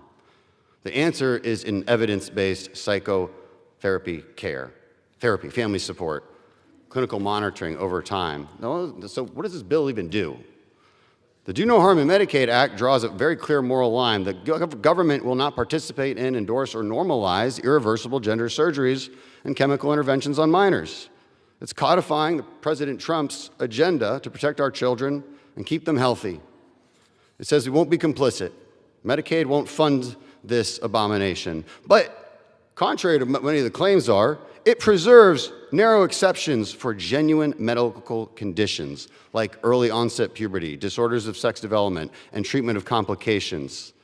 This was a very carefully crafted bill that addresses all of the concerns that have been made. It's not about hate. It's not about politics. It's about protecting kids when adults fail them. It's an easy vote. And I urge my colleagues to support the Do No Harm Act. Please, and I yield back. Time's expired. The gentleman from Kentucky reserves. The gentleman from New Jersey is recognized. Thank you, Mr. Speaker. I now yield 2 minutes to the gentlewoman from Oregon, Ms. Bonamici. The gentlelady is recognized for 2 minutes. Thank you, Mr. Speaker, and thank you to Ranking Member Pallone for yielding. I rise to oppose the deceptively titled Do No Harm Act.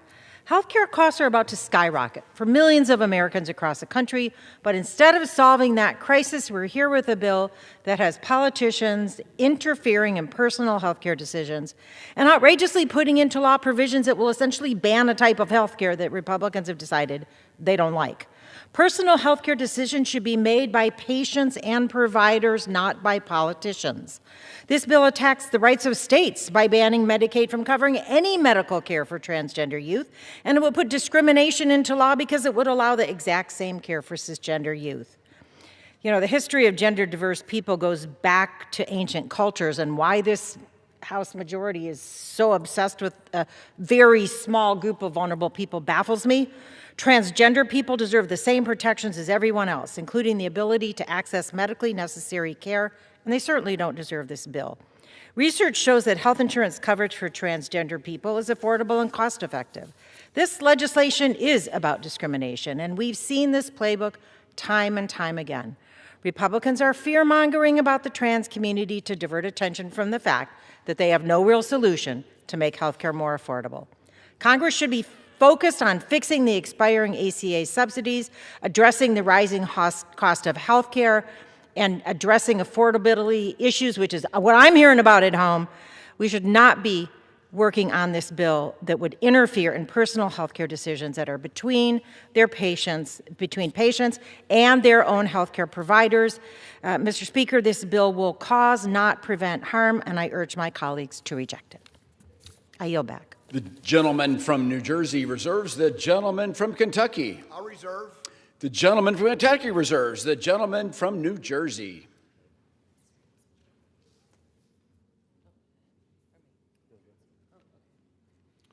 Thank you, Mr. Speaker. I'll yield now 2 minutes to the gentlewoman from Washington State, Ms. Randall. The gentlelady is recognized for 2 minutes. Mr. Speaker, I've been sitting here listening to the remarks on the floor, and I have to admit that I find myself torn between heartbroken tears and the urge to, throw something, which I will not do because I am a professional human being. But I have to wonder how many actual trans people and the families of trans kids anyone on the other side of the aisle knows. How many conversations anyone has had with parents who are staying up late, worried about whether that night is the night that their child is going to take their life because they feel so unsupported and so unloved and are taking in the hatred from the floor of the House of Representatives. The kids and the parents in my community live their lives in terror, and they have it the best Because Washington State is a place where we have fought to protect healthcare access for LGBTQ kids and trans kids. We have fought to ensure that every young person has the ability to make healthcare decisions that are right for them in consultation with their parents and their doctors. And it is true medically directed care in consultation with a doctor. The American people have told us over and over and over that they don't want politicians in the doctor's office. They don't want politicians making decisions about what kind of medical care that they can access, but that is what is happening right now. They are trying to strip away life-saving care from children who are moving to my state at higher and higher rates. Almost every week I hear of a family who has moved from Texas or Idaho or Florida because the parents want their children to survive. And this effort not only to cut Medicaid coverage, but to try and ban access for children. The gentlelady's time's expired. Gentlewoman, one additional minute. The gentlelady's is recognized for an additional minute. This behavior is appalling, it's dangerous, it's evil. It is evil to seek to deny life-saving care from children who are more at risk than any others. I spend a lot of time in LGBTQ clubs in high schools talking to young people who are shocked when I come in and tell them that as a queer woman, I'm a member of Congress. And they say, do you know any trans people your age? Because they don't believe that they will make it to 40. They don't believe that they will make it to 50 or 60. They don't believe that they have a future because they are watching the floor and they listen to the words that come out of our mouths and they know that half of the people in this chamber do not care if they survive. I think it's very clear that I'm not going to vote for this bill, and I would urge all of my colleagues to join me. I yield back. The gentleman from New Jersey reserves. The gentleman from Kentucky. I'll yield 2 minutes to the gentleman from Texas. Gentleman from Texas recognized for 2 minutes. Thank you, Mr. Speaker. I don't need much time. The question was asked if we had ever bothered speaking to trans kids. The answer is absolutely yes. Maybe that's why I'm so passionate about this. Because it turns out there's hundreds and hundreds, thousands perhaps, of trans kids who were coerced by radicalized doctors. Their parents were lied to. Their parents were given studies that said there's a 1% remorse rate. These studies are based on nonsense. They're not even based on a pool of participants that are minors. They were told that these things are just a pause button, that it's reversible, that, this is just the standard of care. Standard of care based on what? Based on junk science. You cannot base standards of care on junk science. And now the science is caught up. The CAST review study, the systematic review, which is the gold standard of any kind of study, because it looks at all of the different studies methodically. And then the 300-page review that HHS just did. I've had them on my podcast twice to talk about their experiences. Chloe Cole just spoke at a department of HHS just now, about an hour ago. Chloe Cole, at 12 years old, was going through what a lot of 12-year-olds are going through. She's a tomboy. She has older brothers. She likes sports, and she's confused. And so doctors tell her that, well, you're a boy. And they convince her parents of the same. She's put on puberty blockers and soon on high levels of testosterone. And by age 15, a double mastectomy. She's not sure if she can ever have kids. And she definitely can't feed her children normally. So yeah, we have talked to them. And maybe you should too. I yield back. Our reserve. Gentleman reserves. Gentleman from New Jersey is recognized. Mr. Speaker, I yield 2 minutes now to the gentlewoman from California, Ms. Chu. Gentlewoman is recognized.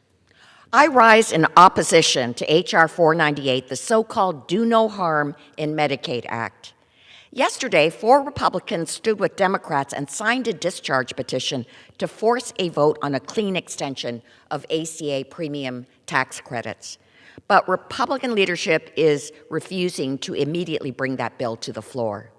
Now, 22 million Americans will see their premiums skyrocket, and our constituents will be forced to decide between health care and paying rent or afford groceries. Instead of allowing a bipartisan vote to lower health care costs, Republicans have chosen to bring forward H.R. 498, which completely ignores the affordability crisis and needlessly targets transgender children. And that includes my nephew, Lee, who is currently transitioning. He is a child, he is loved, and like every other child in this country, the healthcare decisions should be made by his family and his doctors, not by politicians. But H.R. 498 would strip Medicaid coverage for gender-affirming care for trans youth, care that is medically necessary, evidence-based, and supported by every major medical association in this country. This bill will endanger lives, and it will do nothing to bring down skyrocketing healthcare costs or address any real issues facing working Americans. Instead, it denies medically necessary care simply because that care goes to a trans child. As Vice Chair of the Equality Caucus, I will always fight to protect the dignity, safety, and humanity of the trans community. Lee deserves better, our children deserve better, and the entire trans community deserves better. Gentleman reserves. Gentleman from Kentucky is recognized. So first, before I yield to my friend, I just want to say I've asked, I guess since we've been meeting this year, about the extension of the tax credits they keep bringing up. And remember, they're talking about the extension of the tax credits that they set to expire. And so the question I've asked, and nobody's been able to answer, Mr. Speaker, is why did you set them to expire? Remember, they were set to expire in the Inflation Reduction Act or the Green New Deal. Within the Inflation Reduction Act, tax cuts were made so-called permanent, although they were replaced in another bill, but they set these to expire. And nobody's ever explained to me why the Democrats made the decision to end the enhanced subsidies that they're talking about and calling on shut the government down for 43 days when they chose to end them, and then come in here today and talking about we need to have a vote on it when they chose to end them. They never explain why they chose to end them. I will yield 30 seconds to my, I'll yield 1 minute, excuse me, 1 minute to my friend from Texas. The gentleman is recognized for 1 minute. Thank you, Mr. Speaker. I don't need long. I just want to ask a simple question because the statement was made that all the science suggests that these procedures are medically necessary. Cite your sources. Show me the studies. I cited mine. Cite your sources. I yield back. I reserve. Gentleman reserves. Gentleman from New Jersey is recognized. Thank you, Mr. Speaker. I yield now 2 minutes to the gentlewoman from Massachusetts, Ms. Presley. The gentlewoman is recognized. Mr. Speaker, I rise in strong opposition to this legislation. Every parent wants to keep their child safe, wants their child to grow without pain, to sleep through the night without fear or suffering. But when our children are growing up, it is inevitable that they will need medical care, a fall from a bike, a broken arm on the playground. Parents rush into the doctor's office, they bandage scraped knees, they hold their child's hand and wipe away tears while their pediatrician lays out a plan. And in these moments, that urgent question on that parent's mind is, what does my child need to be okay? A broken bone, asthma, gender dysphoria, diabetes, whatever the presenting issue is, a treatment plan takes shape. For some families, what their children need to be okay is access to gender-affirming care, care that is safe, evidence-based, and recognized as essential by every major medical association, care that for some children is the difference between despair and hope, between isolation and community, between surviving and thriving. And yet today, we are debating a bill that would tell parents on Medicaid that their child's pain is unworthy of care, that their doctor's judgment does not matter, that politicians know better than parents sitting in exam rooms. Cole, a young person from Massachusetts, wrote to me and said, transgender people deserve the same chance to thrive and live fulfilling lives as everyone else. Having the freedom to control our bodies and seek the health care we need, including gender-affirming care, is an essential right for all people. I agree. To Cole and every person who is trans or non-binary, let me speak plainly, you belong. You are enough, and you deserve to show up in this world as your full, authentic self. You deserve to grow up. You deserve to grow old. Healthcare is a human right, and parents doing everything they can to make sure their child is okay deserve support, not interference, and certainly not cruelty. I don't know what God y'all pray to, but the one that I know is a loving God. And he does not discriminate. His love does not discriminate. He loves all the children, including the trans children. Healthcare is a human right, and parents doing everything they can to make sure their child is okay deserve support. Shame on this bill. Shame on an agenda that strips healthcare away from vulnerable children, and shame on anyone who votes to deny care to families trying to do right by their kids. I yield back. Thank you. Gentleman reserves. Gentleman reserve. Gentleman reserves. Gentleman from Kentucky reserves. Gentleman from New Jersey is recognized. Thank you, Mr. Speaker. Next, I have for 2 minutes the gentlewoman from Washington State, Ms. Jayapal. Gentlewoman is recognized for 2 minutes. Thank you, Mr. Speaker. I rise in strong opposition to this incredibly cruel bill.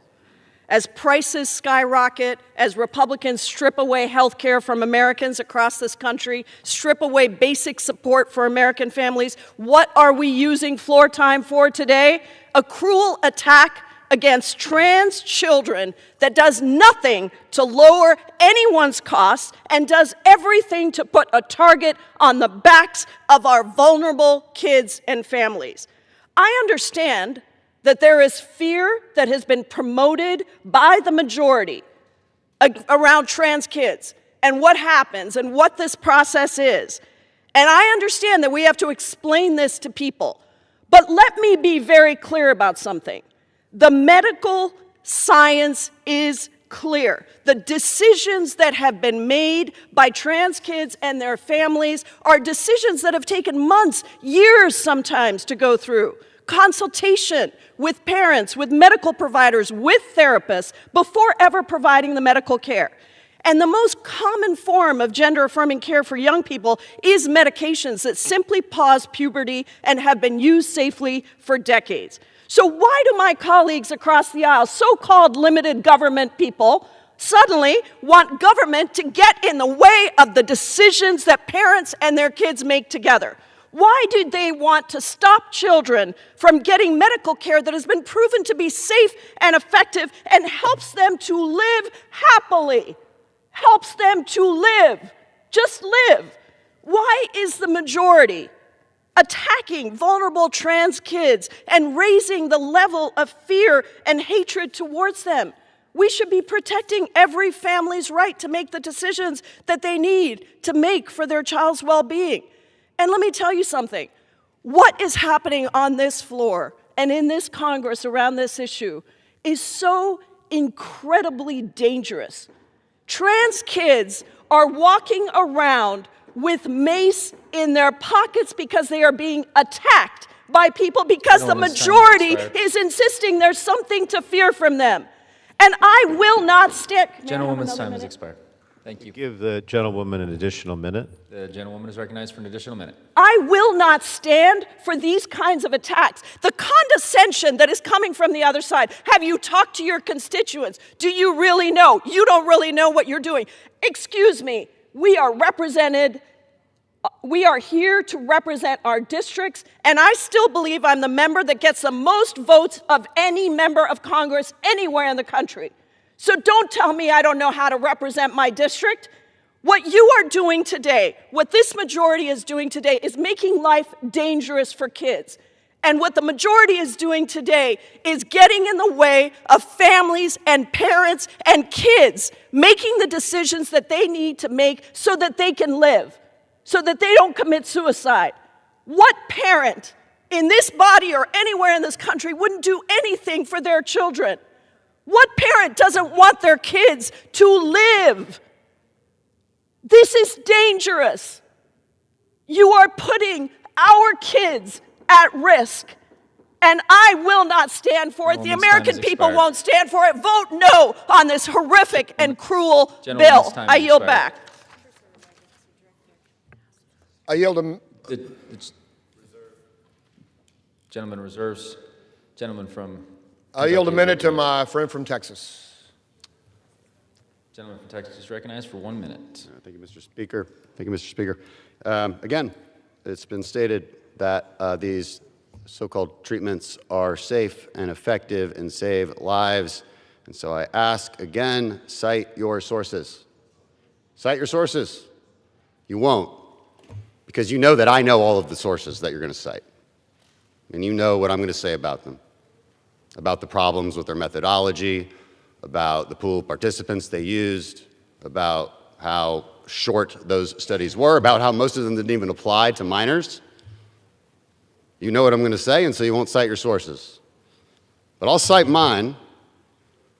We have systematic reviews that have been published and accepted throughout the scientific community. That's why the rest of the Western world is reversing their stance on this, and the United States needs to also, because I couldn't tell if that speech about harming kids was about our bill or about the act of conducting irreversible physiological changes on children who are going through gender dysphoria. Yeah, we are trying to protect kids. We are trying to love our kids. I reserve. Gentleman reserves. Gentleman from New Jersey is recognized. Mr. Speaker, can I ask how much time remains on our side? 11 minutes for the chairman, or the chairman from New Jersey. All right, with that, then, Mr. Speaker, I'll yield 3 minutes to the gentleman from Illinois, Mr. Schneider. Gentleman from Illinois is recognized for 3 minutes. Thank you, Mr. Speaker. And I hadn't originally planned to talk about this, but today, December 18th, the anniversary of my grandfather's passing 51 years ago. My grandfather, Emil, and his wife, Molly, had 18 grandchildren. What made them extraordinary is that they saw the grace of every one of their grandchildren and wanted each and every one of their grandchildren to reach their full potential.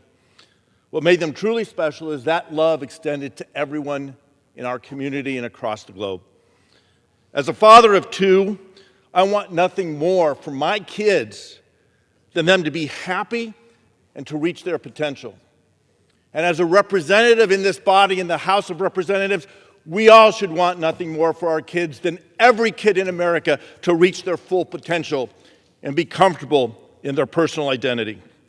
And that's why I rise so strongly in opposition to H.R. 498. And I ask my colleagues on the other side, what are you afraid of? This harmful bill would prohibit state Medicaid programs from providing life-saving gender-affirming care to individuals under the age of 18. It not only bars the use of federal funds to states for this care, but prohibits states from using their own money to provide it. My Republican colleagues want to insert themselves into the practice of medicine and make families' medical decision from the halls of this chamber. Shame on them. My Republican colleagues want to veto in what health services are available to children and their families. Even if you live in my state, Illinois, where the state legislature signed into law protections for gender-affirming care, this body would still prevent that access. This bill purposely targets kids, children, and only kids. These are decisions that should be made by the patient, their parents and guardians, and the medical providers providing the care to give these kids the chance to reach their potential, to be comfortable in who they are as Americans. Without access to these services, my Republican colleagues are putting children's lives at risk, and it is despicable. I oppose this bill. I urge my colleagues to oppose this bill. I urge my colleagues, like I have done, to talk to people, to talk to families, to hear the stories of how this care has saved lives, and to get their noses out of the business of individuals, their families, and their medical providers. I yield back. Gentleman reserves. Gentleman from Kentucky is recognized. Thank you, Mr. Speaker. I'm glad my friend from Illinois pointed out this only affects children, because adults can make their decisions. We don't take any decisions away from adults. This affects children. And it's very specific. And I think my friend from Texas is going to talk about it, but I would like for my friend from Illinois or anybody to read through what's specifically identified as prohibited in this bill and say which of those saves someone's life. It is permanent surgery to change someone. It's not there. It's very limited what's in this bill, and I will yield 3 minutes to my good friend from Texas. Gentleman from Texas is recognized for 3 minutes.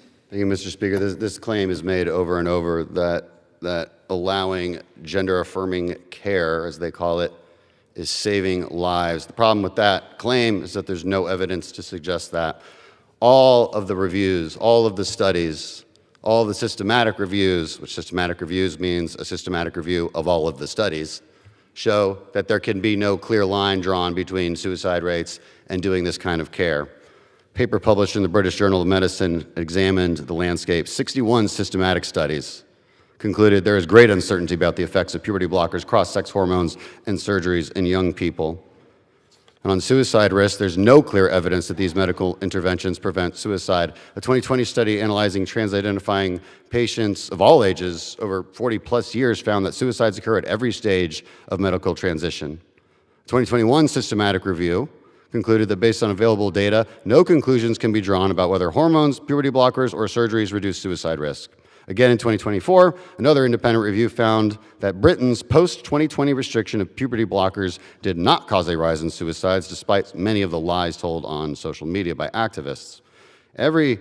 They keep saying every medical society supports this, and so, okay, so we just have to listen to them. While that's true, it's because of ideological pressure rather than scientific evidence. And we know that these studies that they're citing are based on low-quality evidence, small sample sizes, and very high risk of bias. A Johns Hopkins systematic review found that the evidence supporting claims that hormonal treatments may improve quality of life, depression, and anxiety among transgender patients was, quote, low.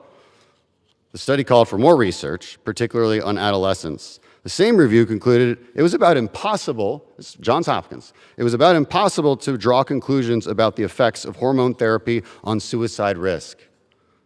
Even a review published by the American Academy of Pediatrics, which institutionally has supported gender transition, admits that, quote, evidence regarding the psychosocial and cognitive impact of hormonal treatments for transgender adolescents is generally lacking. Look, I could keep going. The point here is you've got a problem, and it's a gender dysphoric problem. We know that a kid is going through something hard. And you want to take the most extreme possible medical intervention to deal with that, while the science says we have no idea whether that's a good idea or not. That's what the actual scientific consensus says. Now, if your argument was, hey, give them more fruit or something, that's not really harmful, so that would be fine. We wouldn't be arguing about it. But you're talking about double mastectomies. You're talking about puberty blockers and hormonal therapies that permanently change the physiology of a young person before they're old enough to even understand what they might want in 20 years. That is the most irresponsible type of policymaking one can imagine, this most irresponsible type of medicine that one can imagine. I yield back. Gentleman reserves. Gentleman from New Jersey is recognized. Thank you, Mr. Speaker. I yield now 2 minutes to the gentleman from Florida, Mr. Soto, who's a member of our committee. Gentleman is recognized for 120 seconds. Thank you, Mr. Speaker. I rise in opposition today to H.R. 498, the so-called Do No Harm in Medicaid Act, and urge my colleagues to support my motion to recommit. H.R. 498 is an unnecessary ban on Medicaid funding. Instead, we see what Republicans are doing, a $1 trillion cut to Medicaid in the big ugly law that's going to mean a 15% cut next year in Florida that they're going to have to work on, and trying to insert themselves into deeply personal medical decisions. But, Mr. Speaker, there was a Christmas miracle this week. We saw 4 Republicans join us in a discharge petition to get at what the American people really want to vote on. They want us to vote on extending the enhanced premium tax credits for the ACA to stop a huge health care hike for 20 million Americans. That's what people want us to be talking about here today, before their premiums double, triple, even quadruple. They don't want us to be delving into these culture war issues when we have real work to do to fund Medicaid and to extend the ACA tax credits. Affordability, biggest thing in the nation right now. And my district has the second most Obamacare of any district. 275,000 people will see their health care double or triple. And so this should be the priority right now. Mr. Speaker, all America wants for Christmas is a 3-year ACA tax credit extension. And I'm hoping we could get it together. And so I've given us an opportunity. For this reason, at the appropriate time, I will offer a motion to recommit this bill back to committee. If the rules permitted, I would have offered the motion with an important amendment to this bill. My amendment would include a clean 3-year extension of the enhanced premium tax credits just in time for Christmas, and I ask for unanimous consent to insert into the record the text of this amendment, and I hope my colleagues will join me in voting for the motion to recommit, and I yield back. Request is made without objection. Gentleman reserves. Gentleman from Kentucky. Thank you, Mr. Speaker. I'll yield myself 1 minute. Well, maybe since that's the motion to recommit, maybe it'd be a good opportunity for my friends on the other side of the aisle to let the country know why they decided to let these tax credits expire. In the same bill that they have permanent tax credits for the Green New Deal. And so, I don't know, you'd have to think maybe they want to take the money from the tax credits and spend it on the Green New Deal. Unless there's a better explanation than that, that is exactly what the bill did. I will reserve my, how much time, may I ask how much time my side has? Gentleman from Kentucky has 11 minutes remaining. I'll reserve. Gentleman reserves. Gentleman from New Jersey is recognized. Thank you, Mr. Speaker. I'll yield now 3 minutes to the gentlewoman from New Mexico, Ms. Stansbury. Gentlewoman is recognized for 3 minutes. Mr. Speaker, I just heard my colleagues across the aisle give a lecture about irresponsible policymaking. I want to remind this body that we are 7 days from Christmas, and we were scheduled to take votes tomorrow. But the Speaker and my Republican colleagues are in such a hurry to get out of town before the holidays that you have canceled votes tomorrow and are leaving town, and in many cases, many of you are planning to leave in the next several hours. And this is the bill that you're running? This is the bill that you're running. Not a bill to save the health care of millions of Americans. This is your bill, 1 week before Christmas, to take health care away from LGBTQ kids in the United States. I mean, it is hard to believe that this is what you're doing with your majority. This is one of the most powerful bodies in the world, and you have canceled votes to take away health care from LGBTQ plus kids.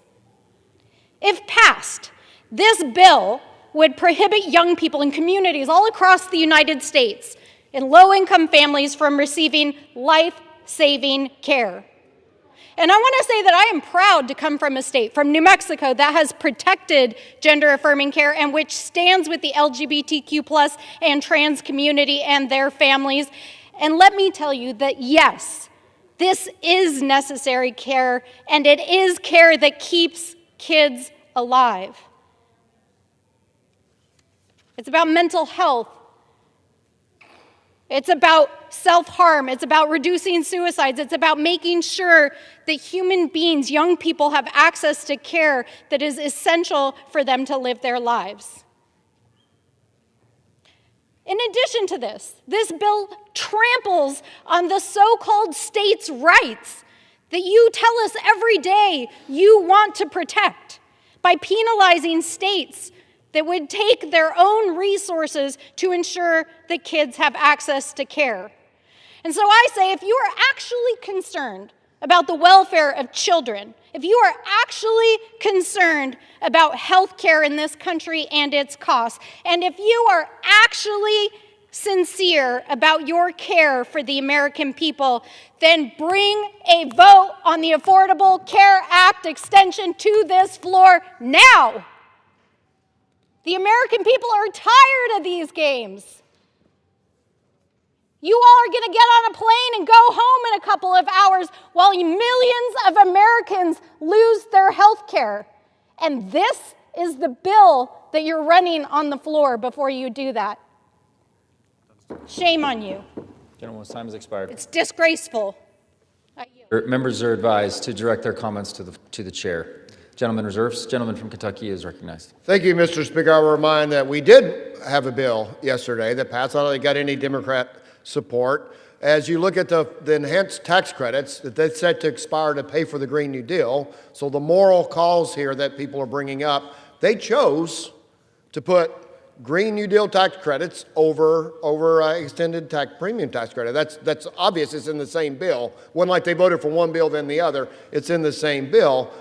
But at the same time, yesterday we have estimated it could half the people we know from a GAO study there's waste, fraud, and abuse in the marketplace, Obamacare marketplace, that we wanted to fix. It went to the Senate. It got taken out during the reconciliation bill. We put cost share reductions that estimated to lower premiums in the marketplace by 12.7% when it went to the Senate. The Democrats challenged that in the Senate and took it out. We also know there's another 163 million Americans that get their health care from their employer, which they did nothing, and offering nothing to assist and help, which we did yesterday. We know most of the people in the small business marketplace are small businessmen and women who we're allowing them who have to buy in the individual marketplace because they work for themselves and they don't have a big employer with a big employer pool. We allow them in yesterday's bill to band together so they can buy across their associations. So instead of being a car dealer with 20 employees, you can be 100 car dealers with 20 times 100 employees. And so they have a bigger pool so they can get cheaper rates for their employees. So we did have a bill that passed yesterday without a single Democrat vote that lowers premiums in the marketplace and premiums for every working American. And I will now yield 2 minutes to my friend from Texas. The gentleman is recognized for 2 minutes. Thank you, Mr. Speaker. Well, I love debunking lies in real time. It's one of my favorite things to do. Chairman here just did a great job debunking a lie just told that this was the only bill we're doing this week. No, it's not. It's an important bill, but everything he just listed was also pretty important to lower people's health care costs. And I don't know why there was no Democrat support for it. But now I want to debunk some more lies. Again, that this idea of puberty blockers on children is safe and effective. Let me read you some more facts. The Center for Investigative Reporting found that the FDA received over 10,000 adverse event reports from women who took Lupron, which is a common puberty blocker, off-label as children to help them grow taller. Reported side effects included brittle bones and fractures, tooth and enamel loss and cracked teeth, spinal disc degeneration and chronic joint pain, seizures, migraines, suicidal thoughts. So it's actually the opposite, isn't it? Cognitive issues and fertility problems. The FDA ordered the manufacturer to add a warning label noting that children taking Lupron may develop new or worsened psychiatric symptoms. Trans-identifying minors are already 3 times more likely than the general population to experience anxiety and depression and neurodevelopmental disorders. So why would you make it worse? Stop talking about compassion. You're the ones doing the opposite of compassion by tricking these kids into thinking that this might be their answer. It's not. Therapy is. Look, there was another claim made that this tramples on states' rights, so I guess we need to have a quick civics lesson. We're talking about federal funding, Medicaid funding, provided by the federal government. And so the federal government can put restrictions on what that money is used for. It is not a trampling of states' rights. It's not a trampling of doctors' rights. You know what would be, like, let me ask you guys something. My daughter, she picks up my fake eyes. And she goes, I, she's 2. She puts it on. Maybe when she's old enough to talk, she might identify as somebody with one eye. Should I take her to the doctor and say, hey, will you enucleate her eyeball because, you know, she identifies as monocular just as I am? Just like her daddy. You would say that's insane. You would call that absolutely insane, and it would be insane. And here's the reality, the scary part about that analogy, it's actually a lot less troubling to lose an eye than it is to completely change your gender. Completely changing your gender is a far more invasive procedure than losing an eye. Trust me, I know. I yield back. I reserve. Gentleman reserves. Gentleman from New Jersey is recognized. Mr. Speaker, again, I'd ask for the amount of time remaining on both sides. 4 minutes remaining, sir. On my side and... Gentleman, 4 minutes on the Jersey side. Gentleman from Kentucky has 7 minutes. 7, okay. I yield myself such time as I may consume. Gentleman is recognized. I just have to correct 2 comments that were by my Republican colleagues. First, the sponsor of the bill said that we're not just that we're just talking about federal funds. Well, the fact of the matter is we're not just talking about federal funds, because this bill prevents states like Washington State, we had two people speak about this, to use state funds for gender-affirming care for minors. So it's not just the prohibition on federal funds. Also, my chairman from Kentucky kept saying that the health care bill that the Republicans put on the floor yesterday would lower costs and somehow address the health care crisis. It does not. It does not lower costs, and it certainly doesn't extend the tax credits that are necessary under the Affordable Care Act to lower costs, and those expire January 1st.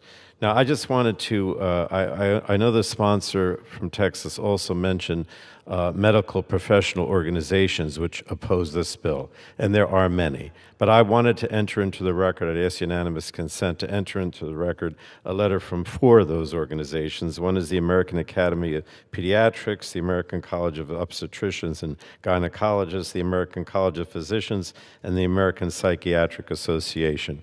I'm just going to read certain sections of it, but I'd ask unanimous consent to thank you. Now, they say that we, the undersigned medical professional organizations, write in strong opposition to the bill. Health care for transgender young people is individualized, age-appropriate, provided according to long-standing expert clinical guidelines and supported by leading American medical organizations. Our organizations are united in opposition to political interference in the practice of medicine. The confidential relationship between a patient, their caregiver, and a physician is the foundation of clinical care. Physicians and other health professionals should never be stopped from providing care consistent with evidence-based guidelines and best clinical judgment, and the government should not interfere. Physicians, not the federal government, are best positioned to work with patients and their families to address their unique medical and mental health care needs. And I will reserve the balance of my time. Gentleman reserves. The gentleman from Kentucky is recognized. I reserve. Gentleman reserves. Gentleman from New Jersey is recognized. There are 2 minutes? 1.5 minutes remaining. Yes, I would yield now to the gentleman from Cincinnati, Ohio, Mr. Landsman, a member of our committee. 1 minute. Thank you. Gentleman is recognized for 1 minute. Thank you, Mr. Speaker, and thank you, Ranking Member. I've been watching this debate, and I wanted to say just one thing, which is, Mr. Speaker, I remember when the Republican Party was about small government and local control and personal liberties. Those were foundations of the party that I grew up with. I wasn't a Republican, but I admired those things about the party, and it seems as if you all have strayed, Mr. Speaker, from those core tenets: personal liberty, states' rights, local control, leaving people alone. And we're talking about children here, kids who get bullied, who have the highest suicide rates of any other group of kids, and now politicians are bullying them. They're saying, we're going to pick on you too. It's wrong. I yield back. Gentleman yields. Gentleman reserves. Gentleman from Kentucky is recognized. Gentleman reserves. Gentleman from New Jersey is recognized. Are you prepared to close? We're prepared to close. Do I have any time left? 30 seconds, sir. 30 seconds. All right. Look, I just want to say that I totally oppose this bill. I think these decisions should be left with parents and physicians. But more than anything else, I want to mention today that the Republicans need to do the right thing and bring up the Jeffries discharge petition that would extend the tax credits under the ACA for 3 more years. They should not allow them to expire on January 1st. It should be brought up now. I oppose this bill, and I ask that the Speaker bring up the discharge petition now. Thank you, Mr. Gentleman yields. The gentleman from Kentucky is recognized. Thank you, Mr. Speaker. I would like for anyone to read through the list of the specific things that are prohibited in this bill from being performed on minors and say which one they think is good for a minor to have. Instead of reading through the list, I wish they would go through the list and say, all right, I think this is good for a minor to have. On the Medicaid, states, we have this issue with people, with states providing illegal Medicaid to people who are here illegally, is that the Medicaid administration, it's the same dollars, it's commingled. If you're gonna operate something through Medicaid, unless then you say, well, we're going to use federal dollars for this procedure, but state dollars for that procedure. It's the same administration doing them. We tried to fix that in the big, beautiful bill. It was struck down by the Democrats in the Senate. We think that is wrong. And I will yield the balance of my time to my friend from Texas. The gentleman is You recognized. may ask how much time is the balance of our time? The gentleman has 6 minutes remaining. Thank you, Mr. Speaker. Now, in closing, let's just summarize what we've heard today. We've heard that so-called gender-affirming care is necessary and effective and prevents suicides and helps vulnerable children.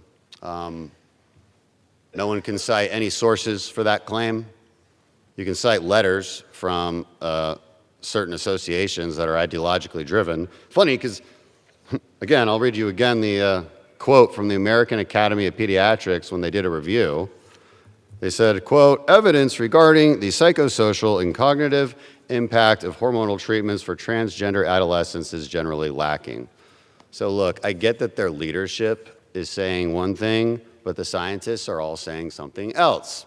And so as responsible policymakers, we might want to take a pause before we just go on and assume that permanent physiological changes to children are a good idea because they're going through something tough, whether that's gender dysphoria or teenage angst or depression or anxiety. Keep talking about compassion. I'm talking about compassion too. And compassion is being a responsible adult in the room for that child who doesn't know all of these things. Compassion is not a doctor lying to a child's parents about junk science and studies that say, well, they won't have any remorse, they'll be fine. Puberty blockers are like a pause button. No, they're not. There was a study in Britain that showed 96 to 98% move on to hormonal therapies. It is not a pause button at all. Again, ask the thousands of trans kids who now vehemently regret their decision. They are in lawsuits with the doctors who did this to them. And that should just tell us, that alone should tell us, hey, let's just take a pause here, folks. Let's just take a pause on this ideology because there's no evidence that it works, and there's plenty of evidence to show that it's extreme in nature because it's permanent. And you wouldn't do this for any other body part. You can't just identify as one arm and just ask the doctor to cut off their arm. The doctor won't do it, just like the doctor won't take out someone's eye because they want to identify like me. They're not going to do it because that would be malpractice and it would be insane. Tell me how this is any different. I've asked you to cite your sources many times. No one has. I've cited all of them. This is about very simple common sense. The vast majority of Americans agree that these treatments shouldn't even be done on minors. And let me remind everyone, this bill doesn't even go that far. It simply says that your tax dollars won't allow this to be done on minors, just your Medicaid tax dollars. That's all it does. To not vote for this is to truly vote against your own constituents and truly vote against the American people's wishes and vote against common sense. The science is settled on this. There is no benefits to what you're claiming. I don't know why you keep fighting this battle. It's a losing battle. I hope many of you will change your mind and come across the aisle and vote for this bill. This really doesn't have to be a partisan issue at all. It should be an issue of common sense and science and true compassion for children. And with that, I yield back. Gentleman yields. I yield back my time. The gentleman yields his time. All time for debate has expired. Pursuant to House Resolution 953, the previous question is ordered on the bill. The question is on engrossment and third reading of the bill. Those in favor say aye. Aye. Those opposed, no. The ayes have it. Third reading. A bill to amend Title 19 of the Social Security Act to prohibit federal Medicaid funding for gender transition procedures for minors. For what purpose does the gentleman from Florida seek recognition? Mr. Speaker, I have a motion to recommit at the desk. The clerk will read the motion. Mr. Soto of Florida moves to recommit the bill H.R. 498 to the Committee on Energy and Commerce. Pursuant to Clause 2B of Rule 19, the previous question is ordered on the motion to recommit. The question is on the motion. All those in favor say aye. Those opposed, no. The noes have it. The motion is not agreed to. Mr. Speaker, I ask for the yeas and nays. Yeas and nays are requested. Those favoring a vote by the yeas and nays will rise. A sufficient number having risen, the yeas and nays are ordered. Pursuant to Clause 8 of Rule 20, further proceedings on this question will be postponed.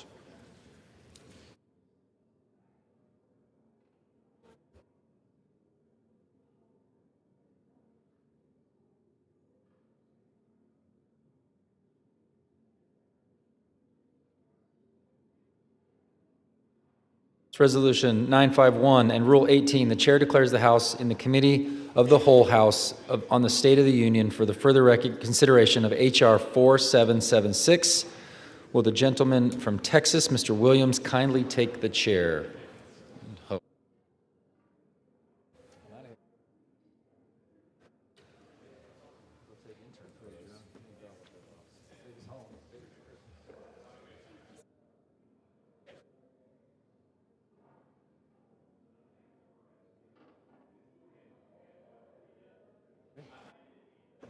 The House is in the Committee of the Whole House on the State of the Union for further consideration of H.R. 4776, which the clerk will report by title.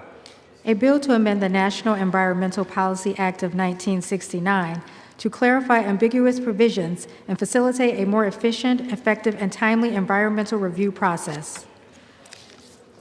When the Committee of the Whole rose earlier today, a request for a recorded vote on Amendment Number 6, printed in House Report 119-410, offered by the gentleman from Texas, Mr. Roy, had been postponed.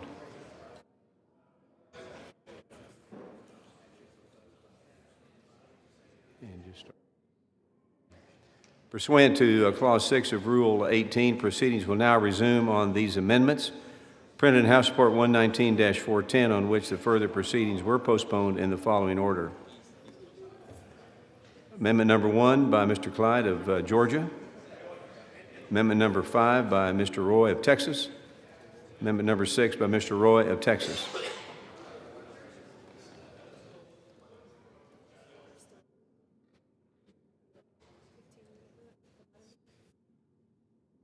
Right here. Yeah. The chair will reduce to 2 minutes the minimum time for any electronic vote that the first vote in the, after the first vote in this series. The unfinished business is a request for a recorded vote on Amendment Number 1, printed in House Report 119-410 by the gentleman from Georgia, Mr. Clyde, on which further proceedings were postponed, on which the ayes have prevailed by a voice vote. The clerk will redesignate this amendment. Amendment number 1, printed in House Report number 119-410, offered by Mr. Clyde of Georgia. A recorded vote has been requested. Those in support of the request for a recorded vote will rise and be counted. A sufficient number having arisen, a recorded vote is ordered. Members will record their votes by electronic device. This will be a 15-minute vote.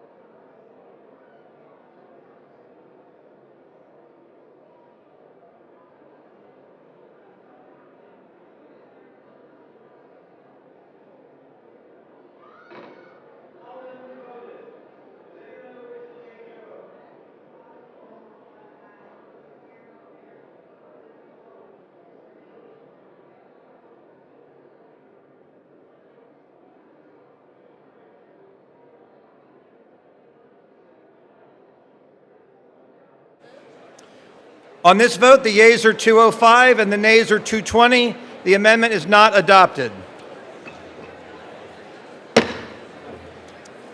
The unfinished business is the request for a recorded vote on amendment number 5, printed in House Report 119-410 by the gentleman from Texas, Mr. Roy, on which further proceedings were postponed and on which the ayes prevailed by voice vote. The clerk will redesignate the amendment. Amendment number 5, printed in House Report number 119-410, offered by Mr. Roy of Texas.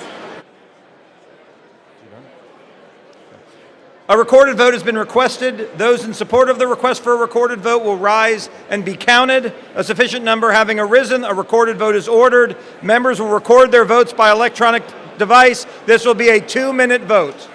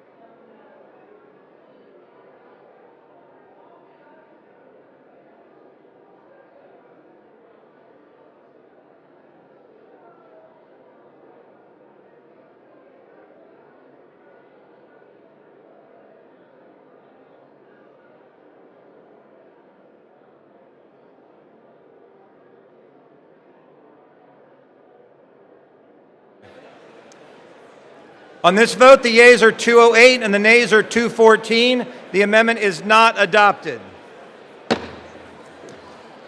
The unfinished business is the request for a recorded vote on amendment number 6, printed in House Report 119-410 by the gentleman from Texas, Mr. Roy, on which further proceedings were postponed and on which the ayes prevailed by voice vote. The clerk will redesignate the amendment. Amendment number 6, printed in House Report number 119-410, offered by Mr. Roy of Texas. A recorded vote has been requested. Those in support of the request for a recorded vote will rise and be counted. A sufficient number having risen, a recorded vote is ordered. Members will record their votes by electronic device. This will be a 2-minute vote.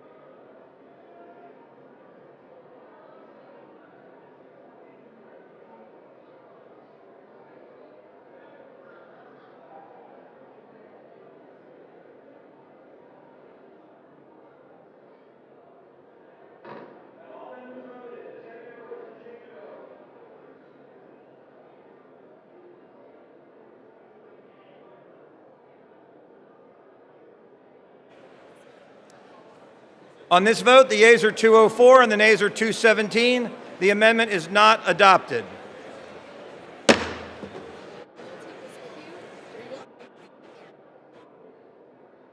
There being no further amendments, under the rule, the committee rises.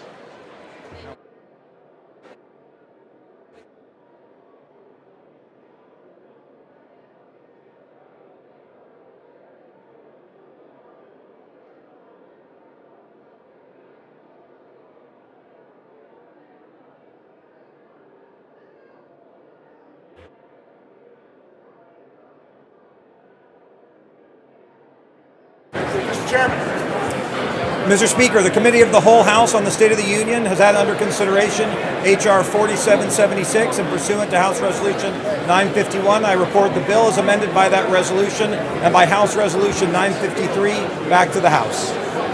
The Chairman of the Committee of the Whole House on the State of the Union reports that the committee has had under consideration the bill H.R. 4776, and pursuant to House Resolution 951, reports the bill back as amended by that resolution, by House Resolution 953, back to the House. Under the rule, the previous question is ordered. The question is on engrossment and third reading of the bill. Those in favor say aye.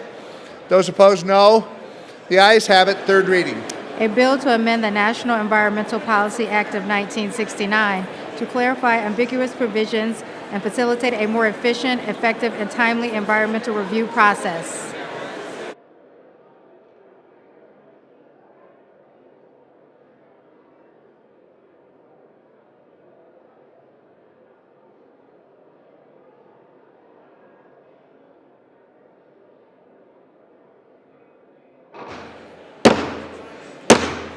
House will be in order. The House will be in order. For what purpose does the gentlewoman from Nevada seek recognition? Mr. Speaker, I have a motion to recommit at the desk. Clerk will report the motion.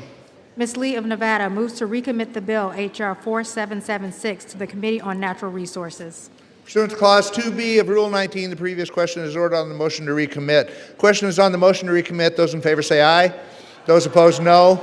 In the opinion of the chair, the noes have it. Mr. Speaker, I request the yeas and nays. The yeas and nays are requested. Those favoring a vote by the yeas and nays will rise. Sufficient number having arisen, the yeas and nays are ordered. Remember to record their votes by electronic device. Members are advised that all remaining votes are 2-minute votes. This will be a 2-minute vote.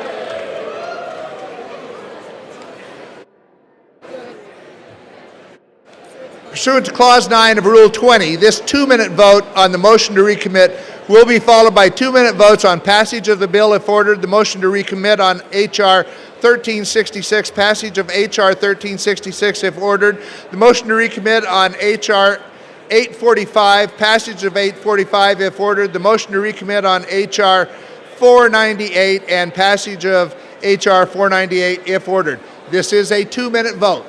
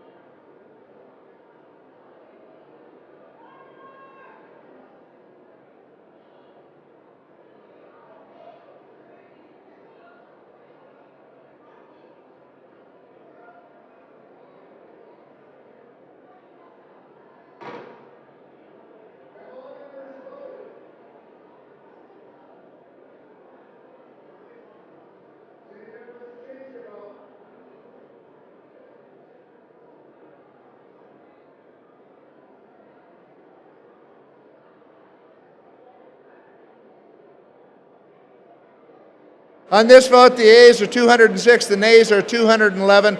The motion is not agreed to. Question is on passage of the bill. Those in favor say aye. Those opposed, no. Opinion of the chair, the ayes have it. Gentleman from California. Request the yeas and nays. The yeas and nays are requested. Those favoring a vote by the yeas and nays will rise. Sufficient number having arisen. The yeas and nays are ordered. Members will record their votes by electronic device. This will be a 2-minute vote.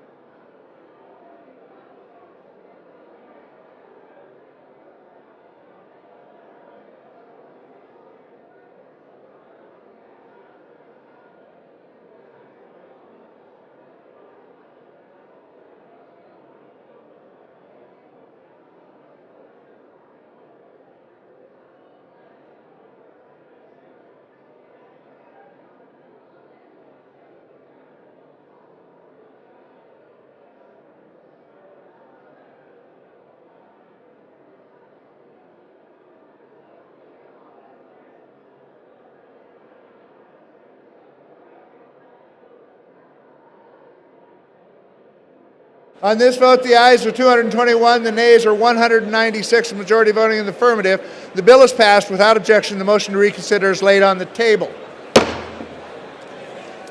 Pursuant to Clause 8 of Rule 20, the unfinished business is a question on agreeing to the motion to recommit on H.R. 1366, offered by the gentlewoman from New Mexico, Ms. Fernandez, on which the ayes and nays were ordered. The clerk will redesignate the motion. Motion to recommit H.R. 1366, offered by Ms. Ledger Fernandez. Question is on agreeing to the motion to recommit. Members will record their votes by electronic device. This is a 2-minute vote.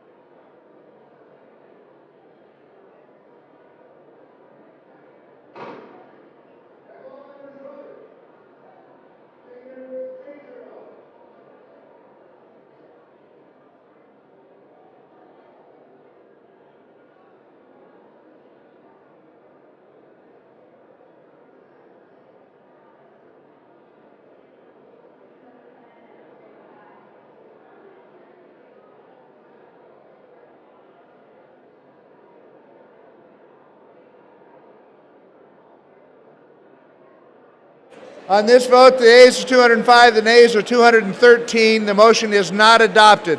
Question is on passage of the bill. Those in favor say aye. Those opposed, no. The ayes have it. What I saw in Napa. Who's asking? The bill is passed. And with gentleman from California. The nays, Mr. Speaker. The ayes and nays are requested. Those favoring a vote by the ayes and nays will rise. Sufficient number having arisen. The ayes and nays are ordered. Members will record their votes by electronic device. This is a 2-minute vote.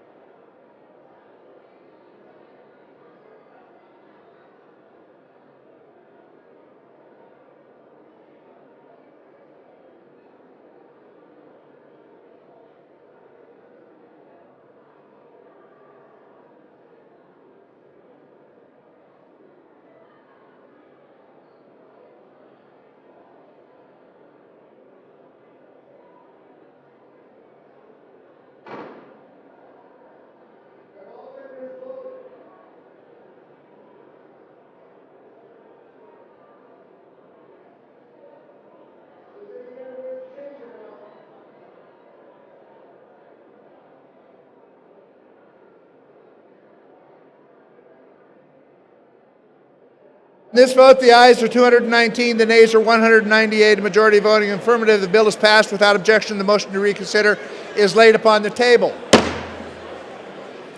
Pursuant to Clause 8 of Rule 20, the unfinished business is a question on agreeing to the motion to recommit on H.R.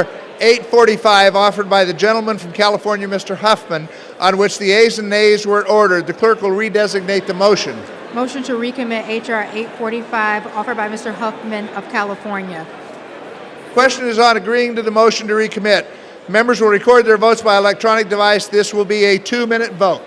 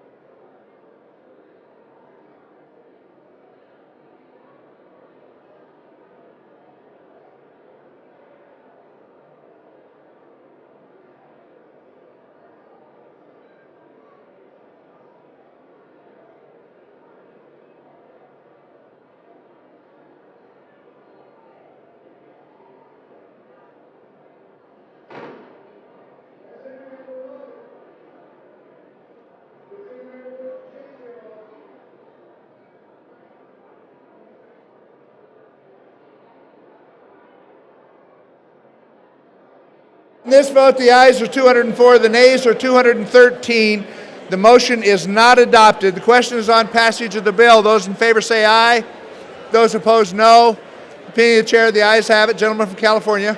Request the yeas and nays. The yeas and nays are requested. Those favoring a vote by the yeas and nays will rise. Sufficient number having arisen. The yeas and nays are ordered. Members will record their votes by electronic device. This is a 2-minute vote.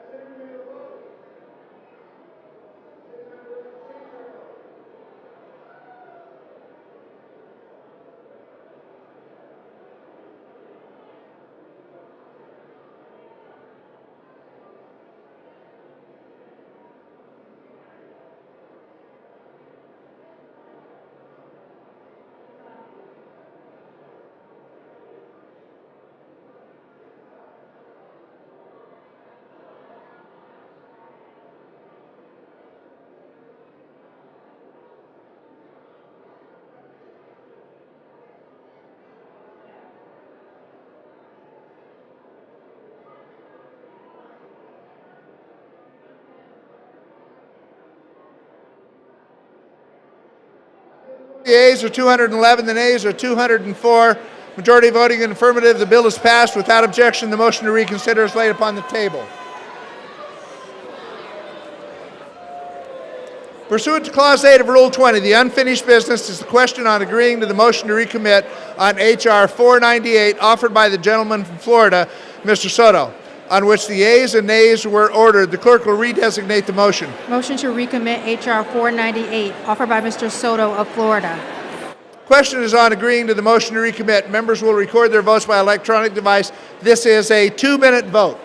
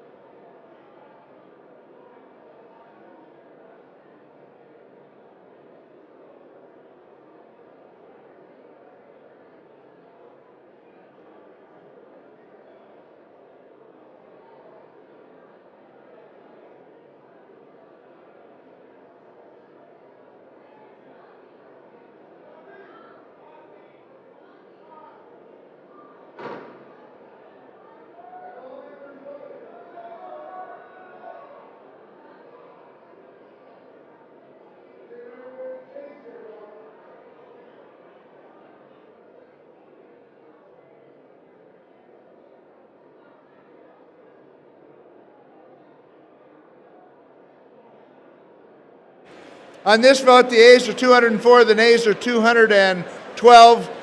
Majority not voting in the affirmative. The motion is not passed, is not adopted. Question is on passage of the bill. Those in favor will vote aye. Those opposed vote no. Ayes have it. Mr. Chairman, on that, Mr. Speaker, Gentleman on from that, New I would Jersey. ask for the recorded vote, the ayes and nays. The ayes and nays are requested. Those favoring a vote by the ayes and nays will rise. Sufficient number having arisen, the ayes and nays are ordered. Members will record their votes by electronic device. This is a 2-minute vote.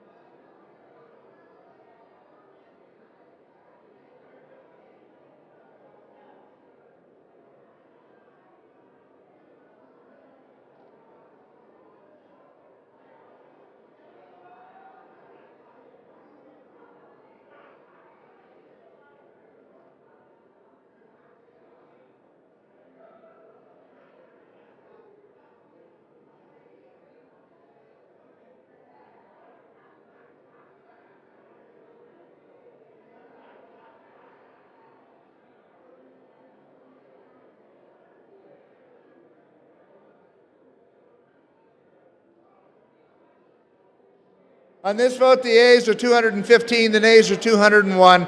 The bill is passed, and without objection, the motion to reconsider is laid upon the table.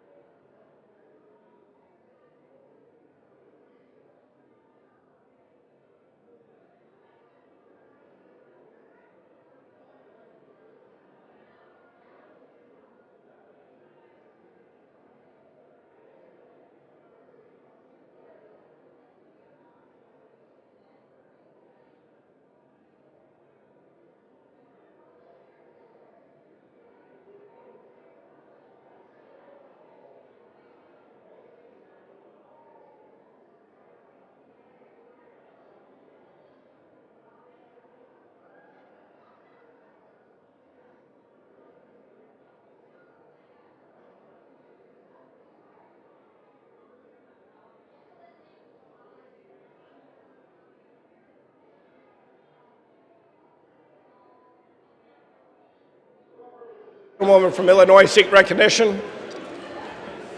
Mr. Speaker, I hereby remove my name as co-sponsor of H.R. 1566. The request is granted.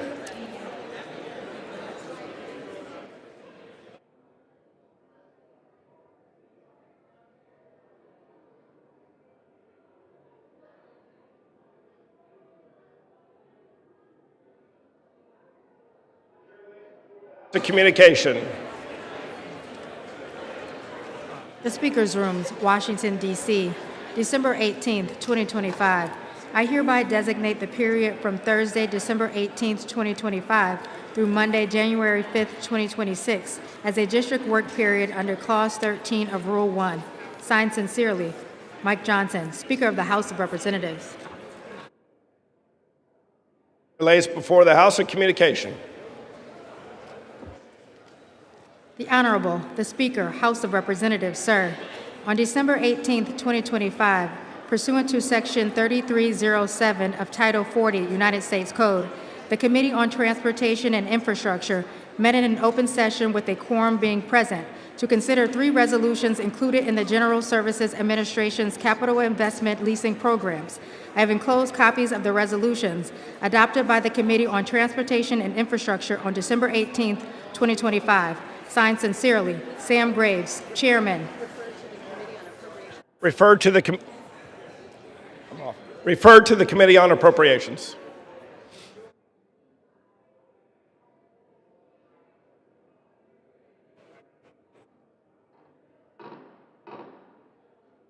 Chair requests for 1-minute speeches. For what purpose does the gentlewoman from Wyoming seek recognition? Without objection, the gentlewoman from Wyoming is recognized for 1 minute. Mr. Speaker, today I rise to honor Wyoming Highway Patrol Dispatcher Chris McGuire, who served our state for 35 years. Chris handled split-second decisions, juggled multiple emergencies at once, and saved lives on Wyoming's highways. She coordinated responses during snowstorms, rescued stranded motorists, and managed Amber Alerts, all while training new dispatchers and supporting her colleagues. Dispatching is not a job for everyone. It demands focus, courage, and the ability to stay calm under intense pressure. Chris worked 60-hour weeks, often sacrificing time with her family, yet she never wavered in her commitment to keeping our communities safe. Public service is more than a job, it is a calling, and Chris inspires all of us who serve and reminds us of the unseen heroes who protect our families every day.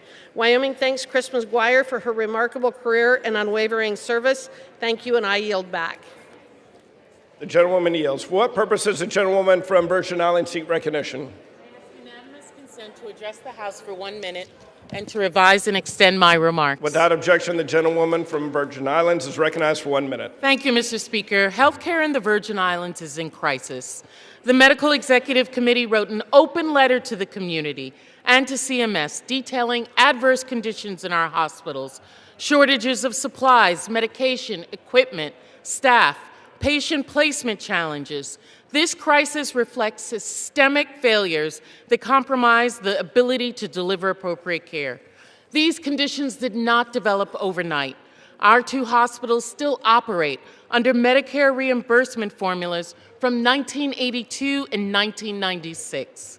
While I continue fighting for Medicare rebasing, fortunately, we've secured permanent increases in Medicaid funding from 55 to 83%, and over $1.7 billion in FEMA obligations to rebuild our hospitals. But Congress and the administrative care as every American citizen. We will not stop fighting until our healthcare system receives the federal support required to deliver standard care. I yield back. Gentlewoman yields. For what purpose does the gentleman from Florida seek recognition? Mr. Speaker, I ask unanimous consent to address the House for 1 minute and to revise and extend my remarks. The gentleman from Florida is recognized for 1 minute. Thank you, Speaker Goldman. You look good up there. Today, I have the extraordinary privilege of honoring Elias Sussman, a man whose life spans a century of American history and whose service continues to inspire and guide us. At 100 years young, Mr. Sussman's story began in Brooklyn, New York, where he was born on October 28, 1925. He was inducted into the U.S. Army in December 1943. Driven by dedication, he volunteered for jump school and rigor training, earning the rank of technician 5th grade and becoming a vital part of the airborne forces. As a member of the 17th Airborne Division, he saw heavy action, fighting in the Battle of the Bulge and participating in Operation Varsity, the mass parachute drops into Germany. His heroism reached beyond combat. After landing, his unit liberated American prisoner of war camps, and moving to what he thought was a nearby labor camp, he freed Jewish survivors suffering from extreme hunger, sharing every ration that he had to sustain himself. This act of profound compassion is the true hallmark of his service. Returning home from the war, he was honorably discharged in April of 1946. Mr. Sussman's journey from the streets of New York to the front lines of freedom is an enduring inspiration to us all. Thank you, Elias Sussman, for your sacrifice, your bravery, and your incredible 100 years of life. Mr. Speaker, I yield back. The gentleman yields. For what purpose does the gentleman from New York seek recognition? Mr. Speaker, I ask unanimous consent to address the House for 1 minute and to revise and extend my remarks. Without objection, the gentleman from New York is recognized for 1 minute. Thank you, Mr. Speaker. Mr. Speaker, I rise today to hold Republican leadership accountable for their unwillingness to extend the ACA enhanced premium tax credits. I'm a proud co-sponsor of the Healthcare Affordability Act and Protecting Healthcare and Lowering Costs Act. Both permanently extend these credits. My colleagues in the Democratic caucus have fought tirelessly to extend these subsidies. But what has the Republican leadership done? They put out a 111-page health care bill that doesn't contain a single word about ACA credits. What their bill does do is cause 100,000 more people to become uninsured. Without extending these credits, a 60-year-old couple in my district will see their premiums increase by $13,000 and an average family of 4 by $17,000. You can pull all the stunts you want to make it look like you're working on health care costs, but Americans are not buying it. As we barrel toward the December 31st expiration date, the people of Westchester and the Bronx need to know that I, along with my colleagues, will fight for your access to affordable health care, something every American deserves. Thank you, Mr. Speaker, and I yield back. The gentleman yields. For what purpose does the gentleman from Virginia seek recognition?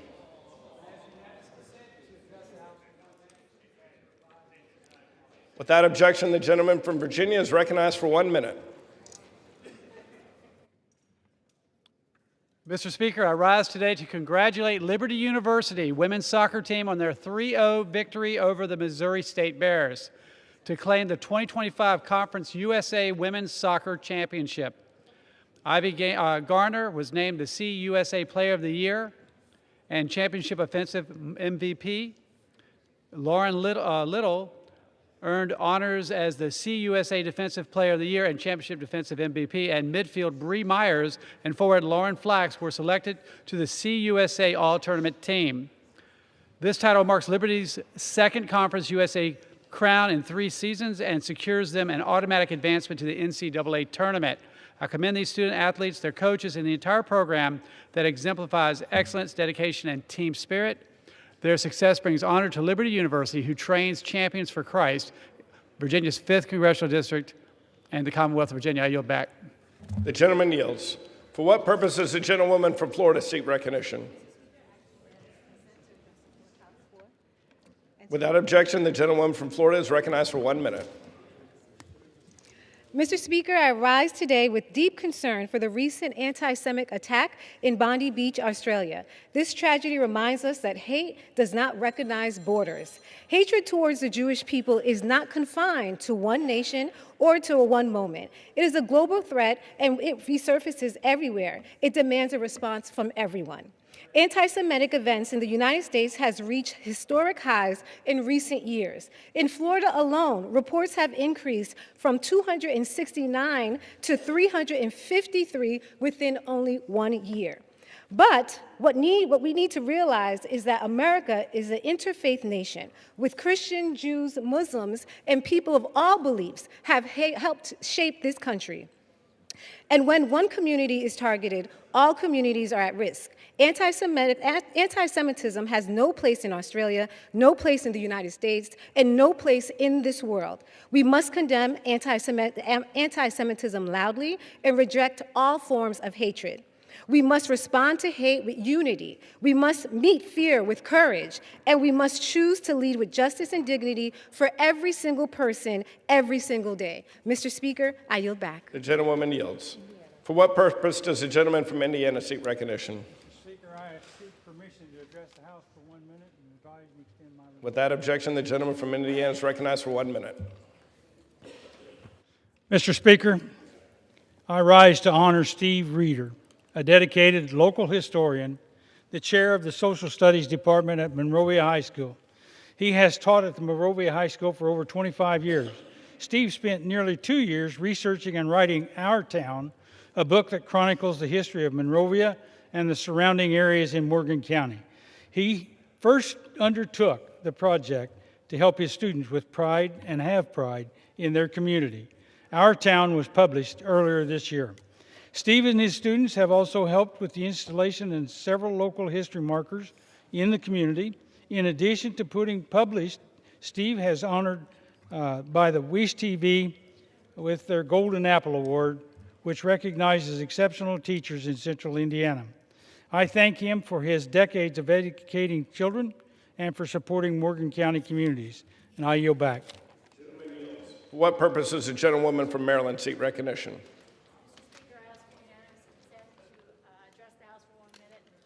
And extend my remarks. Without objection, the gentlewoman from Maryland is recognized for 1 minute. Mr. Speaker, I rise today to recognize the important role interns and fellows play on Capitol Hill and in the district offices, and the important contributions they make each and every day to this institution. Every semester, young people from across the country come to intern and be part of democracy in action. Their enthusiasm, service, and optimism infuses our office with hope, energy, and much-needed help.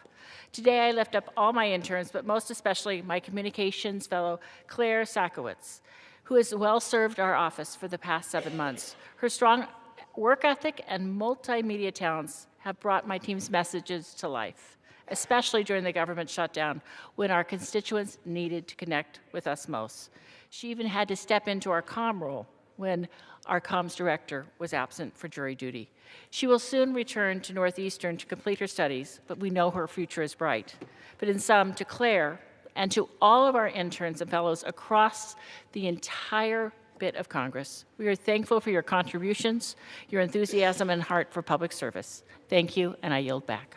Gentlewoman yields. For what purpose does the gentleman from North Carolina seek recognition?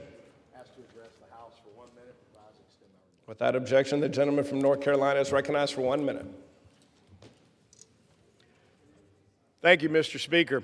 I rise to recognize 3 outstanding high school football teams from North Carolina's 14th Congressional District who brought home state championships. From my home county of Cleveland County, congratulations to the Crest High School Chargers, the 5A state champions. These young men showed grit, discipline, and heart all season. Also from my home county, Shelby High School, which earned the 3A title, continuing a proud tradition of excellence, proving that Cleveland County is a football home. In northern Mecklenburg County, Huff High School captured the 8A championship. This incredible achievement reflects the talent and determination in communities like Cornelius. However, these victories actually reflect much more than athletic skill. They reflect the support of coaches, parents, teachers, and communities who stand behind these teams. These young athletes made us very proud to represent the best of the 14th Congressional District.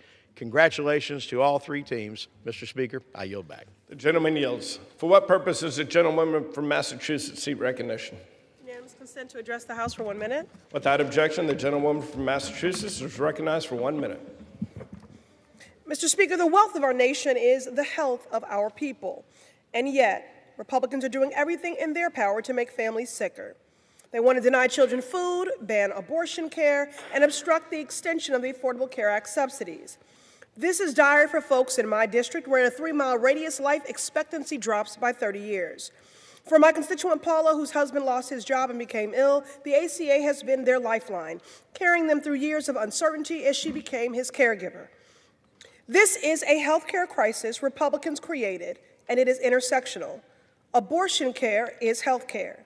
The Republicans are using abortion, once again, abortion care as a political bargaining chip. The truth? Republicans will send premiums sky high just to stop families from using their own money on a plan that covers abortion. They're not just putting health care out of reach for millions, they're further restricting reproductive care. The shame and the sham of it all. Mr. Speaker, we have the votes to extend these subsidies and save health care for our constituents. The House must vote on it now. The gentlewoman yields. For what purpose is the gentleman from Indiana seek recognition? Without objection, the gentleman from Indiana is recognized for 1 minute. Thank you, Mr. Speaker. I rise today to recognize the courageous men and women from the Indiana National Guard that are here to serve in Washington, D.C. On December the 6th, about 300 service members from Indiana deployed to our nation's capital. They've already started their mission in D.C. to keep our streets safe and free from violent criminals. I'm especially thankful to these men and women for serving during the holidays. These Hoosiers will miss cherished time celebrating Christmas and New Year's with family and friends to restore order in D.C. While these Hoosiers just began their mission here, this deployment is just another one of the ways on a long list Indiana troops have supported our country. In 2024, Indiana National Guardsmen deployed to Texas to secure our border, and earlier this year, 400 National Guardsmen returned from their mission in the Middle East. The Indiana National Guardsmen continue to pour out their time and talents to serve our nation. So to the Indiana National Guard, your dedication to serving our country continues to make all of us in Indiana very proud. Thank you, and God bless you. I'll yield back. The gentleman yields. For what purpose does the gentleman from Rhode Island seek recognition? Without objection, the gentleman from Rhode Island is recognized for 1 minute. Mr. Speaker, I rise today to honor the life and legacy of a great Rhode Islander, A.T. Wall. A.T. was a dedicated husband, father, and criminal justice leader. After a life-changing internship with the juvenile justice system in New Haven while an undergraduate at Yale, he dedicated his career to making the Rhode Island Department of Corrections more just and restorative. During his lengthy tenure, A.T. founded groundbreaking programs offering medication-assisted treatment for inmates struggling with substance use disorders and training service dogs for disabled veterans. He dedicated his professional life to fostering second chances.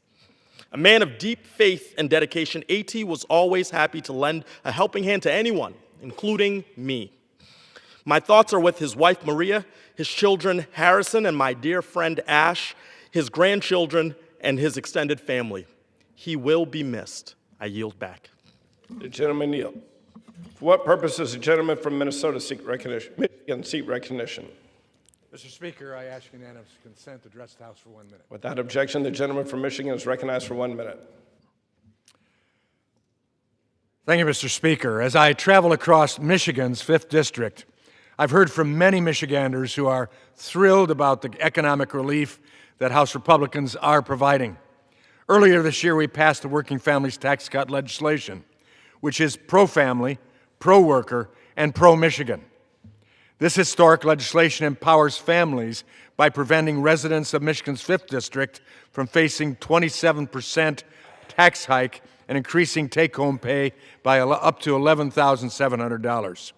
In addition, the legislation increases the child tax credit, strengthens paid family leave, and establishes savings accounts for newborns, allowing families to invest in their child's future from birth. House Republicans have accomplished so much this year, but we're only just getting started. I yield back. The gentleman yields. For what purpose is the gentleman from North Carolina seek recognition? Mr. Speaker, I ask for unanimous consent to address the House for 1 minute. Without objection, the gentleman from North Carolina is recognized for 1 minute. Mr. Speaker, I rise to recognize a century of excellence by the Alpha Kappa Alpha Sorority Incorporated Chi Omega chapter located in Rocky Mount, North Carolina.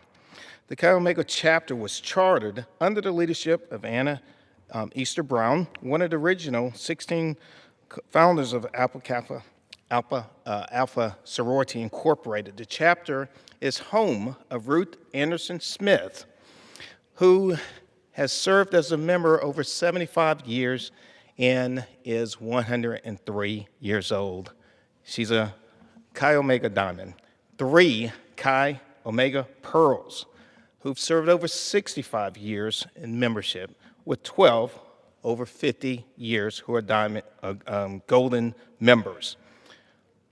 100 years of membership, educational support, health advocacy, and steadfast commitment to our HBCUs and transforming lives and strengthening Eastern North Carolina. Congratulations to everyone who came to celebrate this amazing celebration of 100 years. Mr. Speaker, I yield back. The gentleman yields. For what purpose is the gentlewoman from North Carolina seek recognition? Ask unanimous consent to address the House for 1 minute, Mr. Without objection, the gentlewoman from North Carolina is recognized for 1 minute. Thank you, Mr. Speaker. Mr. Speaker, I rise with a heavy heart to pay tribute to the life of Tense Franklin Banks, who passed away this week at 75. Tense was a gifted writer and was recognized for her contributions to preserving the history of Linville Falls and Avery County by the North Carolina Society of Historians. She's remembered by many as someone who had an impeccable memory, who believed that the preservation of local history was critical to pass on to future generations. Tense was a friend and someone I admired greatly for her talents and warmth. She, along with the entire Banks family, has a special place in my heart. May God continue to provide comfort and care to the Banks family during this difficult time. I yield back. The gentlewoman yields. For what purpose does the gentlewoman from Ohio seek recognition? Mr. Speaker, I ask unanimous consent to address the House for 1 minute. Without objection, the gentlewoman from Ohio is recognized for 1 minute. Thank you, Mr. Speaker. I rise today to celebrate Norma Cynthia Simon on her 100th birthday. Her life exemplifies the power of education, of family, and service. She was born on December 15th, 1925 in South America, Guyana's capital, Georgetown. Ms. Simons devoted 35 years to learning and teaching as an educator. She taught her children that education is a pathway to opportunity. She is the mother of 5, grandmother of 10, and great-grandmother of 14. And I am very fortunate to have her great-granddaughter, Max Samoko Hines, in my office, continuing her great-grandmother's legacy of public service. So today, I say happy birthday to you and thank you for leaving us a great legacy. I commend Ms. Simon on the occasion of her 100th birthday, and I yield back. The gentlewoman yields. For what purpose does the gentleman from Pennsylvania seek recognition? Mr.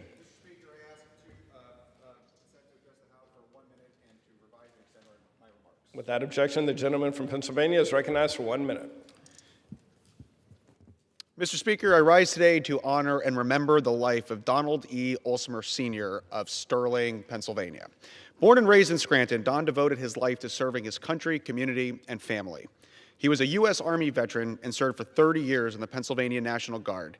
He rose to the rank of Major, leading the National Guard units in Carbondale, Honesdale, Scranton, and the Tobyhanna Reserve Unit as a company commander.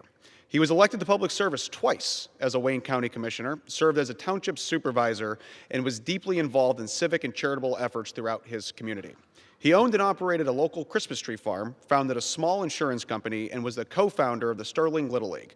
But most of all, he cherished the time he spent with his family. It was an honor to know Don, and I know everyone who had the pleasure of meeting him feels the same way. My thoughts and prayers go to Don's family and friends, including his son, Pennsylvania State Representative Jeff Olsemer, as they grieve their loss and remember Don. He will be greatly missed. Thank you. I yield back. The gentleman yields. For what purpose is the gentleman from Virginia seek recognition? I rise to address the House for up to 1 minute and extend and revise my remarks. Without objection, the gentleman from Virginia is recognized for 1 minute.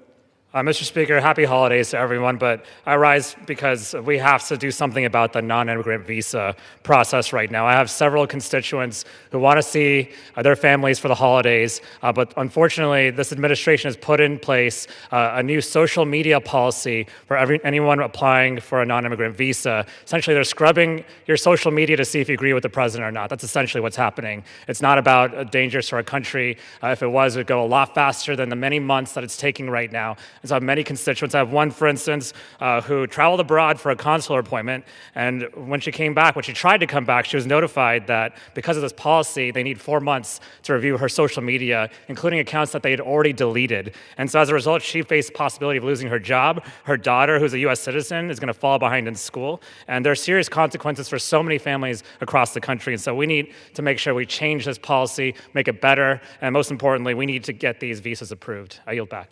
The gentleman yields. For what purpose does the gentleman from Michigan seek recognition? Speaker, I seek consent to address the House for 1 minute to revise and extend. Without objection, the gentleman from Michigan is recognized for 1 minute. Mr. Speaker, I rise today to congratulate William Bill Long on his retirement from MEMA, the Vehicle Suppliers Association. As the representative for Michigan's 4th Congressional District, home to many of those hardworking MEMA members, I can attest to the lasting impact of Bill's leadership as president and CEO.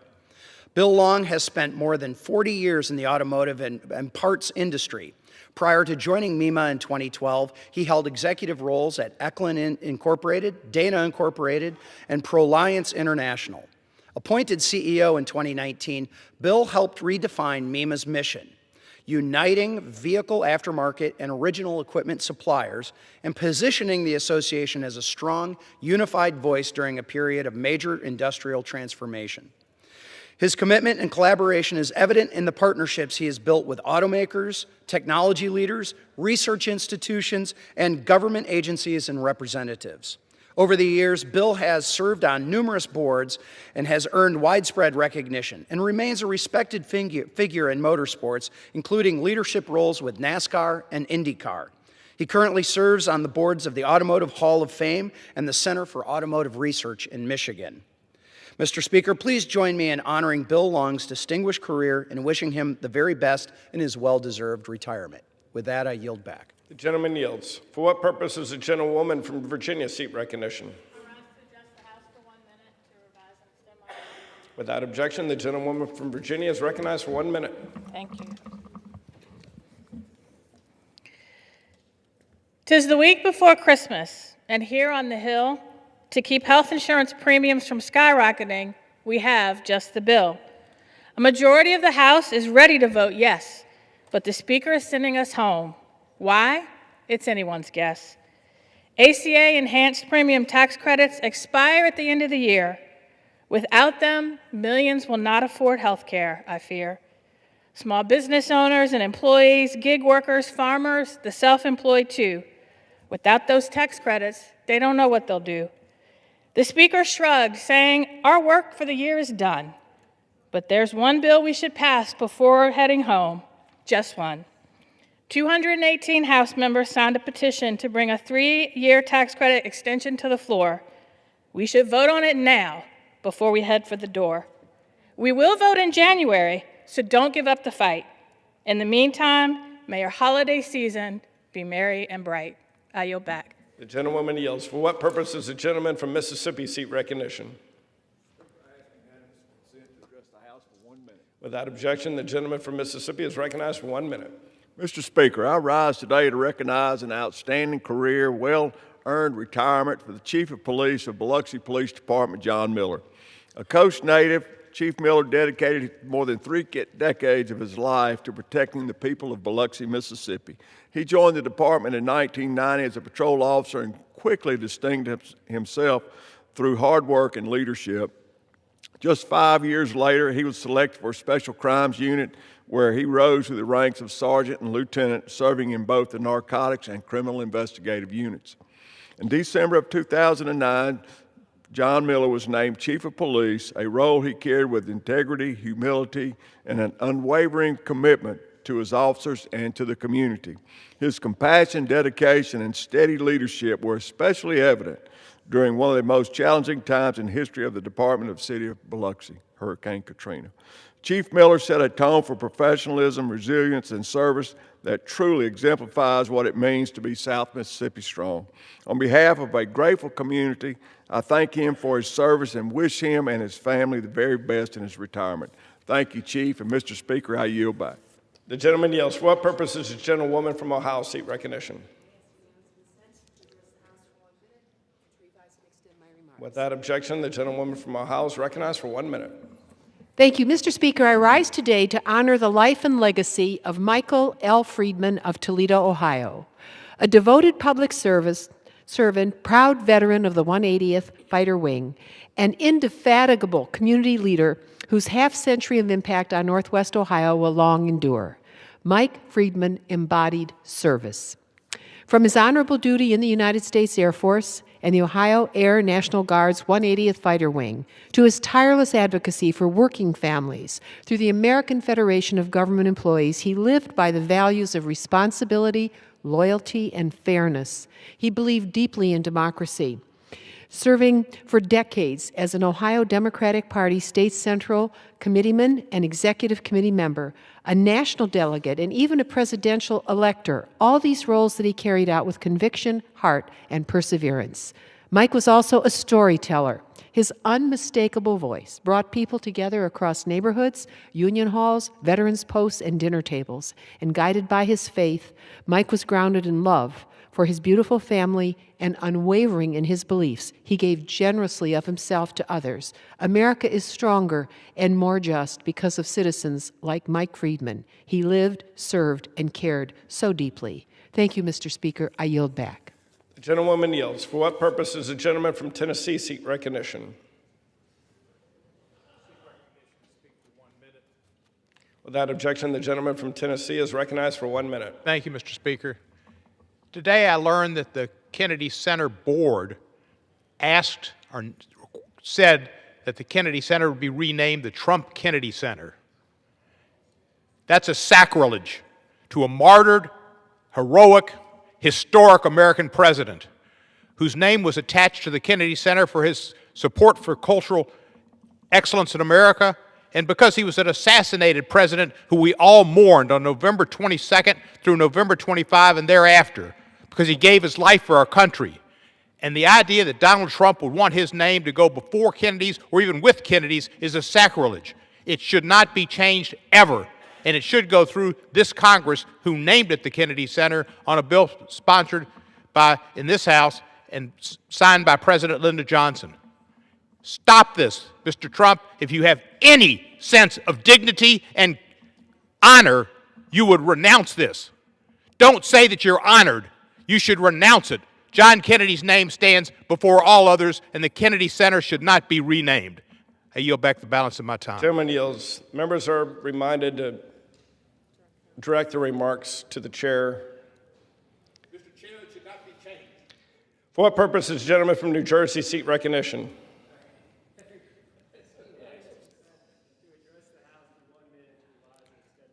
Without objection, the gentleman from New Jersey is recognized for 1 minute. Mr. Speaker, I rise today to speak about the new Republican health care legislation. Instead of extending Affordable Care Act tax credits and keeping premiums from skyrocketing, House Republicans are pushing a plan that would force more than 20 million Americans to pay, on average, twice as much for the same coverage they have today.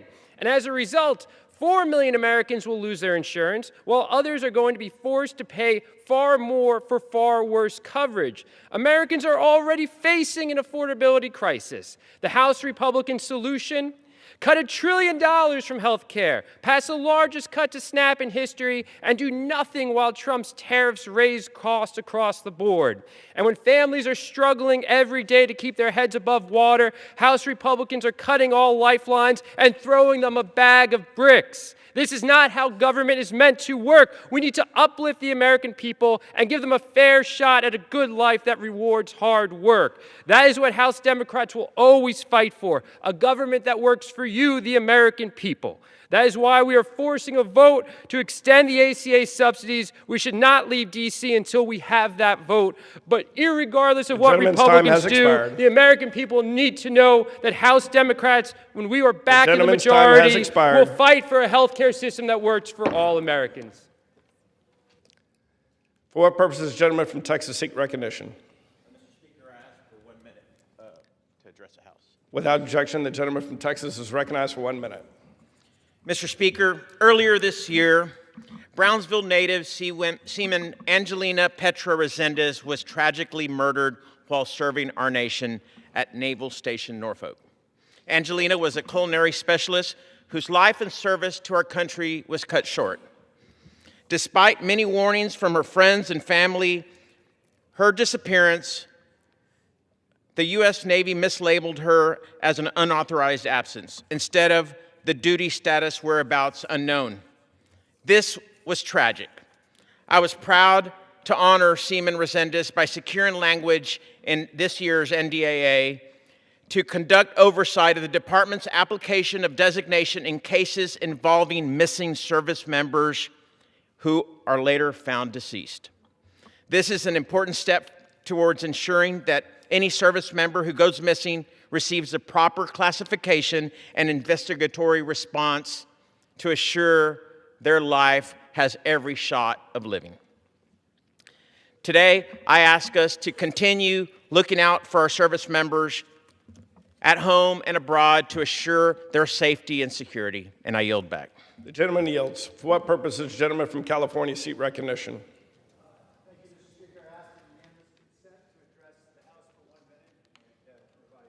Without objection, the gentleman from California is recognized for 1 minute. Thank you, Mr. Speaker. I rise today to honor the life and legacy of Ms. Haragawane Matiku Ayelu, a beloved community member from San Jose, California, who passed away in November. Ms. Ayelu's life was defined by service, generosity, humility, and an unwavering commitment to uplifting the vulnerable. Ms. Ayelu dedicated her professional life to caring for those made vulnerable by illness, age, or circumstance. As a certified home care aide and home health aide, she provided essential care for our aging neighbors. Guided by her faith and deep compassion, her service reached across continents as she organized aid and support programs for families in her native Ethiopia, including raising funds to build a facility for elders and individuals living with disabilities and illness. Her volunteer energy and time commitment to the Makane Rama St. Gabriel Church was extraordinary and deeply appreciated by an entire community. I recall visiting that very church when I attended her memorial and was moved by the sight of more than 1,000 neighbors who came out to pay their respects and pay homage to this remarkable woman. May Ms. Ayelu's memory be a blessing. Her life's work and values live on through her two daughters, Aden Kasaya and Rebecca Kasaya, and in the countless lives she uplifted through her compassion and service. Thank you. I yield back. The gentleman yields. For what purpose does the gentleman from California seek recognition? Without objection, the gentleman from California is recognized for 1 minute. Tomorrow at midnight is the deadline for Pam Bondi to release the Epstein files. That is what Thomas Massey and my bill calls for. It passed this body 427-1, passed the Senate 100-0, and the president signed it. Now, 3 federal judges have ordered the release of all of these files in Maxwell and Epstein's grand jury. Here is the reality. Any Justice Department official who does not comply with this law will be subject to prosecution for obstruction of justice. If Pam Bondi does not comply with the law, she will be held either in inherent contempt of Congress or subject to impeachment. We will not rest until the law is complied with and justice is served. Thank you, Mr. Speaker. The gentleman yields. For what purpose is the gentleman from Virginia seek recognition? Without objection, the gentleman from Virginia is recognized for 1 minute. Mr. Speaker, I rise today to recognize Christine Culberson of Spotsylvania County as Virginia's 7th District Constituent of the Week. Christine was recently named Teacher of the Year by the Virginia Technology and Engineering Educators Association, and for good reason. She was recognized for her unwavering passion of career and technical education. This work has enriched the learning experience for students across Spotsylvania County public schools. Educators like Christine take their time to invest in our students and inspire lifelong learning and restore quality in the education of our children. Christine's recognition isn't just a personal achievement, it reflects the innovation flourishing in Spotsylvania County schools. Her efforts uplift her colleagues and elevate the entire CTE community. I thank Christine for everything she's done for public education, and I'm proud to honor her today. Thank you. I yield back. For what purpose does the gentleman from Maryland seek recognition? To ask unanimous consent to address the House for 1 minute and to revise and extend my remarks. Without objection, the gentleman from Maryland is recognized for 1 minute. Thank you, Mr. Speaker. Many of us in Congress are calling for the immediate release of Mr. Ekrem İmamoğlu, who is the mayor of Istanbul, Turkey.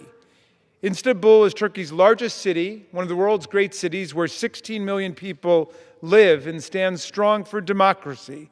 They elected Mr. İmamoğlu as their mayor 3 different times, and he's focused on improving public infrastructure and serving nutrition and health to the millions of kids who live in that city. He was detained in March 2025, along with 106 other leaders in Istanbul. The Turkish government has now seized his family business, suspended his Twitter account, revoked his college diploma, and banned any public images or posters of him.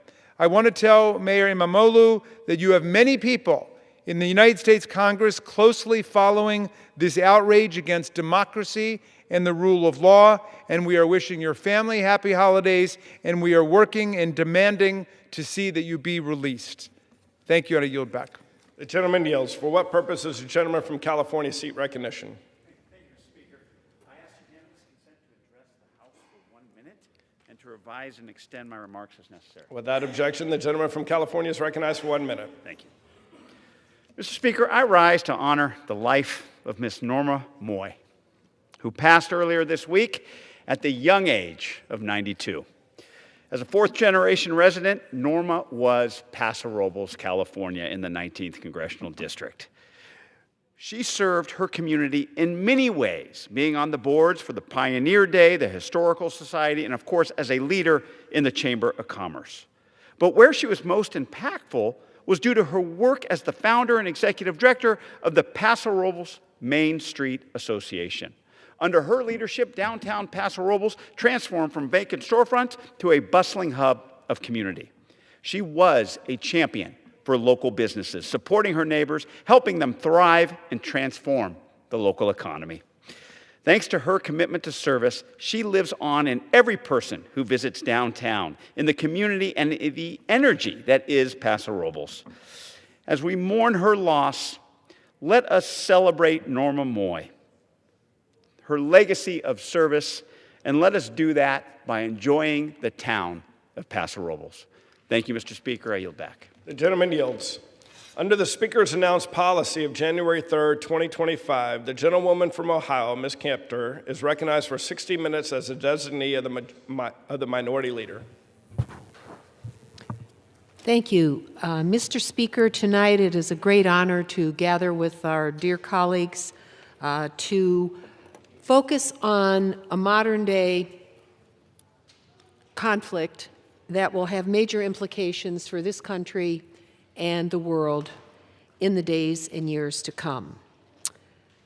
The United States, for over a century, since our hard-fought victories with allies during World Wars I and II learned the hard way, isolation is not our nation's security interest. Isolation is not in our nation's security interest. Our nation is not the most populous nation on earth, with 340 million people. But in every era, it seems, a constellation of dictatorships begins to upset world order.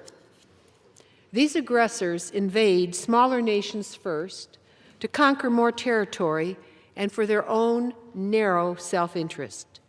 Dictatorships in today's world include Russia, with 140 million people, China, with 1,500,000,000 people, Iran, with 92 million people, and North Korea, with 26 million people. This group of nations is a developing spiderweb of tyranny with 4 times the population of the United States. Thus, alliances with free nations matter. That is why Canada, Australia, and the North Atlantic Treaty Organizations matter. Only together with allies can the free world offset predatory dictatorships. Following World War I, slowly and at great cost, a constellation of allies began to emerge. Leaders of surviving nations created what has come to be called the free world. But this alliance of liberty was very hard fought, and it champions freedom, not dictatorship. Foundational is a rule of law with institutions of justice, ensuring individual rights, not repression by dictators or conquest by aggressors, thugs, and murderers. Our nation did not seek to be leader of the free world. Rather, our forebears grew this association with the realization that cataclysmic wars were not in the interests of humanity, nor the United States of America. President Woodrow Wilson created the League of Nations after World War I, which 3 decades later transformed into the United Nations, an institution to collectively assemble world leaders to promote understanding and peace so as to avoid war. Civil and political leaders of our nation in both major political parties, though reluctant to assume leadership in such a daunting undertaking, never before in the world, were determined to build a world of law, not conquest. The goal of lasting peace outweighed their own self-interest. A short distance away from our nation's capital rests the National World War II Memorial. It was dedicated in 2004 to the Allied victory in World War II. Over 100 million people, nearly 1/3 of our population, has now visited that hallowed site. This monument represents the 20th century's greatest achievement, the victory of liberty over tyranny. The monument stands as a timeless reminder of the moral strength and power that can flow when free people are united and bond together in the common, just cause of liberty itself. Following the horrific great power wars of the 20th century, across Europe alone are laid the bodies of 500,000 U.S. veterans who rest in military cemeteries and fields from World Wars I and II. From Flanders Field to Normandy, their enormous sacrifice, along with the millions of veterans who returned home, bequeathed to us the moment to build the umbrella of alliances to push back tyranny, extending liberty and achieving democratic governance peacefully served as examples to other nations.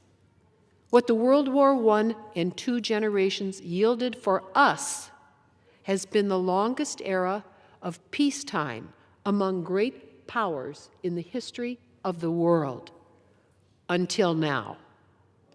Not only is Russia at war in Europe, but the United States of America is acting peculiarly and dangerously out of step with our forebears' resolve. Let me just for a moment focus on Vladimir Putin and his evil aspirations as dictator of Russia.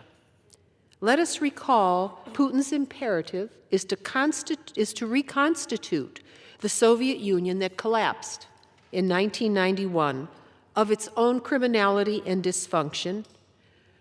Its border extended across 13 time zones then, all the way through most of Germany. Through force, Putin aspires to rewrite the structure of Europe again and end democratic practice across the continent. Meanwhile, the United States appears absent. Liberty is under threat, and America seems to be wavering on the sidelines, playing off liberty and dictatorship. The increasingly collaborative coalition of Russia, Iran, North Korea, and China, the spiderweb of modern tyranny, are enemies of liberty. See it.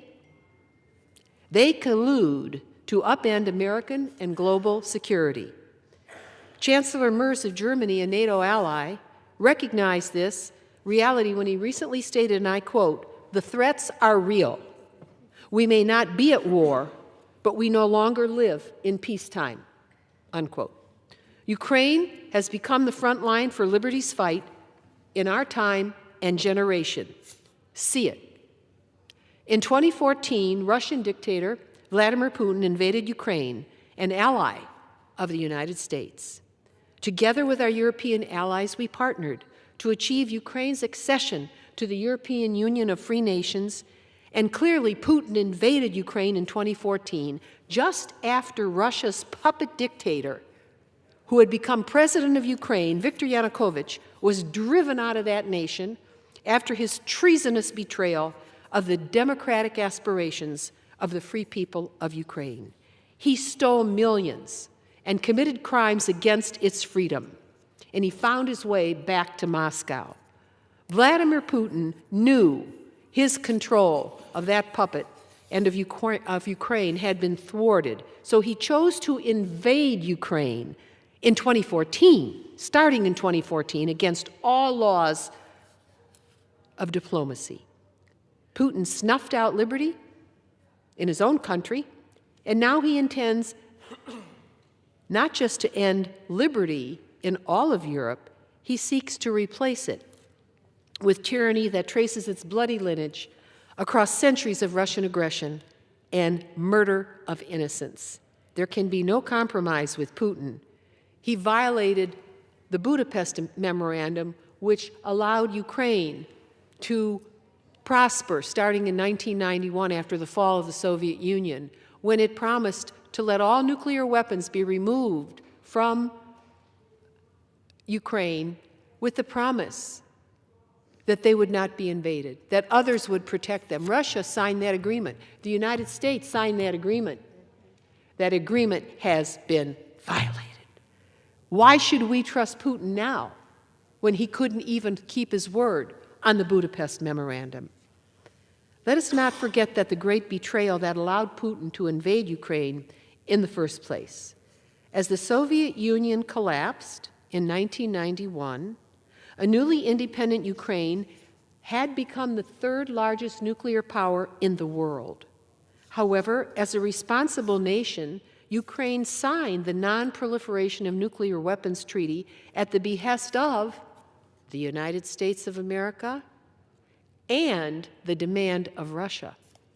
In exchange for this security, Ukraine was to be guaranteed under the 1994 Budapest Memorandum, signed by our country, Russia, and Ukraine. However, Russia invaded Ukraine in 2014 after his puppet was driven out. Russia always betrays its commitments. Look no further than the decades before when the Ribbentrop-Molotov Agreement during World War II was signed and then violated, and Poland was invaded. We must not betray our commitment as leader of the free world to Ukraine's liberty. Ukraine is fighting valiantly against Russia.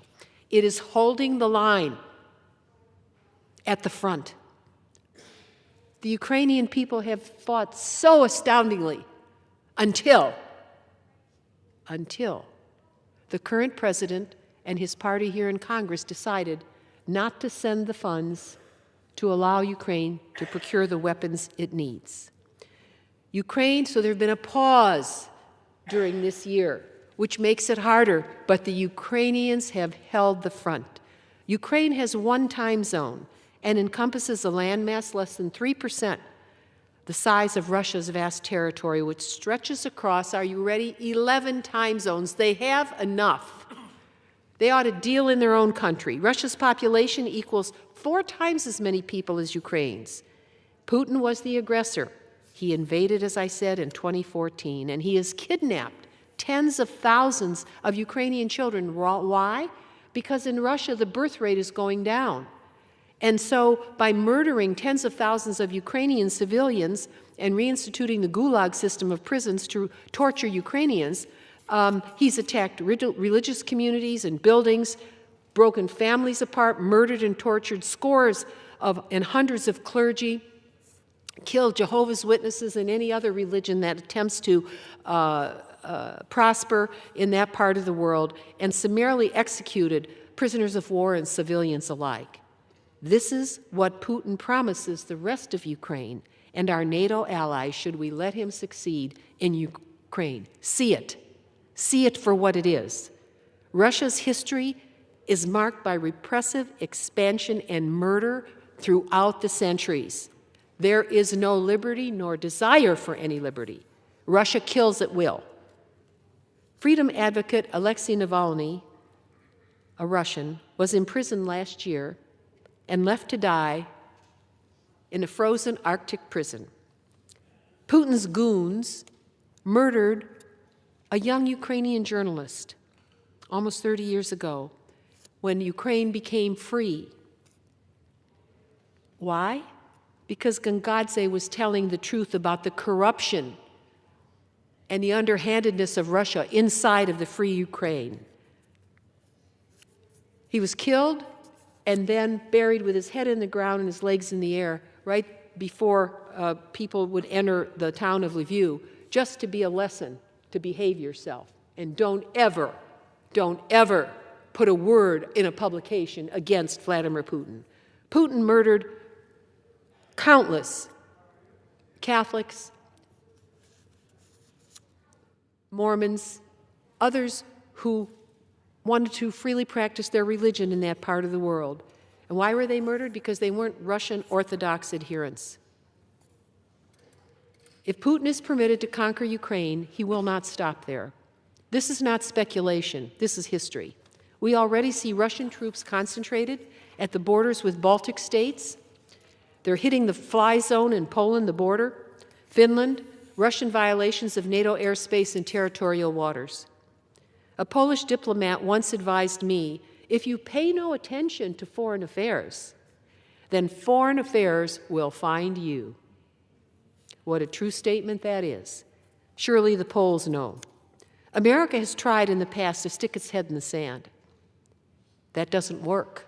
Isolation doesn't work. Partnership works. America can repeat the mistakes of the 1920s by withdrawing our support, but we've already lived through that. We don't want to go through that again. Inevitably, that myopia will force the free world to pay a higher price for freedom as tyranny deepens its roots in the world. Or America can take a stand now to provide further assistance for Ukraine to advance liberty for this new generation. And remember, only 20% of the world is free now, according to Freedom's House and Freedom's Index. This means that 80% of the world lives under some form of tyranny. We are very privileged in our country, if we can hold it. In our privileged place in the world, America cannot forget that around our globe and throughout history, liberty is extremely rare and precious and utterly vulnerable. The Trump administration is failing to meet the moment. My dear colleagues, we'll talk about this in just a moment, but what this administration is doing is just not ignoring the problem. They are actively complicit in tyranny's march across Europe. This administration's new and adolescent national security manifesto, they call it, is a retreat. During his campaign, President Trump frequently repeated that he will end the war in Ukraine on day one. Well, that surely didn't happen. And yet, 1 year into his return to office, the war in Ukraine rages on, and his actions have been favoring Russia's dictatorship. In February and March, President Trump made his first real effort to negotiate. But what is he negotiating? Not liberty, but Ukraine's President Zelensky came to the table and agreed to President Trump's mineral rights deal.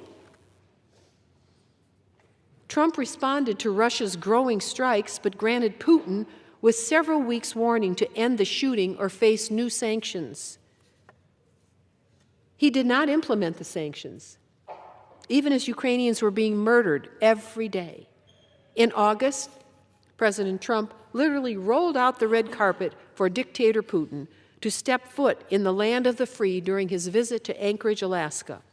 Putin conceded nothing then, he concedes nothing now.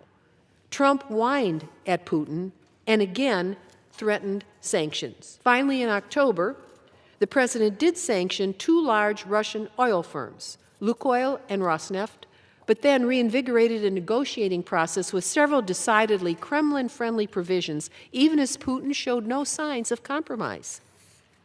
Now, 4 months later, we are waiting on the Trump administration or Republicans in Congress to move additional sanctions. And up at the desk, we have only on a discharge petition to move a bill to enforce sanctions on Russia. We only need 2 more signatures to get to 218. 218. Where is the majority in this House? 2 more signatures on the discharge petition to move Russian sanctions forward. Liberty is calling. Can you see it? Can you hear it? This October, the Trump administration started issuing Russia's threats to Ukraine for Putin. The Russian-drafted 28-point peace plan asked Ukraine not to negotiate peace, but to capitulate. They cited a recent corruption scandal in Ukraine, not for what it is, Russian interference and corruption in Ukraine through their emissaries, but as evidence that Ukraine is weak and must surrender. This is Russian infiltration of Ukrainian institutions that has been going on for centuries and has plagued Ukraine from the first day it became free in 1991. Ukraine has had to build a nation on the corruption and infiltration of the corrupt, calculating, interfering Russian regime. Then, just last week, the Trump administration stood shoulder to shoulder with the Russian dictatorship. Never in my life did I imagine I would live to see the day when the United States of America, as a founding member of NATO and the United Nations, would vote with the dictatorships of the world. This happened on December 10th, this month, 2025, when the United States joined the dictatorships of Russia, Belarus, China, North Korea, Cuba, Nicaragua, and Niger in a 97-8 vote to oppose a United Nations resolution that aimed to strengthen international cooperation and coordination of efforts among nations. This shameful vote of 97-8 does not express the values of the United States of America. It does not express the values of the American people who place liberty above all. We value our closest allies, especially when Europe is at war. You don't side with the dictators. The Trump administration publicly holds that the ultimate goal is peace. I agree. Everyone wants peace except Putin. Do you not see it? Putin doesn't want peace. He wants Ukraine. Putin does not want peace. He wants Ukraine. The Ukrainians prove to us every day liberty is worth fighting for. We best not forget that here in America. Frankly, I haven't found anyone in the Trump family who has ever fought for the cause of liberty. There is no record of military service or public service in his family's history. In fact, Trump famously avoided service in Vietnam by faking bone spurs. No one in my family ever had that luxury. They fought for over 100 years for this country, and we are proud of their service for liberty. What seems clear to me is that too many people like Putin judge others by the weight of their wallet rather than the weight of their conviction for liberty. As peace negotiations ensue this weekend in Miami, let us pray the negotiation is not about squeezing every business deal out of Ukraine for the Trump organization. That outcome is not in America's interest. Stephen Witkoff and Jared Kushner, two former real estate businessmen from New York, should negotiate peace and liberty, not business deals for themselves or the president they serve, business deals of a Russian-occupied Ukraine. The free world must push back Russia's aggression and greed, or Putin's appetite will grow to spread Russian repression across all free peoples, which he has been trying to do since the fall of the Soviet Union in 1991. Our late colleague John Lewis observed, "Freedom is not a state, it is an act. It does not sit on the floor, but must be elevated by the steady diligence and attention of citizens who sacrifice to remain free. Liberty is not simply bestowed upon a people, but fought for and defended." History instructs us. In the 1770s and 80s, a revolutionary generation of men and women rose up to secure liberty across 13 otherwise disconnected coastal colonies here on the American continent. Roughly 80 years later, a subsequent generation was called upon to fight and die in America's internal Great War for liberty, the American Civil War, still our most costly war, with over 600,000 deaths. That generation ended the original sin of slavery and extended the hope of liberty across the American continent. And then in the 20th century, generations rose to the renewed call for sacrifice. Called the greatest generation, I call them the most unselfish generation. They fought, died, and successfully preserved and extended liberty here at home and to subjugated people around the world. They did it for us. Americans believe that the history of their struggle against global tyranny ended with the defeat of Nazi Germany and the fall of the communist Soviet Union, yet today that history is still being written. Free nations face not a new enemy, but an old one. It is our turn now.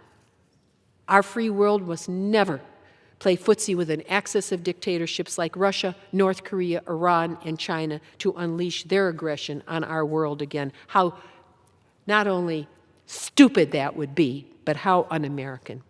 America's foreign policy must promote liberty, not bow to tyranny. Free nations must support those who are willing to fight and die for liberty around our world. And Congress must assure our nation is always ready.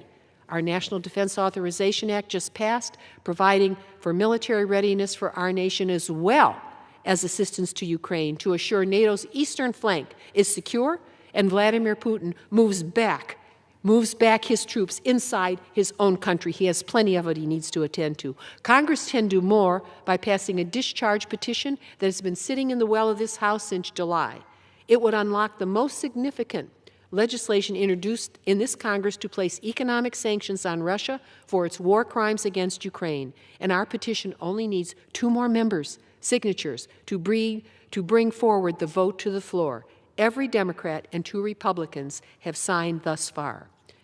In closing my formal remarks tonight, I would like to quote the poet laureate of Ukraine, Taras Shevchenko. In our country, we must defend liberty first, last, and always, and it must never accommodate dictatorships. And we are reminded of this by this astounding visionary poet of Ukraine who, on Christmas, December 25th, 1845, penned the following words about a country that at that point was only imagining through its greatest citizens a future that they could not live in their own lifetime. And he said, "O bury me, then rise ye up, and break your heavy chains, and water with the tyrant's blood the freedom you have gained.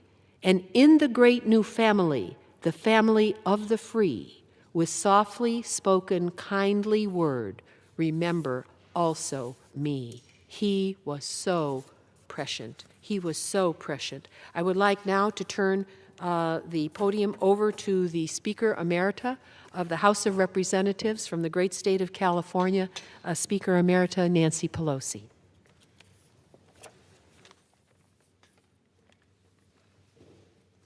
I salute Marcy Kaptur and the Ukraine Caucus for inviting members to come together to raise concerns, to speak frankly about the need for strong sanctions on Russia, and to insist that any peace must be just, durable, and centered on the Ukrainian people themselves. Mr. Speaker, for nearly 4 years, the people of Ukraine have stood on the front lines for freedom, defending their democracy, their sovereignty, their right to live in peace on their own land. But in fighting for democracy there, they are fighting democracy writ large. Madam Congresswoman Kaptur spoke beautifully, historically, geographically, chronologically, in every way about placing this conflict in time and place. I wanted to pick up on two parts of it in the time that I have. One is this. In the conversation about peace, we hear people talk about Ukraine giving up land. Now, what we're saying to Ukraine is, Russia came in, stole your children, as Congresswoman Kaptur mentioned, tens of thousands of your children, taking them into Russia. Imagine if that ever happened to your family. Secondly, they rape the women. They rape the women, sometimes in front of the children, sometimes in front of their parents. I said to some Russian friends, isn't it sad how the Russian troops have become brutes and are raping women as a weapon of war to demoralize the people of the country? And they said, make sure you understand one thing. Russian soldiers follow orders. They are doing that because that is what they are told to do. In addition to that, we've seen evidence of their killing families in front of family members in such a brutal way. Kidnap our children, rape our women, kill our civilian families, and ask us to give you land in return. What a ridiculous request. The other thing you hear sometimes people say in our country, well, why should we be spending all that money when, in fact, we have needs in our own country? I don't think people realize 90% of the security that we send to Ukraine is spent, of the 100%, 90% is spent in the United States, creating jobs in our own country. Secondly, there are other forms of assistance, humanitarian assistance, across the board. At least 60% of all that we spend on Ukraine is spent in the United States of America, creating jobs. So again, Marcy spelled it out. It's no use. Some things bear repeating, but she said it so beautifully. But this is awful. And again, who do you trust? Who do you trust? The Congresswoman spelled out very clearly the ridiculous notion that Ukraine should trust us, the Russians, after the Budapest Agreement. Give up your nuclear weapons, and we will come to your aid should you need that. Forget about it now. So Ukraine has been treated with great disrespect. Its people have just been subjected to such horror. They have fought valiantly. The least we could do is do the sanctions. And what we should be doing in this House, which had overwhelming bipartisan support in support of the people of Ukraine, is to get some more people to sign the discharge petition. So I thank you again, Congresswoman Kaptur, for your relentless, persistent, dissatisfied advocacy for Ukraine, and the fact that we know, those who have visited there, that if Putin takes takes Ukraine, what country is next? That's what we hear, the fear we hear from people in the region. Would you trust Putin? And the only person who trusts Putin is President Trump. I don't know what that's about. I know when I had a picture coming out of one of his cabinet moves pointing to the president, I said, I'm leaving this meeting because, Mr. President, with you, all roads lead to Putin. This is awful. The richest man in the world, they say Putin is, a villainous person, and somebody who uses rape, kidnapping, family killings in order to demoralize a country. Well, you haven't succeeded, and you're a loser, because you thought you were going to win on the first week of this war, and now it's 4 years later. With that, I yield back the time to the distinguished Marcy Kaplan. Thank you, Speaker Nancy Pelosi, Speaker Emerita Nancy Pelosi, for your unrelenting support of liberty and the people of Ukraine.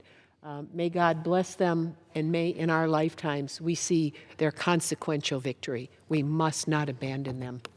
Thank you. Just one more thing. Right before Christmas a few years ago, when President Zelensky came here and spoke, and this body just rose up in support. Yes. We need more than applause, though. We need a discharge petition. Thank you. Thank you. Thank you so very much for joining us tonight with all of your duties. Would it be okay if I called out Stenny next? Sure. Okay, I would like to yield time to the very, very distinguished former and future majority leader of our caucus, Steny Hoyer from Maryland, who has just distinguished himself in his career with a total commitment to our alliances globally, including our precious European colleagues. Thank you so very much for joining us here this evening, Congressman Hoyer, from the state of Maryland. I thank the gentlelady who heads the Ukrainian caucus, has ties to Ukraine, and is deeply tied to America, to democracy, liberty, and freedom. Mr. Speaker, I adopt her remarks as my own. I will add to that, but it will be surplusage, because everything she said, and all the dangers she referred to, and all the atrocities of the Russians, we could repeat. As I was sitting here, with the exception of Mr. Vindman, who's a young man, it occurred to me that the speakers who have spoken so far are of a generation who were children at the time of the Soviet Union, who understood the viciousness of the bear, who understood the enslavement of the Russian people and the captive nations. Mr. Speaker, I rise today for the people of Ukraine, for the people of America, for the people of Europe, for the people of Asia and Africa, South America, Australia. Because all of us are at risk if dictators like Putin prevail. Ukraine. The question is, will America and this Congress allow it to become a nation betrayed? I've said it before and I'll say it again.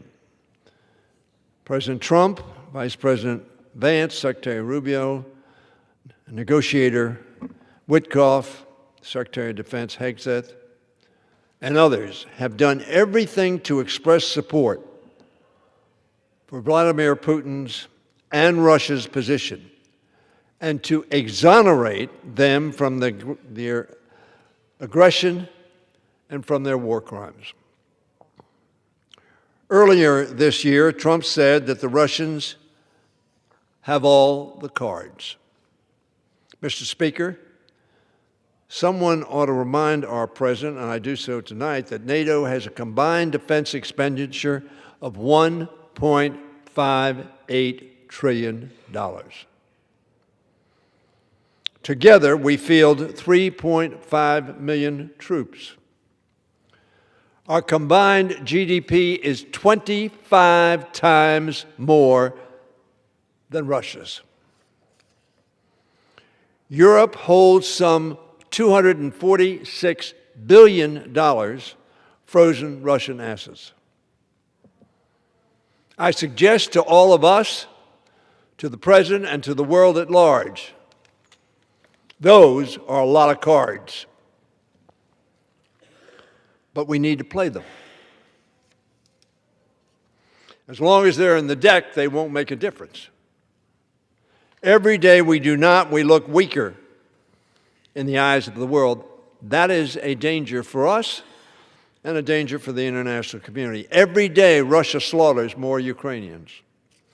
At least 43,000 Ukrainian soldiers have already given their lives in defense of democracy, and many more have been wounded. The Ukrainians will continue to fight valiantly, as the gentlelady pointed out, with or without our support. But our decision will determine whether their fight is in vain or will prevail. The other day, a Ukrainian soldier on the front lines told a reporter, and I quote, "They kept withholding military aid, couldn't agree on how to respond, and we keep paying for their indecisiveness with our blood, the blood of our children." He was referring, of course, not just to the United States, but the world at large. Ukraine may be paying the price for our negligence today, but we, the free world, will ultimately bear the cost if we let Putin prevail. When we fail to show our strength, our adversaries doubt our resolve.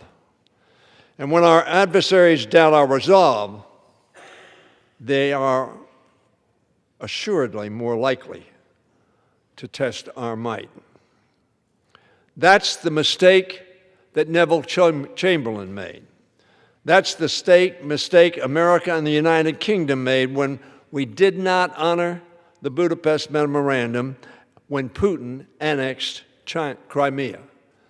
In my view, Crimea is the mother of this war. The failure to act decisively in the face of that war crime, of that theft, of that international law that was broken, led Putin to believe he could do this, the invasion of Ukraine, with impunity. And that is the mistake Donald Trump is making now. This Congress must not do the same. And the good news is this Congress has not done the same. There were 12 votes between 2022 and July of 2025. The good news, America, is that on both sides of the aisle, the overwhelming majority of members voted to support Ukraine. Mostly it was unanimous on this side, but it was also unanimous on the Republican side, save one vote. And then it was 110 to 117, just a small minority. Those votes averaged 80% of the members of Congress voting to support Ukraine. So it's not as if there is division in this House. And as the gentlelady said, there's a discharge petition, which lays in that desk behind me. Every Democrat, 213 Democrats have signed it, and 2 Republicans have signed it. 216 signatures in all now. We need 2 more. To say to Ukraine, to say to the world, to say yes to our administration, we are in support of liberty over tyranny. We are in support of a people that has shown extraordinary courage. Fortunately, we have a winning card to play. Ranking Member Meeks and I have that bipartisan discharge petition to force on the Ukraine support. 2 Republicans have signed that. But that means there are another 100 who support Ukraine, and all they need to do is sign that petition. And we will vote in January on that bill that says we're going to support Ukraine and freedom and democracy and liberty and international law. Every House Democrat and 2 Republicans, as I say, have signed. Our legislation includes both sanctions to undermine Russia's war economy and direct financial and military aid for Ukraine's defense and reconstruction. There are 80 United States senators who have signed on to a bill imposing sanctions on Russia. Some 6 months ago, and it has not moved. What do you think that does to the psychology of Ukraine and Ukrainians and their soldiers? If we report out this bill, in my view, it will change this war not only materially, but psychologically. It doesn't matter how many concessions you give to Putin, and this administration has given him many. He will keep fighting this war so long as he thinks he can outlast the free world. This is an issue of resolve. I mentioned how much superiority we have with respect to Russia, in size, in money, in resources. I know we can do this, Mr. Speaker. Since the Russian invasion in 2022, the House has had at least 12 votes, and I mentioned them. 80% of our people have supported them. Mr. Speaker, now is not the time to fold. Now is the time to call. If we play our hand correctly, we can still ensure Putin suffers a defeat that will make other dictators around the world think twice before violating international law and creating war crimes. We must, Mr. Speaker, because make no mistake, Vladimir Putin is playing for keeps and for empire. Our European allies know that to be the case because they have been at the point of the enemy's spear when Chamberlain said we were buying peace in our time. We then had World War II. Let us act.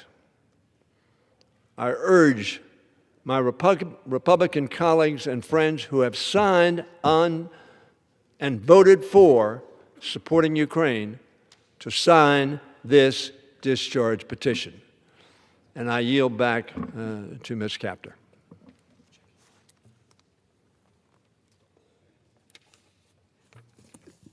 Thank you very much, Congressman Hoyer from the state of Maryland, District number 5.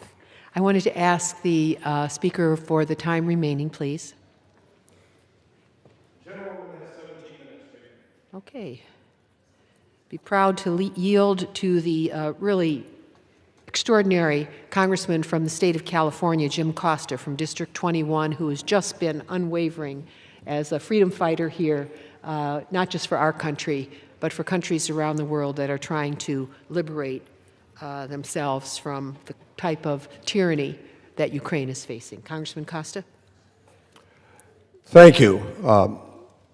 My colleague, Chairman of the Ukraine Caucus, Marcy Kaptur, for your leadership, and for my other colleagues who have spoken this afternoon, the Speaker Emeritus Pelosi and Representative Steny Hoyer. I rise today to address the ongoing threat Russia poses to Ukraine, to Europe, and the United States, and the broader international order.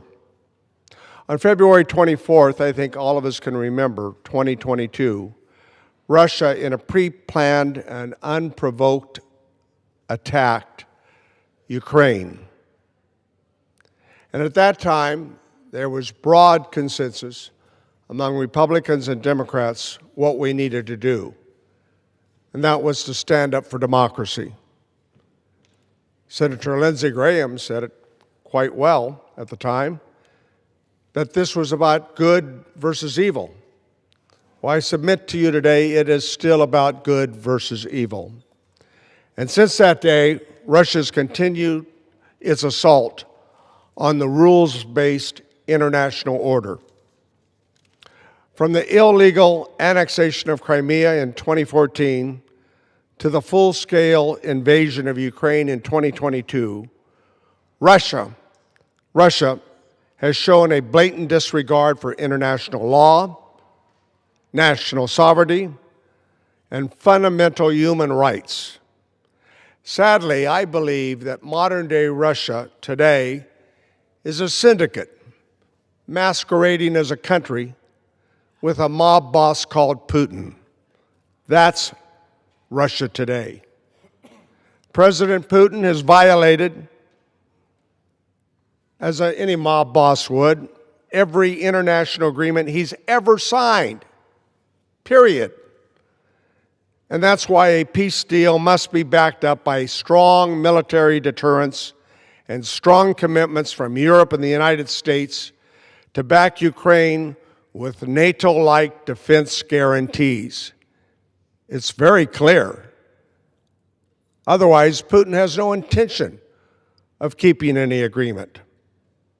This is not a conventional war. It's a hybrid conflict, combining military force with cyber attacks at all different levels and fronts. Disinformation campaigns, economic warfare, alongside deliberate efforts, mind you, deliberate efforts to weaken NATO and undermine democratic institutions. And they go on attacking civilian neighborhoods, bombing schools, hospitals, and churches. Clearly, Putin is a war criminal. And when the United States hesitates or sends mixed signals, we do not create stability, we invite aggression. Let's be clear about that. History is replete with examples of those who hesitate or send mixed signals. Therefore, American leadership remains the cornerstone of global security. President Trump, Putin respects one thing and one thing only, and that is strength. By supporting Ukraine, the United States is sending a clear message. Authoritarian regimes cannot invade their neighbors without consequences. So I ask the President of the United States to be strong and stand by the brave people of Ukraine and our allies. Any sustainable resolution to this conflict must include Ukraine at the negotiating table. How else could you reach a peace agreement? The country under attack must have a decisive voice in shaping its own future and determining the terms of peace. Otherwise, it's illogical. So, ensuring that agreements respect its sovereignty and the will of its people. Therefore, we must continue to strengthen our alliance, develop agile and region-specific strategies, and ensure that we are prepared to respond across all domains, including cyberspace, informational warfare, and economic coercion, because economic sanctions can work. The President has the leverage with continued military support, economic support, and sanctions, using the sovereign wealth of Russia to repay the damage and the harm that they have created with our European allies. We have the leverage. We cannot allow this aggression to go unanswered. We must stand firmly with Ukraine and defend democracy and the international order that we helped create, that has created prosperity since World War II, the economic prosperity that democratic nations have shared because America stood strong. That same order has brought peace and economic prosperity, think about it, throughout the world for 80 years for democratic nations. So therefore, this is a seminal moment in American and world history that we are facing. I urge my colleagues to act as we have, as Representative Steny Hoyer indicated, 12 times in an overwhelming bipartisan fashion to stand up for America's values, to stand up for human rights, to act collectively in the bipartisan fashion. Why? Because our security and the security of free nations everywhere depends on it. My colleagues, my friends, the world is watching and looking for American leadership. This is the test of our time. Slava Ukraine, and I yield back the balance of my time. Thank you, Congressman Costa, for your fervent leadership on every level and for all you've done to continue relations with our closest allies that fight at our side and push back the edge of tyranny wherever it exists. Thank you so very much. And could I ask on remaining time, I have to divide it up among two very talented colleagues. The gentlewoman has 8 minutes remaining. Okay, well, I will give them each 4. I'll yield to Congressman Vindman from the state of Virginia, a great patriot, and Virginia District Number 7, Congressman Eugene Vindman. Thank you, Congresswoman Capter. Mr. Speaker, I rise today to reaffirm my commitment to peace in Ukraine, a peace that acknowledges the massive sacrifice of the Ukrainian people and that secures perpetual sovereignty and not just a reprieve, a temporary reprieve that the Russians will use to rearm and reattack. We must continue to stand firmly with the Ukrainian people in their fight for freedom and sovereignty. I've traveled to Ukraine extensively since this major phase of the war started in February of 2022.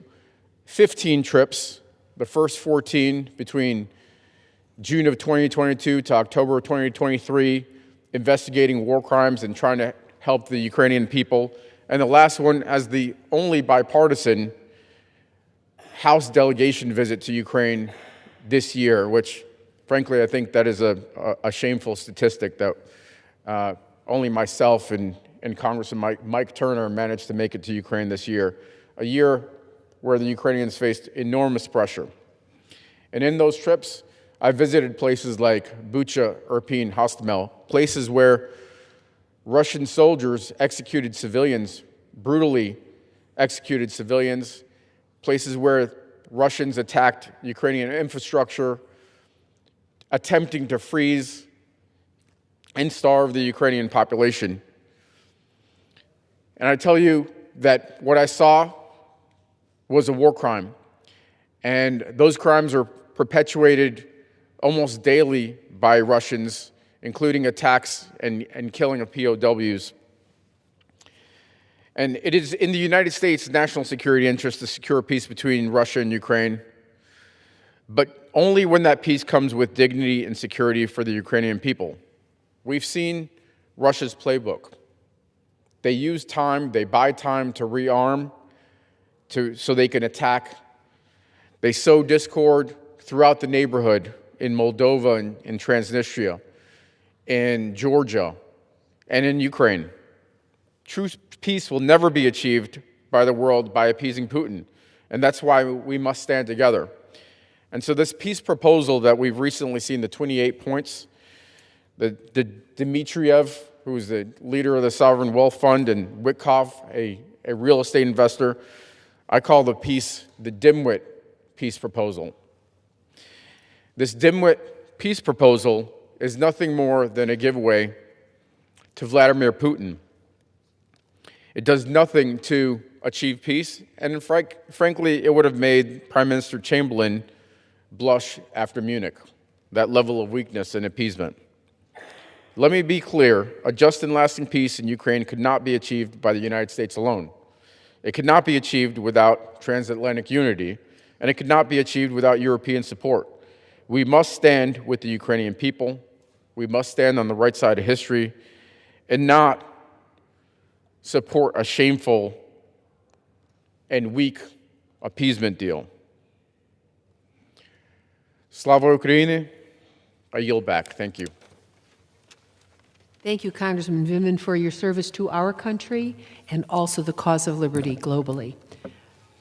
Congressman Greg Landsman of Ohio's 1st District in the greater Cincinnati area. Let's be kind to him, and he's been waiting a long time. Thank you so much for joining us this evening. Thank you. Thank you, Mr. Speaker. Thank you, Congresswoman, for your incredible leadership and remarkable remarks. I rise today on behalf of the children of Ukraine.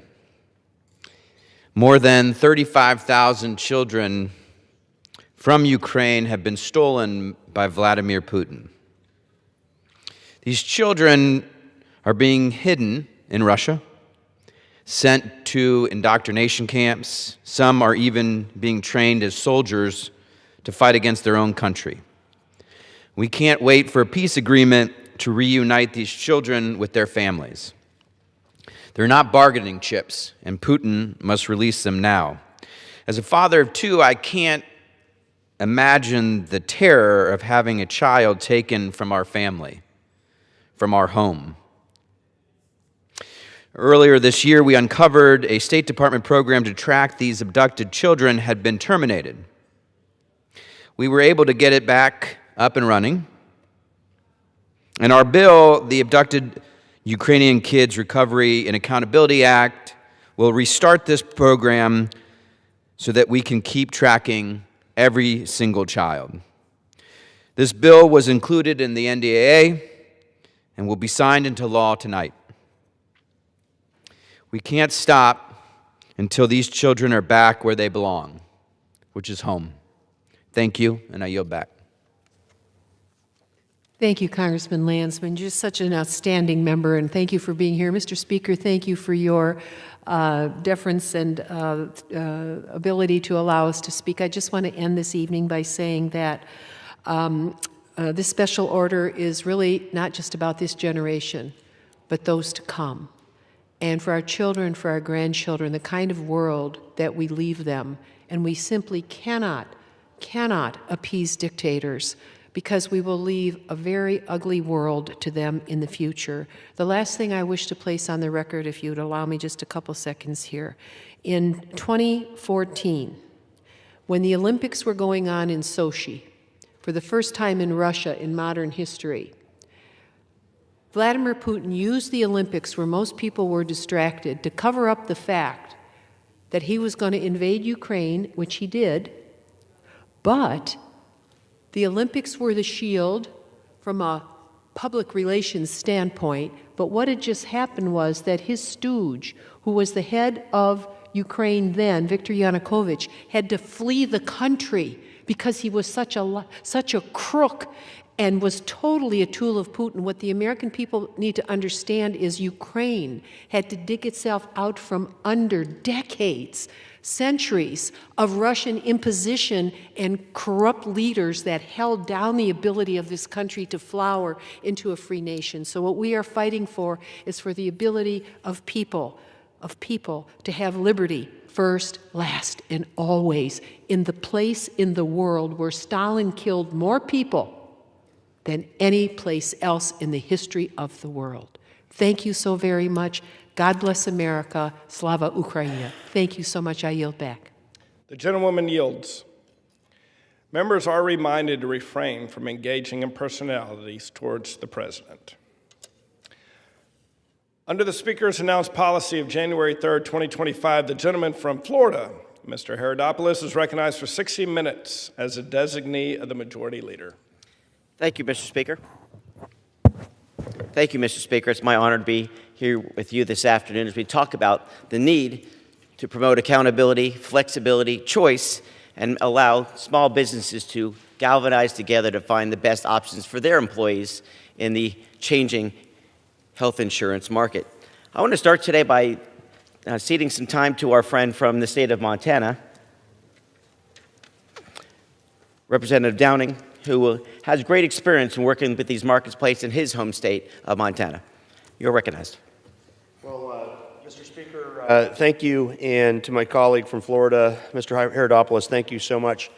You know, I rise today to discuss or to comment on what I see is the biggest fraud this body has ever put upon the American people.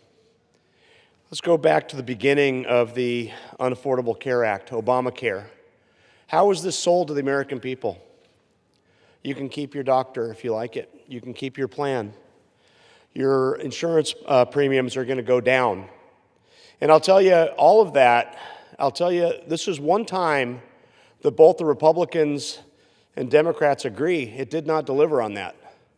The Affordable Care Act, Obamacare, has been one of the biggest drivers in increasing not just the cost of health insurance, but the cost of health care. And to continue this deception, it was clear that this plan would not work. You don't have to be a PhD in mathematics to understand why.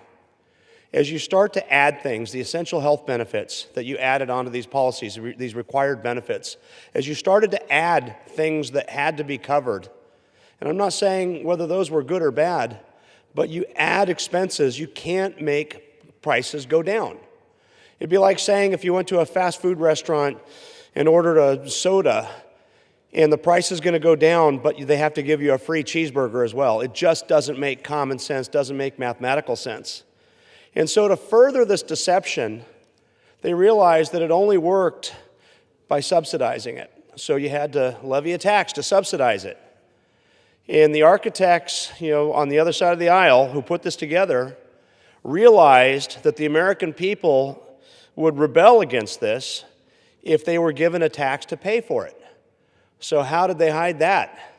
Well, let's just tax the payers. Let's tax the insurance companies, and then they can pass those expenses down to the American people through higher premiums. And that's exactly what happened. And so then let's look at another phenomenon. As these prices start going up, people start to question whether they're getting value for what they're paying for. And for some folks, the answer was no. They didn't want to pay those higher rates. And so some folks came off. And as we see, the people who come off tend to be the people who least need services. So the healthy, younger people tend to be the ones that come off. And as they do that, that concentrates the risk.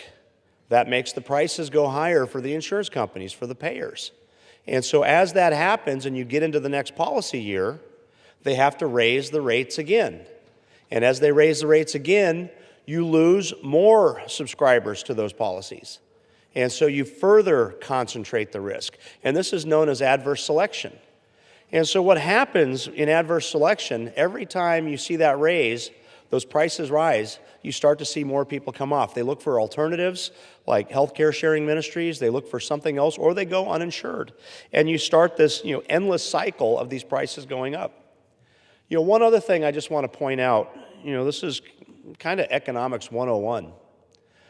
The more money you put into a system, the more expensive things get. And we've seen that in so many different areas. We've seen that in subprime lending. We've seen that in student loans. We've seen that in so many. You put money into a system, and it starts to push prices up. And one of the other contributors we have is not just adverse selection that is concentrating the risk and making it more expensive for the insurance companies, but we put so much money into the system that we're seeing rises in actual health care. And it's important to make the distinction between the rising costs of health care and the related rising costs in health insurance. And so we've just come to this, death spiral of this becoming more and more and more unaffordable. And in my personal opinion, this entire system is going to collapse under its own weight, and you've got, two solutions. The other side thinks that we should just write a blank check from the federal government, no matter how big that check is going to be, so that we can hide the fact that this is failing. I mean, let's face it, this is this is seen as a landmark piece of legislation that the Democrats have pushed over the last couple of decades. It's important to them to protect this landmark legislation. And I'm sorry, the emperor's not wearing clothes, and in order to hide that, they're doing these smoke screens with these increased subsidies. So now let's look at the subsidies that have really gotten a lot of attention, these Obamacare subsidies that we've been talking about that the Democrats brought in response to COVID. So these are subsidies to folks that are on the individual market. Now, it's important to note that the individual market is a small percentage of the insureds. This is not the entire market. This is not small group. This is not large group. This is a small percentage of folks that are on the individual marketplace that get their health insurance through healthcare.gov or through one of the exchanges. So it's a very small part. And when the Democrats first put this, it was in reaction to the chaos during COVID, and it was by their intent and by their architecture, it was a temporary solution for a temporary problem. So it was designed to expire. It had a sunset. And then when it was coming up to a sunset, when the Democrats still had control and had the ability to make this permanent, they still put an expiration date on it. So these enhanced premium tax credits, or these Obamacare credits, were designed to expire at the end of this year. So essentially, January 1st is when they were designed to expire. And that was entirely policy brought by the Democrats. This was not a Republican policy. So this smokescreen that there are estimates between $300 and $400 billion to pay for it over the next 10 years if they are expanded, like I said, are a smokescreen. And as folks start talking about whether prices are going to go up or go down or what these subsidies do, let's talk about that for a second. Because these subsidies are a very small part of the increases that we're seeing in premiums because of what I've already talked about, because of rising costs of health care, and because of rising costs of health insurance that are due to those health care increases as well as that adverse selection. And so this small percentage, let me just put it in perspective. In Montana, we've got a number of payers, a number of insurance companies, but the one with the largest increase on the individual market was about 25%. It's a high number, I agree. But that 25%, it was a single-digit amount. It was about 9% of that was attributed to the enhanced premium tax credits, to the Obamacare credits. So even without that, the price is going up. And independent of these Obamacare credits that we're discussing, it's going up in the small group, the large group. It's going up in every other part of insurance. So that part without the enhanced premium, so I said that delta between 25 and 9, so let's say that's 16%. Everybody else is still seeing that. They're still seeing that increase. One of the smallest increases we saw from our major payers, was about a little bit over 10%. And it was about 3 or 4% of that was attributed to the Obamacare premiums. And the reason I'm bringing this up is it's a very small percentage of this overall costs. And one thing that I want to point out is if these tax credits are allowed to expire on the 31st, premiums are going up. If we extend them, premiums are going up. It's happening either way. And just one thing I want to end on, just so that people understand, how this process works, is if this body decides to extend those premiums, let's say it's for 2 years or 3 years, arbitrary amount, what happens? The way that insurance rates are filed is they go to the states, the payers, the insurance companies bring them to the state, they file, they're approved, they get filed with CMS, with the Centers for Medicare and Medicaid Services, and then the open enrollment period starts, which is usually mid-November to mid-December. And during that open enrollment period is when you buy your policies for the following year. So we just closed that open enrollment period a couple of weeks ago for the 2026 policy years. Those rates are already baked in. So if we were to extend those credits, the rates are already baked in unless we go to extraordinary measures of allowing the payers to once again refile their rates and then having another open enrollment period, which I would guess would be March or April by the time you got all that through.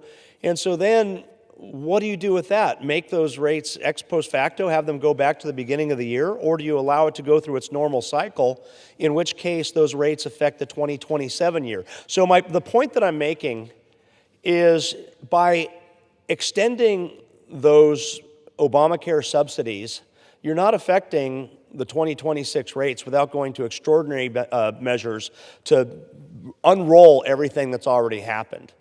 And so what will happen is those insurance companies that filed higher rates with the assumption of those premium tax credits staying in will get the benefit of having a higher rate plus having that tax credit.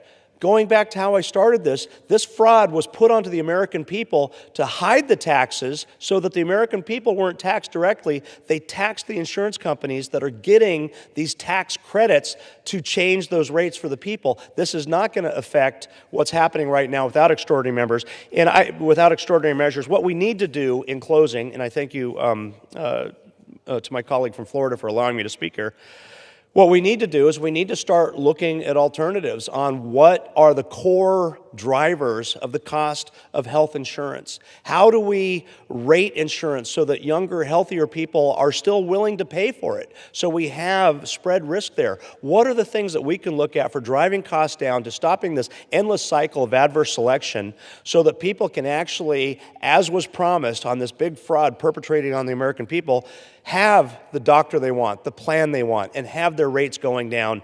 And this Obamacare premium debacle is not the answer, but we do need to get to work and figure out how we can get to the root causes of these rising prices. Because, as I said, this is either going to collapse under its own weight, or we're going to be forced to write an unlimited check from the federal government, which me and many of my colleagues are unwilling to do. And with that, Mr. Speaker and Mr. Herodopoulos, I yield. Thank you. Thank you very much. We appreciate your expertise and understanding of these issues as we take it on towards the future. I want to read one comment before I call up the congressman from Colorado. This is from the Washington Post, maybe the most liberal major newspaper in America. Their comments were simply, many honest people will feel this squeeze next year, but any serious effort to extend Obamacare subsidies would need to include lower income caps, require some out-of-pocket premiums, and impose additional anti-fraud protections. Washington Post says it. They recognize the reality that this has been a broken system that has been covered up for years at the expense of other taxpayers and the overall cost of health care, and that's why we're having this discussion today. I'd like to allocate some time now to the congressman from Colorado, Congressman Crank. Thank you for joining this conversation today. We look forward to your comments. Well, thank you, Mr. Speaker, and I thank the gentleman from Florida for yielding this time to me. And we heard so much from the gentleman from Montana who knows a lot about health insurance. You know, health care is more than these enhanced premium tax credits. The Democrats have tried to make it about enhanced premium tax credits, but health care is more than that. As the gentleman from Montana pointed out, enhanced premium tax credits, these credits would cover 7% of the American people. 7%. That's what we're talking about with their solution, would be 7%. And even if we were to fix that 7%, what would the fix mean? Well, let's talk about who these people are. These are folks in the enhanced premium tax credit who make, for a family of four, over $128,000 a year. That's what we're talking about. We're not talking about people who are making $40,000 or $30,000 or $50,000. Those tax credits continue under this broken, failed Affordable Care Act system. Those continue. What my friends over here want to do is pull money out of our pockets and give it to people who are making, for a family of four, over $128,000 a year. That's their solution for 7% of the people. That doesn't make sense. That's what it would do. And what effect would it have? It would reduce premiums by 5%. 5% for 7% of the population, all making over $128,000 for a family of four. That doesn't sound like much of a solution to me, because it's not a solution. The solution is free market reforms. And the fact of the matter is that the enhanced premium tax credit is a Band-Aid on the gaping wound of Obamacare. It's a Band-Aid on the gaping wound of the Affordable Care Act. You know, the left, they love to mislabel things. We know that they called the spending package that they passed 4 years ago, they called that the Inflation Reduction Act. What did it lead to? 22% inflation. 1 year, 9% inflation in 1 year. We're still dealing with the effects of their misnamed Inflation Reduction Act. Well, they called this the Affordable Care Act, and it's been nothing of the sort. It's anything but the Affordable Care Act. My friends, on the other side of this aisle created this mess. No one over on this side, not one person who is here serving in this body on this side of the aisle voted for our current health care system. Not one. Not one voted for the Affordable Care Act. Those who did, on the other side of the aisle, those who did vote for it, they promised a few things. What'd they promise? Lower premiums. Where are the lower premiums? This is the Obamacare system that we're living under right now. They promised lower premiums. We're not getting those. They promised better health care. Are we getting better health care? I don't think most Americans believe that we are. They promised that, oh, if you like your doctor, you can keep your doctor. Sure, if your doctor takes the insurance that they force you into. We're currently living under Obamacare, under the Affordable Care Act. So if you don't like our health care system, newsflash, you don't like Obamacare, you don't like the Affordable Care Act. The fact of the matter is that this law was written behind closed doors in a backroom deal here in this building and down at the Obama White House with and by insurance companies. There you go. With and by insurance companies. That's a fact. The scam is this. The scam is that the money's taken from average Americans and sent as a subsidy not to other Americans, but to big insurance companies. That's the scam. That's the scam. Their profits, these big insurance companies, their profits are at an all-time high. United Healthcare profits are up 1,200% under their plan. I always get lectured all the time that we're the ones that are for, we're the ones for big business. We're the ones that are cutting the deals. But they're the ones that cut the deal with the insurance company, and they put it to the American people when they did. And those same insurance companies, they're denying the claims of the very same taxpayers who pay taxes to subsidize their profits. What a scam. A government-sponsored scam. Under the ACA, the government colluded with insurance companies to insure customers for themselves, for the insurance companies, and to profit from subsidies provided by the government. Government intervention does not work in health care. Medicare and Medicaid, government sets reimbursement rates that underpay doctors and cause access issues. So what are the solutions? Very quickly, and then I'll yield back my time. We're $37 trillion in debt. We've got to fix this system. We can't throw money at the problem. We can't just continue to throw more money. We have to fix a broken system. And how do we fix that? We need long-term solutions for health care. What are the real solutions? There's lots of them. I don't have time to go through every one individually today, but the bottom line is we need to get the government out of dictating health care to the American people. We need to return to a patient-centered, market-driven solution in health care that doesn't pick big insurance companies over the American people. The American people should have a choice about who they see and who they pay for their insurance. That's the solution. It isn't this scam. It isn't this election year gimmick. that some are trying to make it out to be. It isn't the solution that fixes a 5% fix for 7% of the population. It's real, honest health care reform for all of the American people. And with that, I yield back. Thank you, Congressman Crank. I'd like to now allocate some time to the congressman from North Carolina, 13th Congressional District, Congressman Ott. Thank you, Congressman Herodopoulos, for hosting this special order on one of the critical issues that we face as a nation and have faced for the better part of 20 years now. I'm referring, of course, to Obamacare, a deceptively named bill, the Affordable Care Act, which has, of course, been a disaster for Americans all over the country.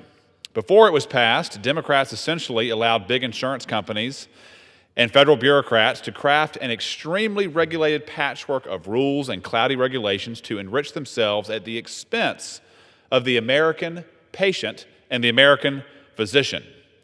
They then jammed it through Congress without a single Republican vote, ushering in a new era of high costs, restricted access, and lower quality health care. As is the case far too often, this law is now harming precisely the groups of people that it was designed to assist. At its core, Obamacare is a redistributionist program that empowers a public and private bureaucracy rather than patients and physicians. In various medical fields that are not part of the Obamacare web, the harmful effects of its policy have not been seen since the law's passage. For example, over the past decade, the cost of outpatient services rose between 80 and 100% on average. Prescription drugs are up at times 200%. Meanwhile, as a counterexample, the cost of LASIK surgery, which is not covered under the Obamacare policy or subjected to its onerous regulatory framework, has decreased by 30% over the same time. Free from bureaucratic suppression, more providers have entered the LASIK market, and innovations like bladeless lasers have made operations safer, more efficient, and more available. Another example, cash-paid diagnostic imaging is often 75% cheaper than the Obamacare-approved MRIs. Direct primary care providers offering wholesale labs can be at times 15 times cheaper than doctors who are required to fill out government-mandated paperwork. The examples could continue on and on. Sadly, Obamacare has succeeded in blocking free market innovations from reaching the broader American healthcare system. Rather than reform the broken system that they designed, the Democrats are committed to throwing more money at the problem, literally subsidizing a framework that has elevated costs so much that they are even willing to subsidize households earning $600,000 per year. It's time to reintroduce competition into healthcare by removing handouts to corporate titans. We must cut the layers of red tape that hurt patients and providers, and we must build a common sense system that enables the patient to have choices, which will, of course, bring about more quality care and increased access. In a very basic sense, we should not make healthcare a DMV-type experience. Congressman Herodopoulos, I thank you again for holding this special order. Mr. Speaker, I yield back. Thank you, Congressman Ott. Now I want to allocate some time from the at-large member from the great state of North Dakota, Congresswoman Fedorchak. Thank you, my friend. Really appreciate your leadership on this issue and organizing this special order, inviting all of us freshmen and a few other non-freshmen here to talk about an issue that is so important to our country and to all of our constituents. Mr. Speaker, our healthcare system is broken, and my constituents in North Dakota know it. The law that was supposed to make things better, the Affordable Care Act, has definitely not lived up to its name. If you like your plan, you can keep it, they promised. A typical family will save $2,500 a year, they assured. The ACA will help bring down healthcare costs and even reduce the deficit, they claimed. Well, none of that is true. Here we are, fixing the Obamacare mess Democrats created 15 years ago. Families today are paying higher premiums, facing fewer choices, and watching Washington throw money at a problem that needs to be fixed immediately. And yet somehow, my colleagues on the other side of the aisle continue to paint this as a problem that Republicans created. The reality is, Democrats passed Obamacare without a single Republican vote, not one. And they also set the enhanced premium tax credits to expire this month. Ask them why. They had the votes. They could have extended this. They could have made it permanent, but they didn't. They set the expiration date for this month. This was completely their doing. The COVID-era enhanced premium tax credits expanded eligibility far beyond the ACA's original design, including households earning well into six figures. In North Dakota, that means a family of four earning over $125,000 a year. Making those temporary subsidies permanent would cost taxpayers $350 billion over 10 years. And for all that money, it still won't fix the problem. Since the enhanced subsidies were enacted, premiums have increased 31%. 31%. And these subsidies don't show up in people's wallets. They go straight to the insurance companies with no incentive to lower prices or improve care. Even worse, massive fraud plagues the marketplace. A recent Joint Economic Committee study found roughly 35% of marketplace enrollees are now considered phantom enrollees. These are people who exist on paper but generate zero medical claims. The chart on my right shows a massive growth of these types of claims, all the way up to almost 11 million of those types in existence today.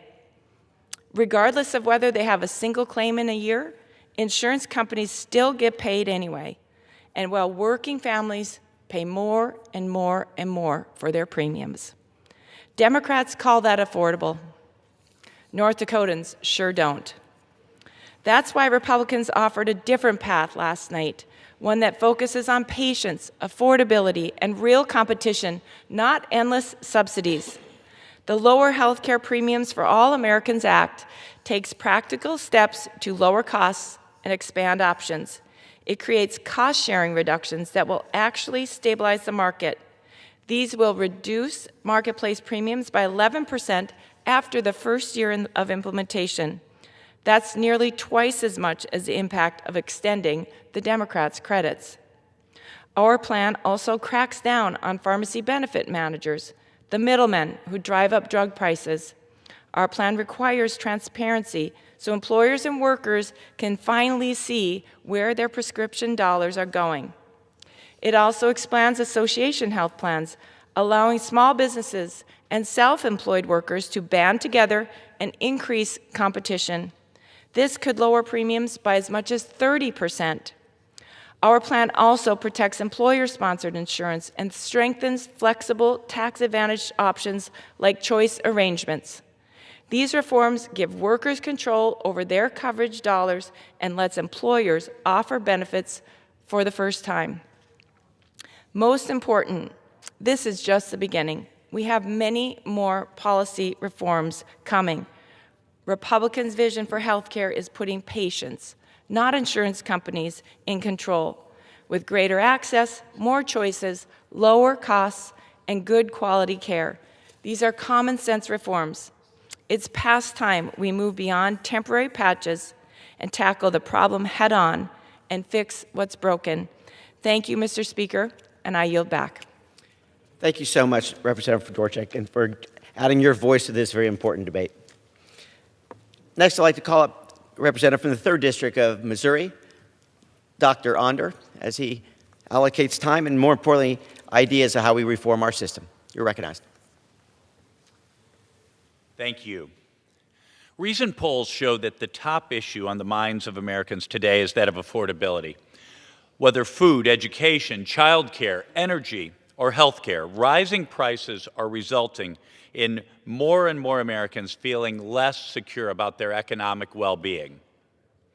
And indeed, prices have been going up. Under President Biden, inflation hit 9% in June of 2022. Cumulatively, over the Biden presidency, inflation is up 21.3%. Things have improved since President Trump and Republicans have assumed office in January. Energy prices are down by 6.3% and inflation has moderated. But since, with the exception of energy, we have not had deflation, prices are higher than we'd like them to be. But nowhere is the issue of affordability more acute than in healthcare. We must address America's healthcare affordability crisis. As a physician, I will tell you, though, the first step in solving any medical problem is getting the correct diagnosis. Because if you do not know what the problem is, you will not formulate the right treatment. You may make the patient worse. And that's what's been going on. What is the problem then? Our problem is that big government, anti-free market, anti-competitive, anti-consumer policies have made our healthcare system more and more expensive by the year. This has been a problem for a long time, but it was made much worse after the passage of Obamacare in 2010. How did Obamacare, the Unaffordable Care Act, make health care more expensive? Quite simply by removing what market forces there were in our system and expanding the role of government. The Unaffordable Care Act literally outlawed the private insurance market. Remember Barack Obama saying, if you like your plan, you can keep it. They lied. They outlawed your plan. What were the results? The ostensible rationale for the Unaffordable Care Act was to get more people insured, but we know that in many cases, workers lost their private insurance and have been, if you will, dumped by their employers onto Medicaid. The Foundation for Government Accountability has estimated that if non-Medicaid expansion states all expanded and added able-bodied working-age adults to their Medicaid programs, an additional 3.6 million Americans would lose their private health insurance. Similarly, enhanced COVID-era Obamacare credits, and remember, that's what we're talking about today, the COVID-era Obamacare credits, crowded out employer-based insurance.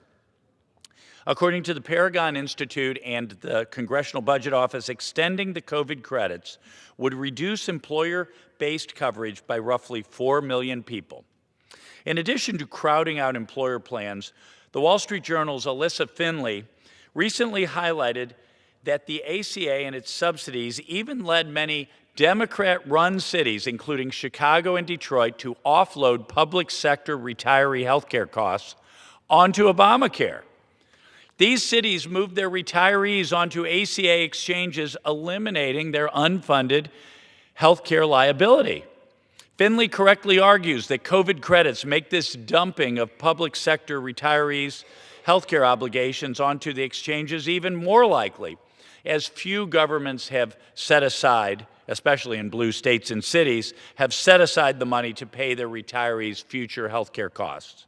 So through Obamacare, you are paying for the financial irresponsibility of some of our biggest city governments, blue cities especially. And the Unaffordable Care Act has resulted in skyrocketing health insurance premiums.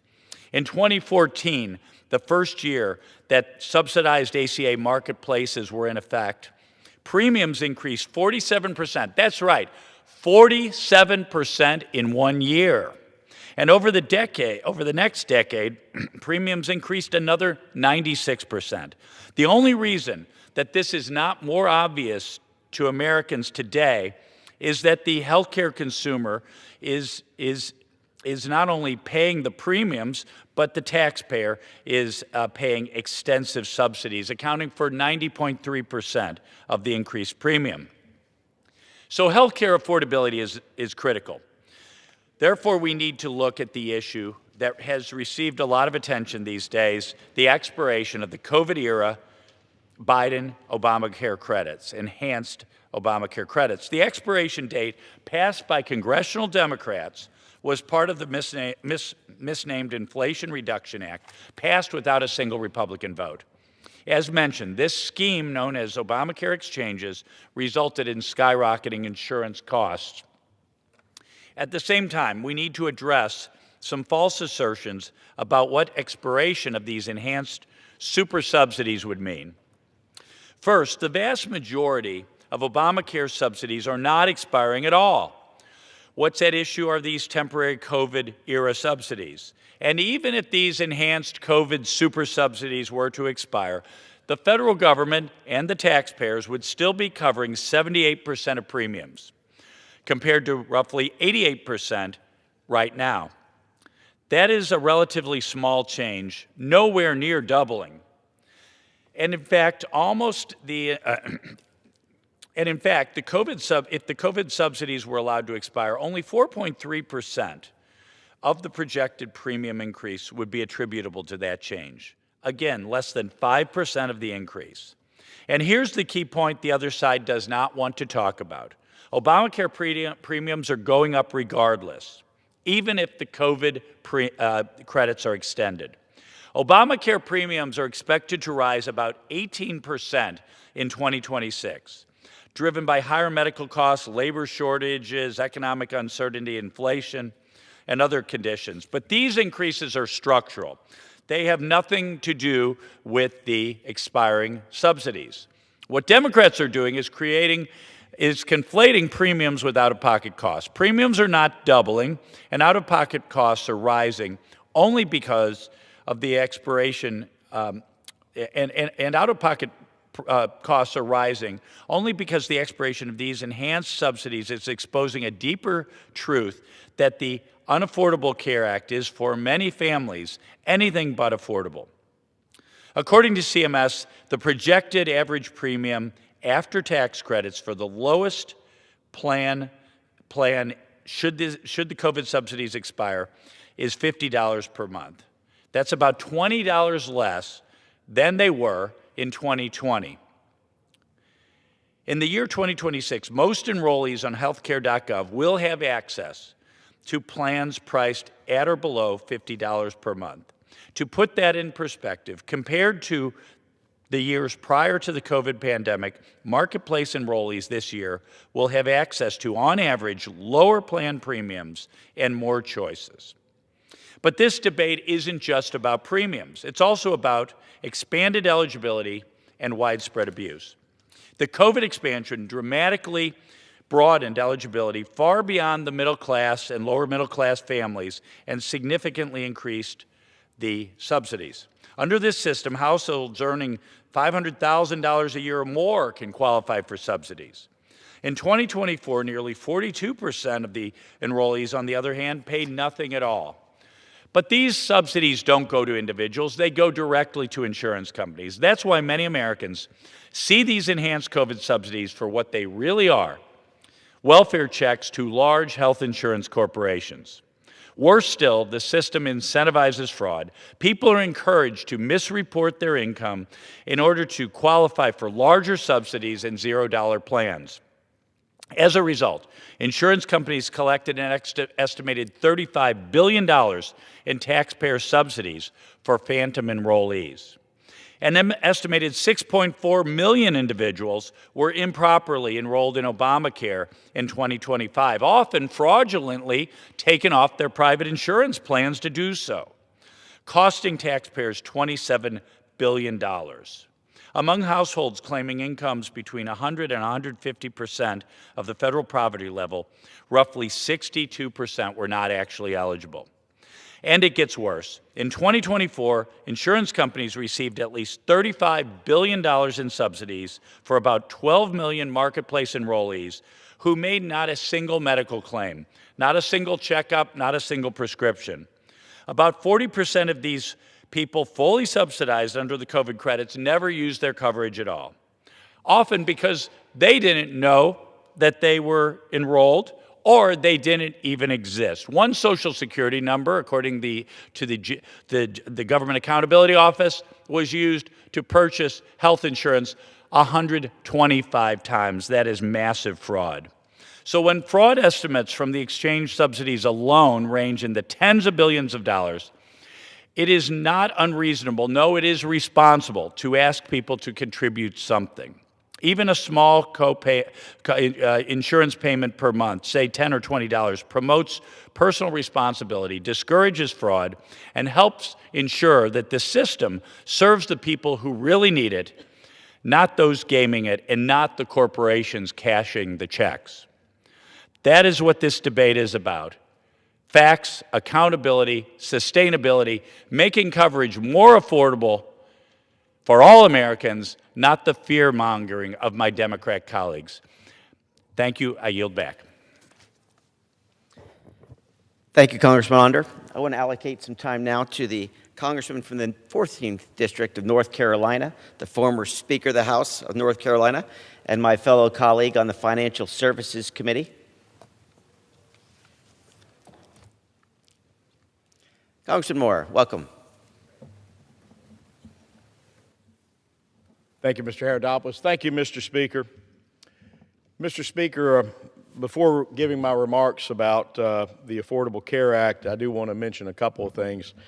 Mr. Speaker, it is with a heavy heart that I mentioned on the House floor the tragic passing of Greg Biffle, his wife and 2 children in an airplane crash that happened just a few hours ago in North Carolina. Just wanted to, on behalf of this body and all North Carolinians, express our condolences to this wonderful family on this terrible tragedy, and just knowing that this family will be in our thoughts and prayers of so many around the nation. Also, Mr. Speaker, wanted to let this body know about the passing of a great leader in our state, former Governor Jim Hunt, who passed away today. The news came out a little bit ago from his daughter, who currently is our state's lieutenant governor. A great man, a great leader in North Carolina, one who loved and cared a lot about public education in our great state, a man who I came to know during my time as Speaker of the State House, and someone who loved his state. So our thoughts and prayers and condolences are with his widow and with his family, particularly as we go into this Christmas season. Mr. Speaker, it is, I appreciate the gentleman from Florida affording some time to not only myself, but to a number of our colleagues today to talk about the legacy of Obamacare that we find ourselves inheriting here in this Congress, a program that passed some 15 years ago before I believe any of the members who have spoken so far today were even serving in this body. But here we are in a situation where we are having to try to clean up this mess. And why would I say it's a mess? Well, I can think back to a time before Obamacare, back before this passed, and health care was less expensive. Health care was more accessible. You could go out and you could afford to buy health insurance. Prescription medications were more affordable. There was, in fact, when I talk to colleagues, when I talk to business owners, when I talk to folks, it was easier to be able to get good health insurance. So Obamacare passes, and what happens? We see health care costs spike. We see prescription drug costs go out of control. We see total inefficiencies in the system. We see a lot of wasted money. We see these phantom insured folks, people who aren't really insured, but insurance companies are receiving billions of dollars every year for coverage that simply does not exist. And look at the premiums. Look at a lot of the sticker shock that a lot of Americans are getting right now during this time of the year as we're in the Christmas season, where they're being told they're going to have to pay more. They need to understand Obamacare is what has caused all of this mess.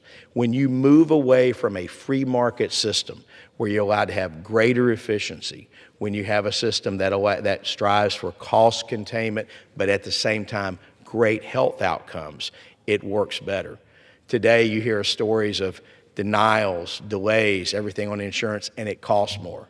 That, my friends, is unfortunately the legacy of Obamacare. And it's why this body is not going to continue to throw good money after bad. It's an investment that is not paying off economically, and it's an investment that is not paying off for the health of Americans around this country. Some of the stats, get this, on the plan premiums, the actual cost, the premium cost, Obama plan premiums have risen 2 times faster than employer plans. Got a chart, probably can't see it on TV, but got a chart, and where you see this thing spiking up right there, out of control, those are the Obamacare resulting premium increases that are happening. This is not acceptable, and it's not appropriate to keep throwing money after it. These surging premiums are also driving a higher federal subsidy cost. So what do we mean? So from the ACA subsidy grew from $18 billion in 2014 to $92 billion in 2023. Now, how many people out there think they've actually gotten better health care in that period of time? I don't think many are going to speak up and say they are. Get this year, now I've talked about, went from 18 to 92. This year alone, in 2025, costs are projected to reach $138 billion. Again, it just keeps going up. My friends on the other side of the aisle, the only thing they know to do is keep throwing money at it, keep throwing money at it. Nothing to try to improve efficiency, nothing to try to improve coverage, nothing to try to improve the system, nothing but wasting more and more money in a system that is not working. If we were to expand, so the COVID extension, that's what a lot of talk's been about. There was a temporary COVID extension that when Democrats were in charge, they solely passed, right? They passed to put that in place, and the Biden administration put that in with an expiration date. Well, they knew it could not continue. They knew it wouldn't sustain. I think, frankly, they knew it wasn't going to work. But get this, let's say we went along with extending that, it would cost right now $335 billion over 10 years, which is going to, again, only put the budget more out of balance, is going to affect our national debt, and is simply not sustainable. The other thing, and I alluded to this earlier, is what's called the zero claim enrollment.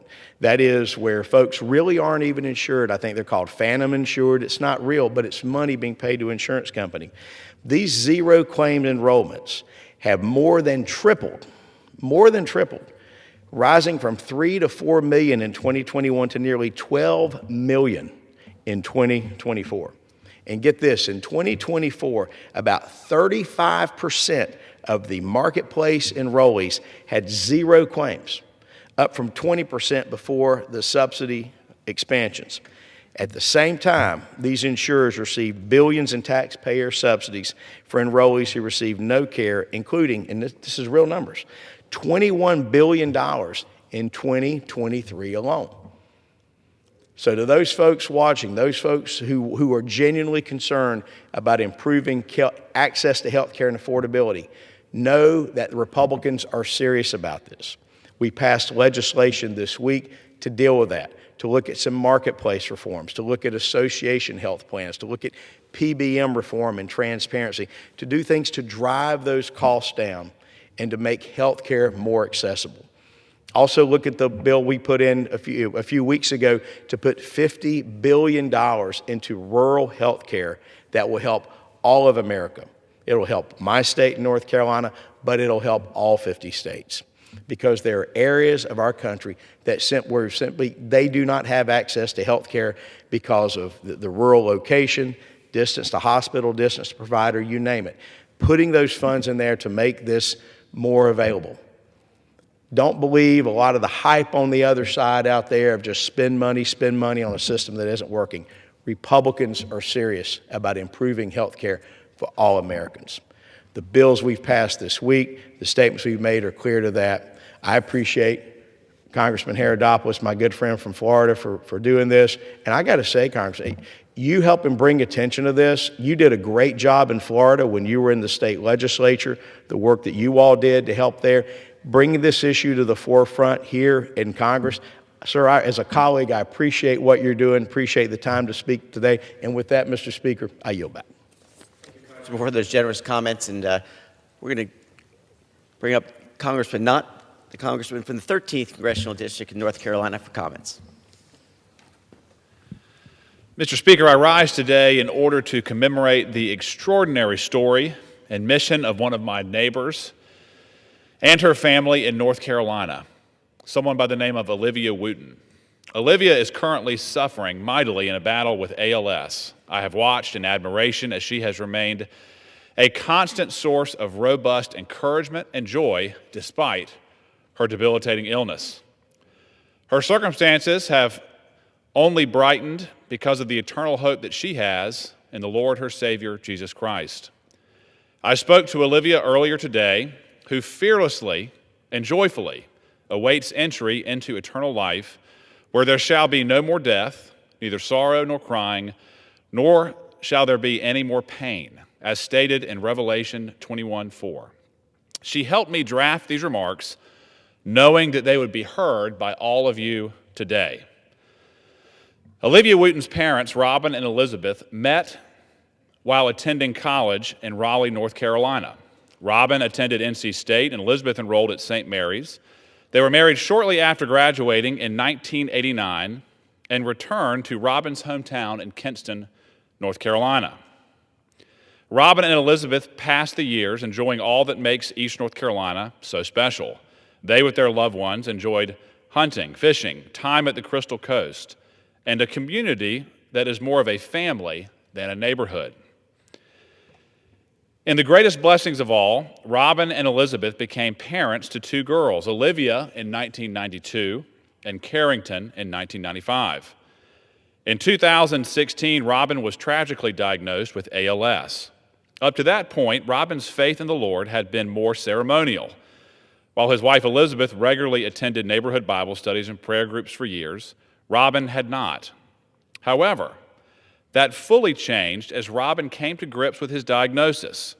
Rather than indulging in fear or resentment of assured physical suffering here on earth, Robin encouraged anyone he met to look up and to consider Christ. He pushed others to focus on eternity and to rely on the Lord rather than the fleeting things of this earth. Robin helped others grow in their faith until entering his heavenly home, 1 year after his diagnosis. Tragically, in July of 2023, Robin's daughter Olivia would herself be diagnosed with ALS. Since that time, Olivia has surpassed every expectation in how long and how well she has fought this vicious disease. And yes, while she is weakened, she remains buoyant and inexplicably joyful in a manner that can only be called inspirational and miraculous. It was my honor and my privilege to speak with Olivia today. In spite of her physical limitations and her suffering, which are unbelievably real, she will likely not walk unassisted again. She cannot go out with friends today. Absent a miracle, she will no longer be able to travel far from home. Absent a miracle, she will likely never meet her nephew, who will likely be born in the next few weeks. Despite this very real suffering and the limitations that she is currently experiencing, her joy and her hope remain palpable. Olivia knows that her earthly departure is not the end, but rather her new beginning in heaven is with her Savior, Jesus Christ. When I asked her what she wanted me to share with all of you, she simply requested the following for your consideration. She did not bring up policy. She did not bring up new types of ideas for Washington, D.C. She simply said the following: this earth is fallen, and it offers afflictions for which there is no remedy other than in the Almighty. My faith in Jesus has become more vibrant and real than anything I could have ever imagined. To anyone who hears this message, if you do not know Christ, I urge you to consider him. Where this earth offers temporary solutions, it cannot and it will not offer durable and lasting ones. Only Christ can offer real peace, real healing, real rest, and an eternal home. Olivia closed our conversation with a verse which she aptly described as her life verse. It's Romans 8:28, and it simply states, "And we know that for those who love God, all things work together for good, for those who are called according to his purpose." In Olivia's testimony, I can see firsthand, and I have seen firsthand, the truth of this passage. As we enter the week of Christmas, when we celebrate the birth of Christ, I stand in awe and in gratitude for Olivia and her family's witness and example. And I urge each person who hears this to consider her Savior, the Savior of the world, Jesus Christ. Mr. Speaker, I yield back. Thank you very much, Congressman Knott, and she will not be forgotten. I want to thank Congressman Knott, Congressman Crank, Congressman Downing, Congressman Onder, Fedorchak, and also Congressman Moore for their comments today about the broken Obamacare system. It's simply that. It is broken. It is the reason why they've been subsidizing a broken system for a long time at the expense of so many Americans and so many potential innovations as well. And as this issue's been talked very well today, I want to just remind people of where we were versus where we are. The Democrats had the opportunity to make this a permanent plan. They did not have the votes or the will to get it done. They had the opportunity also to reduce taxes on tips. They had the opportunity to reduce the taxes on overtime, and they had the opportunity to reduce taxes on Social Security, all of which are earned. Those are not welfare programs. Those are programs that are earned, and when they had the power, they chose to do nothing. This year, when we were passing the big bill back in July, we had the opportunity again to reduce costs for this broken system. The Republicans put forth in this body a CSR. And what happened here? They used the Byrd rule in the United States Senate to fight what would have reduced rates by 11%. So let's break away from this discussion about affordability. Let's talk about reality. This is purely politics. Their votes have been shown throughout the year. They care nothing about result. They care everything about politics. And candidly, maybe Republicans aren't as good at politics as the Democrats. But we are pushing policies that work and are based in reality. And that's what this push has been about today. Laying out the facts for the American public to say, this system is untenable, and it only undercuts what could be the best system in the world. And there's been so much discussion about the 22 to 24 million people on Obamacare, which we all found out today, half of which might be phantom enrollees. We found out that the future is not bright when you look at the contrast of what it's doing to the remainder of the people who are paying for their own health care system. There are 165 million people who have employer-based systems that they most likely contribute to or pay out of their own pocket, that they're paying $1,500 to $2,000 a month, and they have to subsidize a broken system on top of it and crowd out a medical system in the process. All we're asking for from the other side is to say, let's start doing some common sense things. And the number one thing I'd like to see us do is simply do income verification, so that those people who pay full freight and subsidize the system know that the people who are being helped are actually people truly in need who qualify for a program instead of giving it away. It's simple identification checks, just like we've asked the Democrats to do on things like voting. Just like we've asked the Democrats to do on simple ideas to make things work again. And when you pay your taxes, which are quite exorbitant, in my opinion, that people know they're actually going to help people. So with that, Mr. Speaker, I appreciate your indulgence this afternoon as we get ready to celebrate the holiday season. And with that, I yield back. The gentleman yields back. Under the Speaker's announced policy of January 3rd, 2025, the Chair recognizes the gentleman from California, Mr. Kiley, for 30 minutes.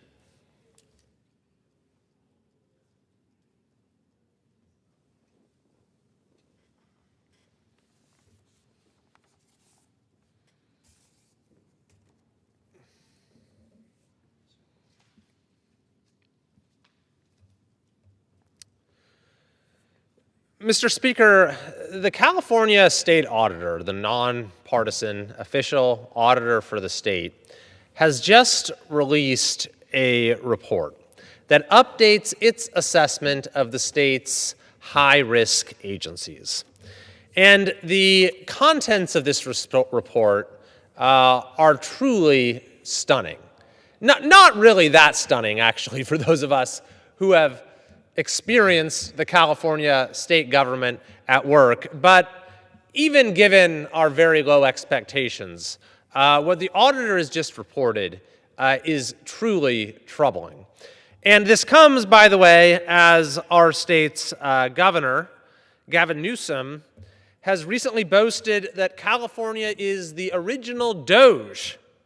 Newsom held out California government as a model of, quote, efficient, responsive, and accountable government. So let's juxtapose that very notable statement, very surprising statement, with the clear-eyed fact-finding of the state auditor. So in this new report, which is issued annually, the auditor identifies high-risk state agencies. What does that mean? It means they pose a substantial risk of serious detriment to the state or its residents. To be considered high risk, an agency must not only exhibit serious waste, fraud, abuse, or mismanagement, but must also have failed to take adequate corrective action.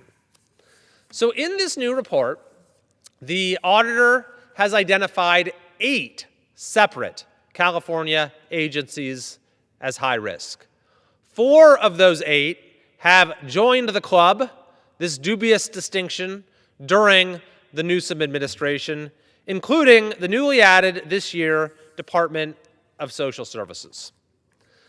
Among the findings as to why these various agencies are considered high risk are that massive payment errors in our CalFresh program could now cost the state $2.5 billion in federal funds.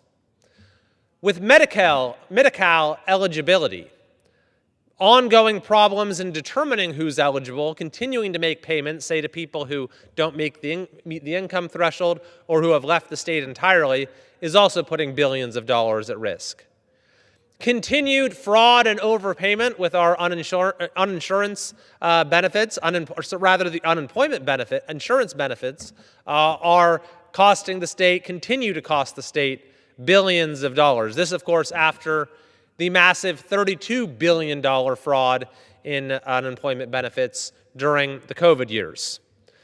Incredibly, the state has missed 6 straight deadlines for its annual comprehensive financial report, which puts in jeopardy our credit rating as well as federal funding.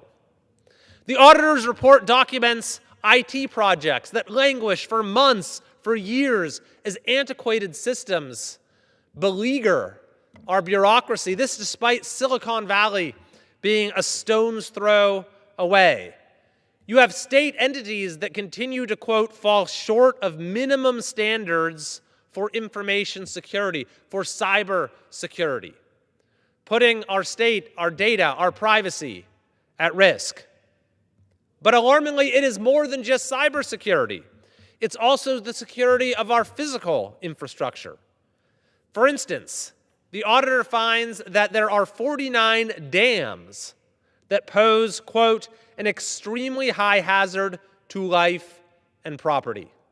And it's getting worse. In just the last 2 years, the number of dams rated either poor or unsatisfactory has increased by 73%. The quality of government service is also unacceptably low. With the EDD, for example, not only do we have continuing ongoing massive fraud and overpayments, but the folks who actually deserve to get paid benefits have a heck of a time getting the benefits they're entitled to.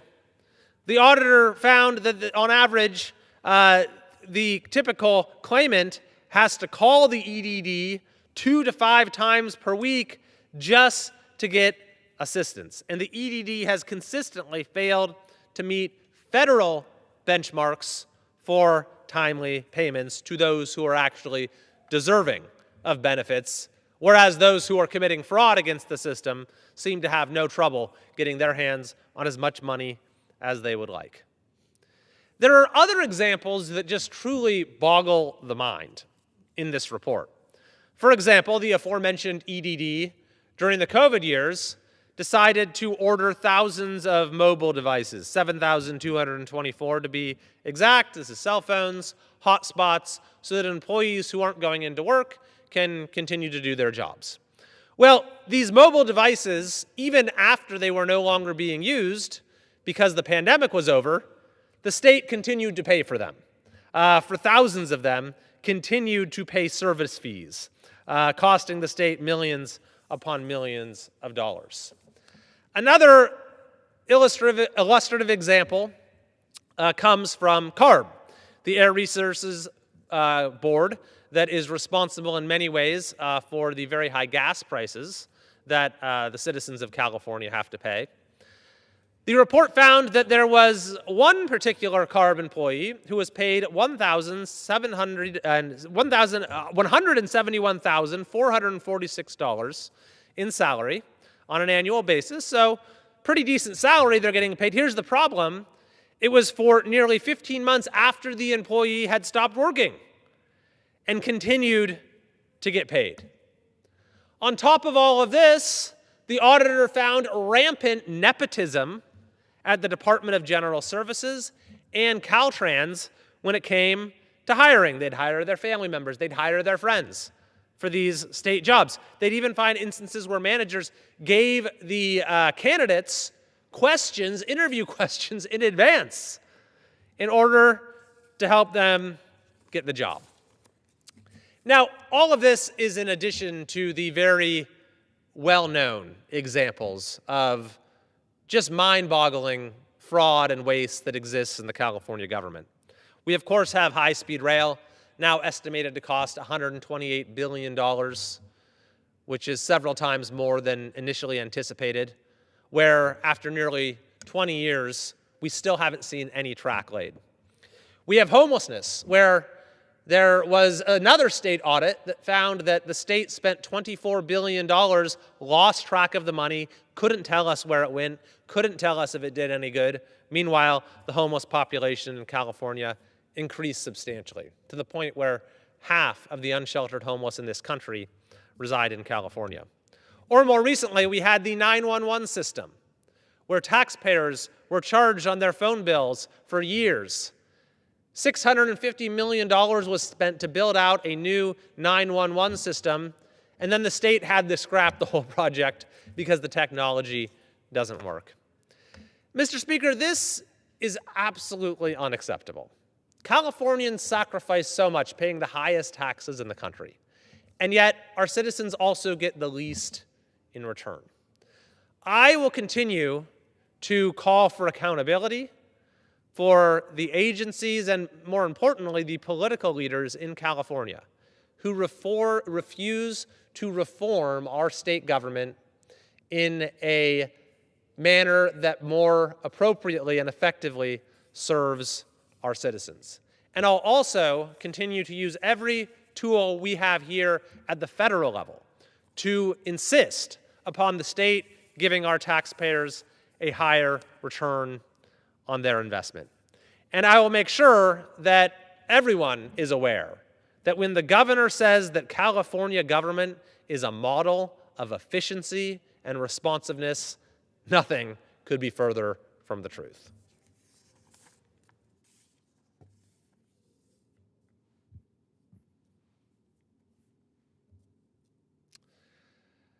Mr. Speaker, they've done it again.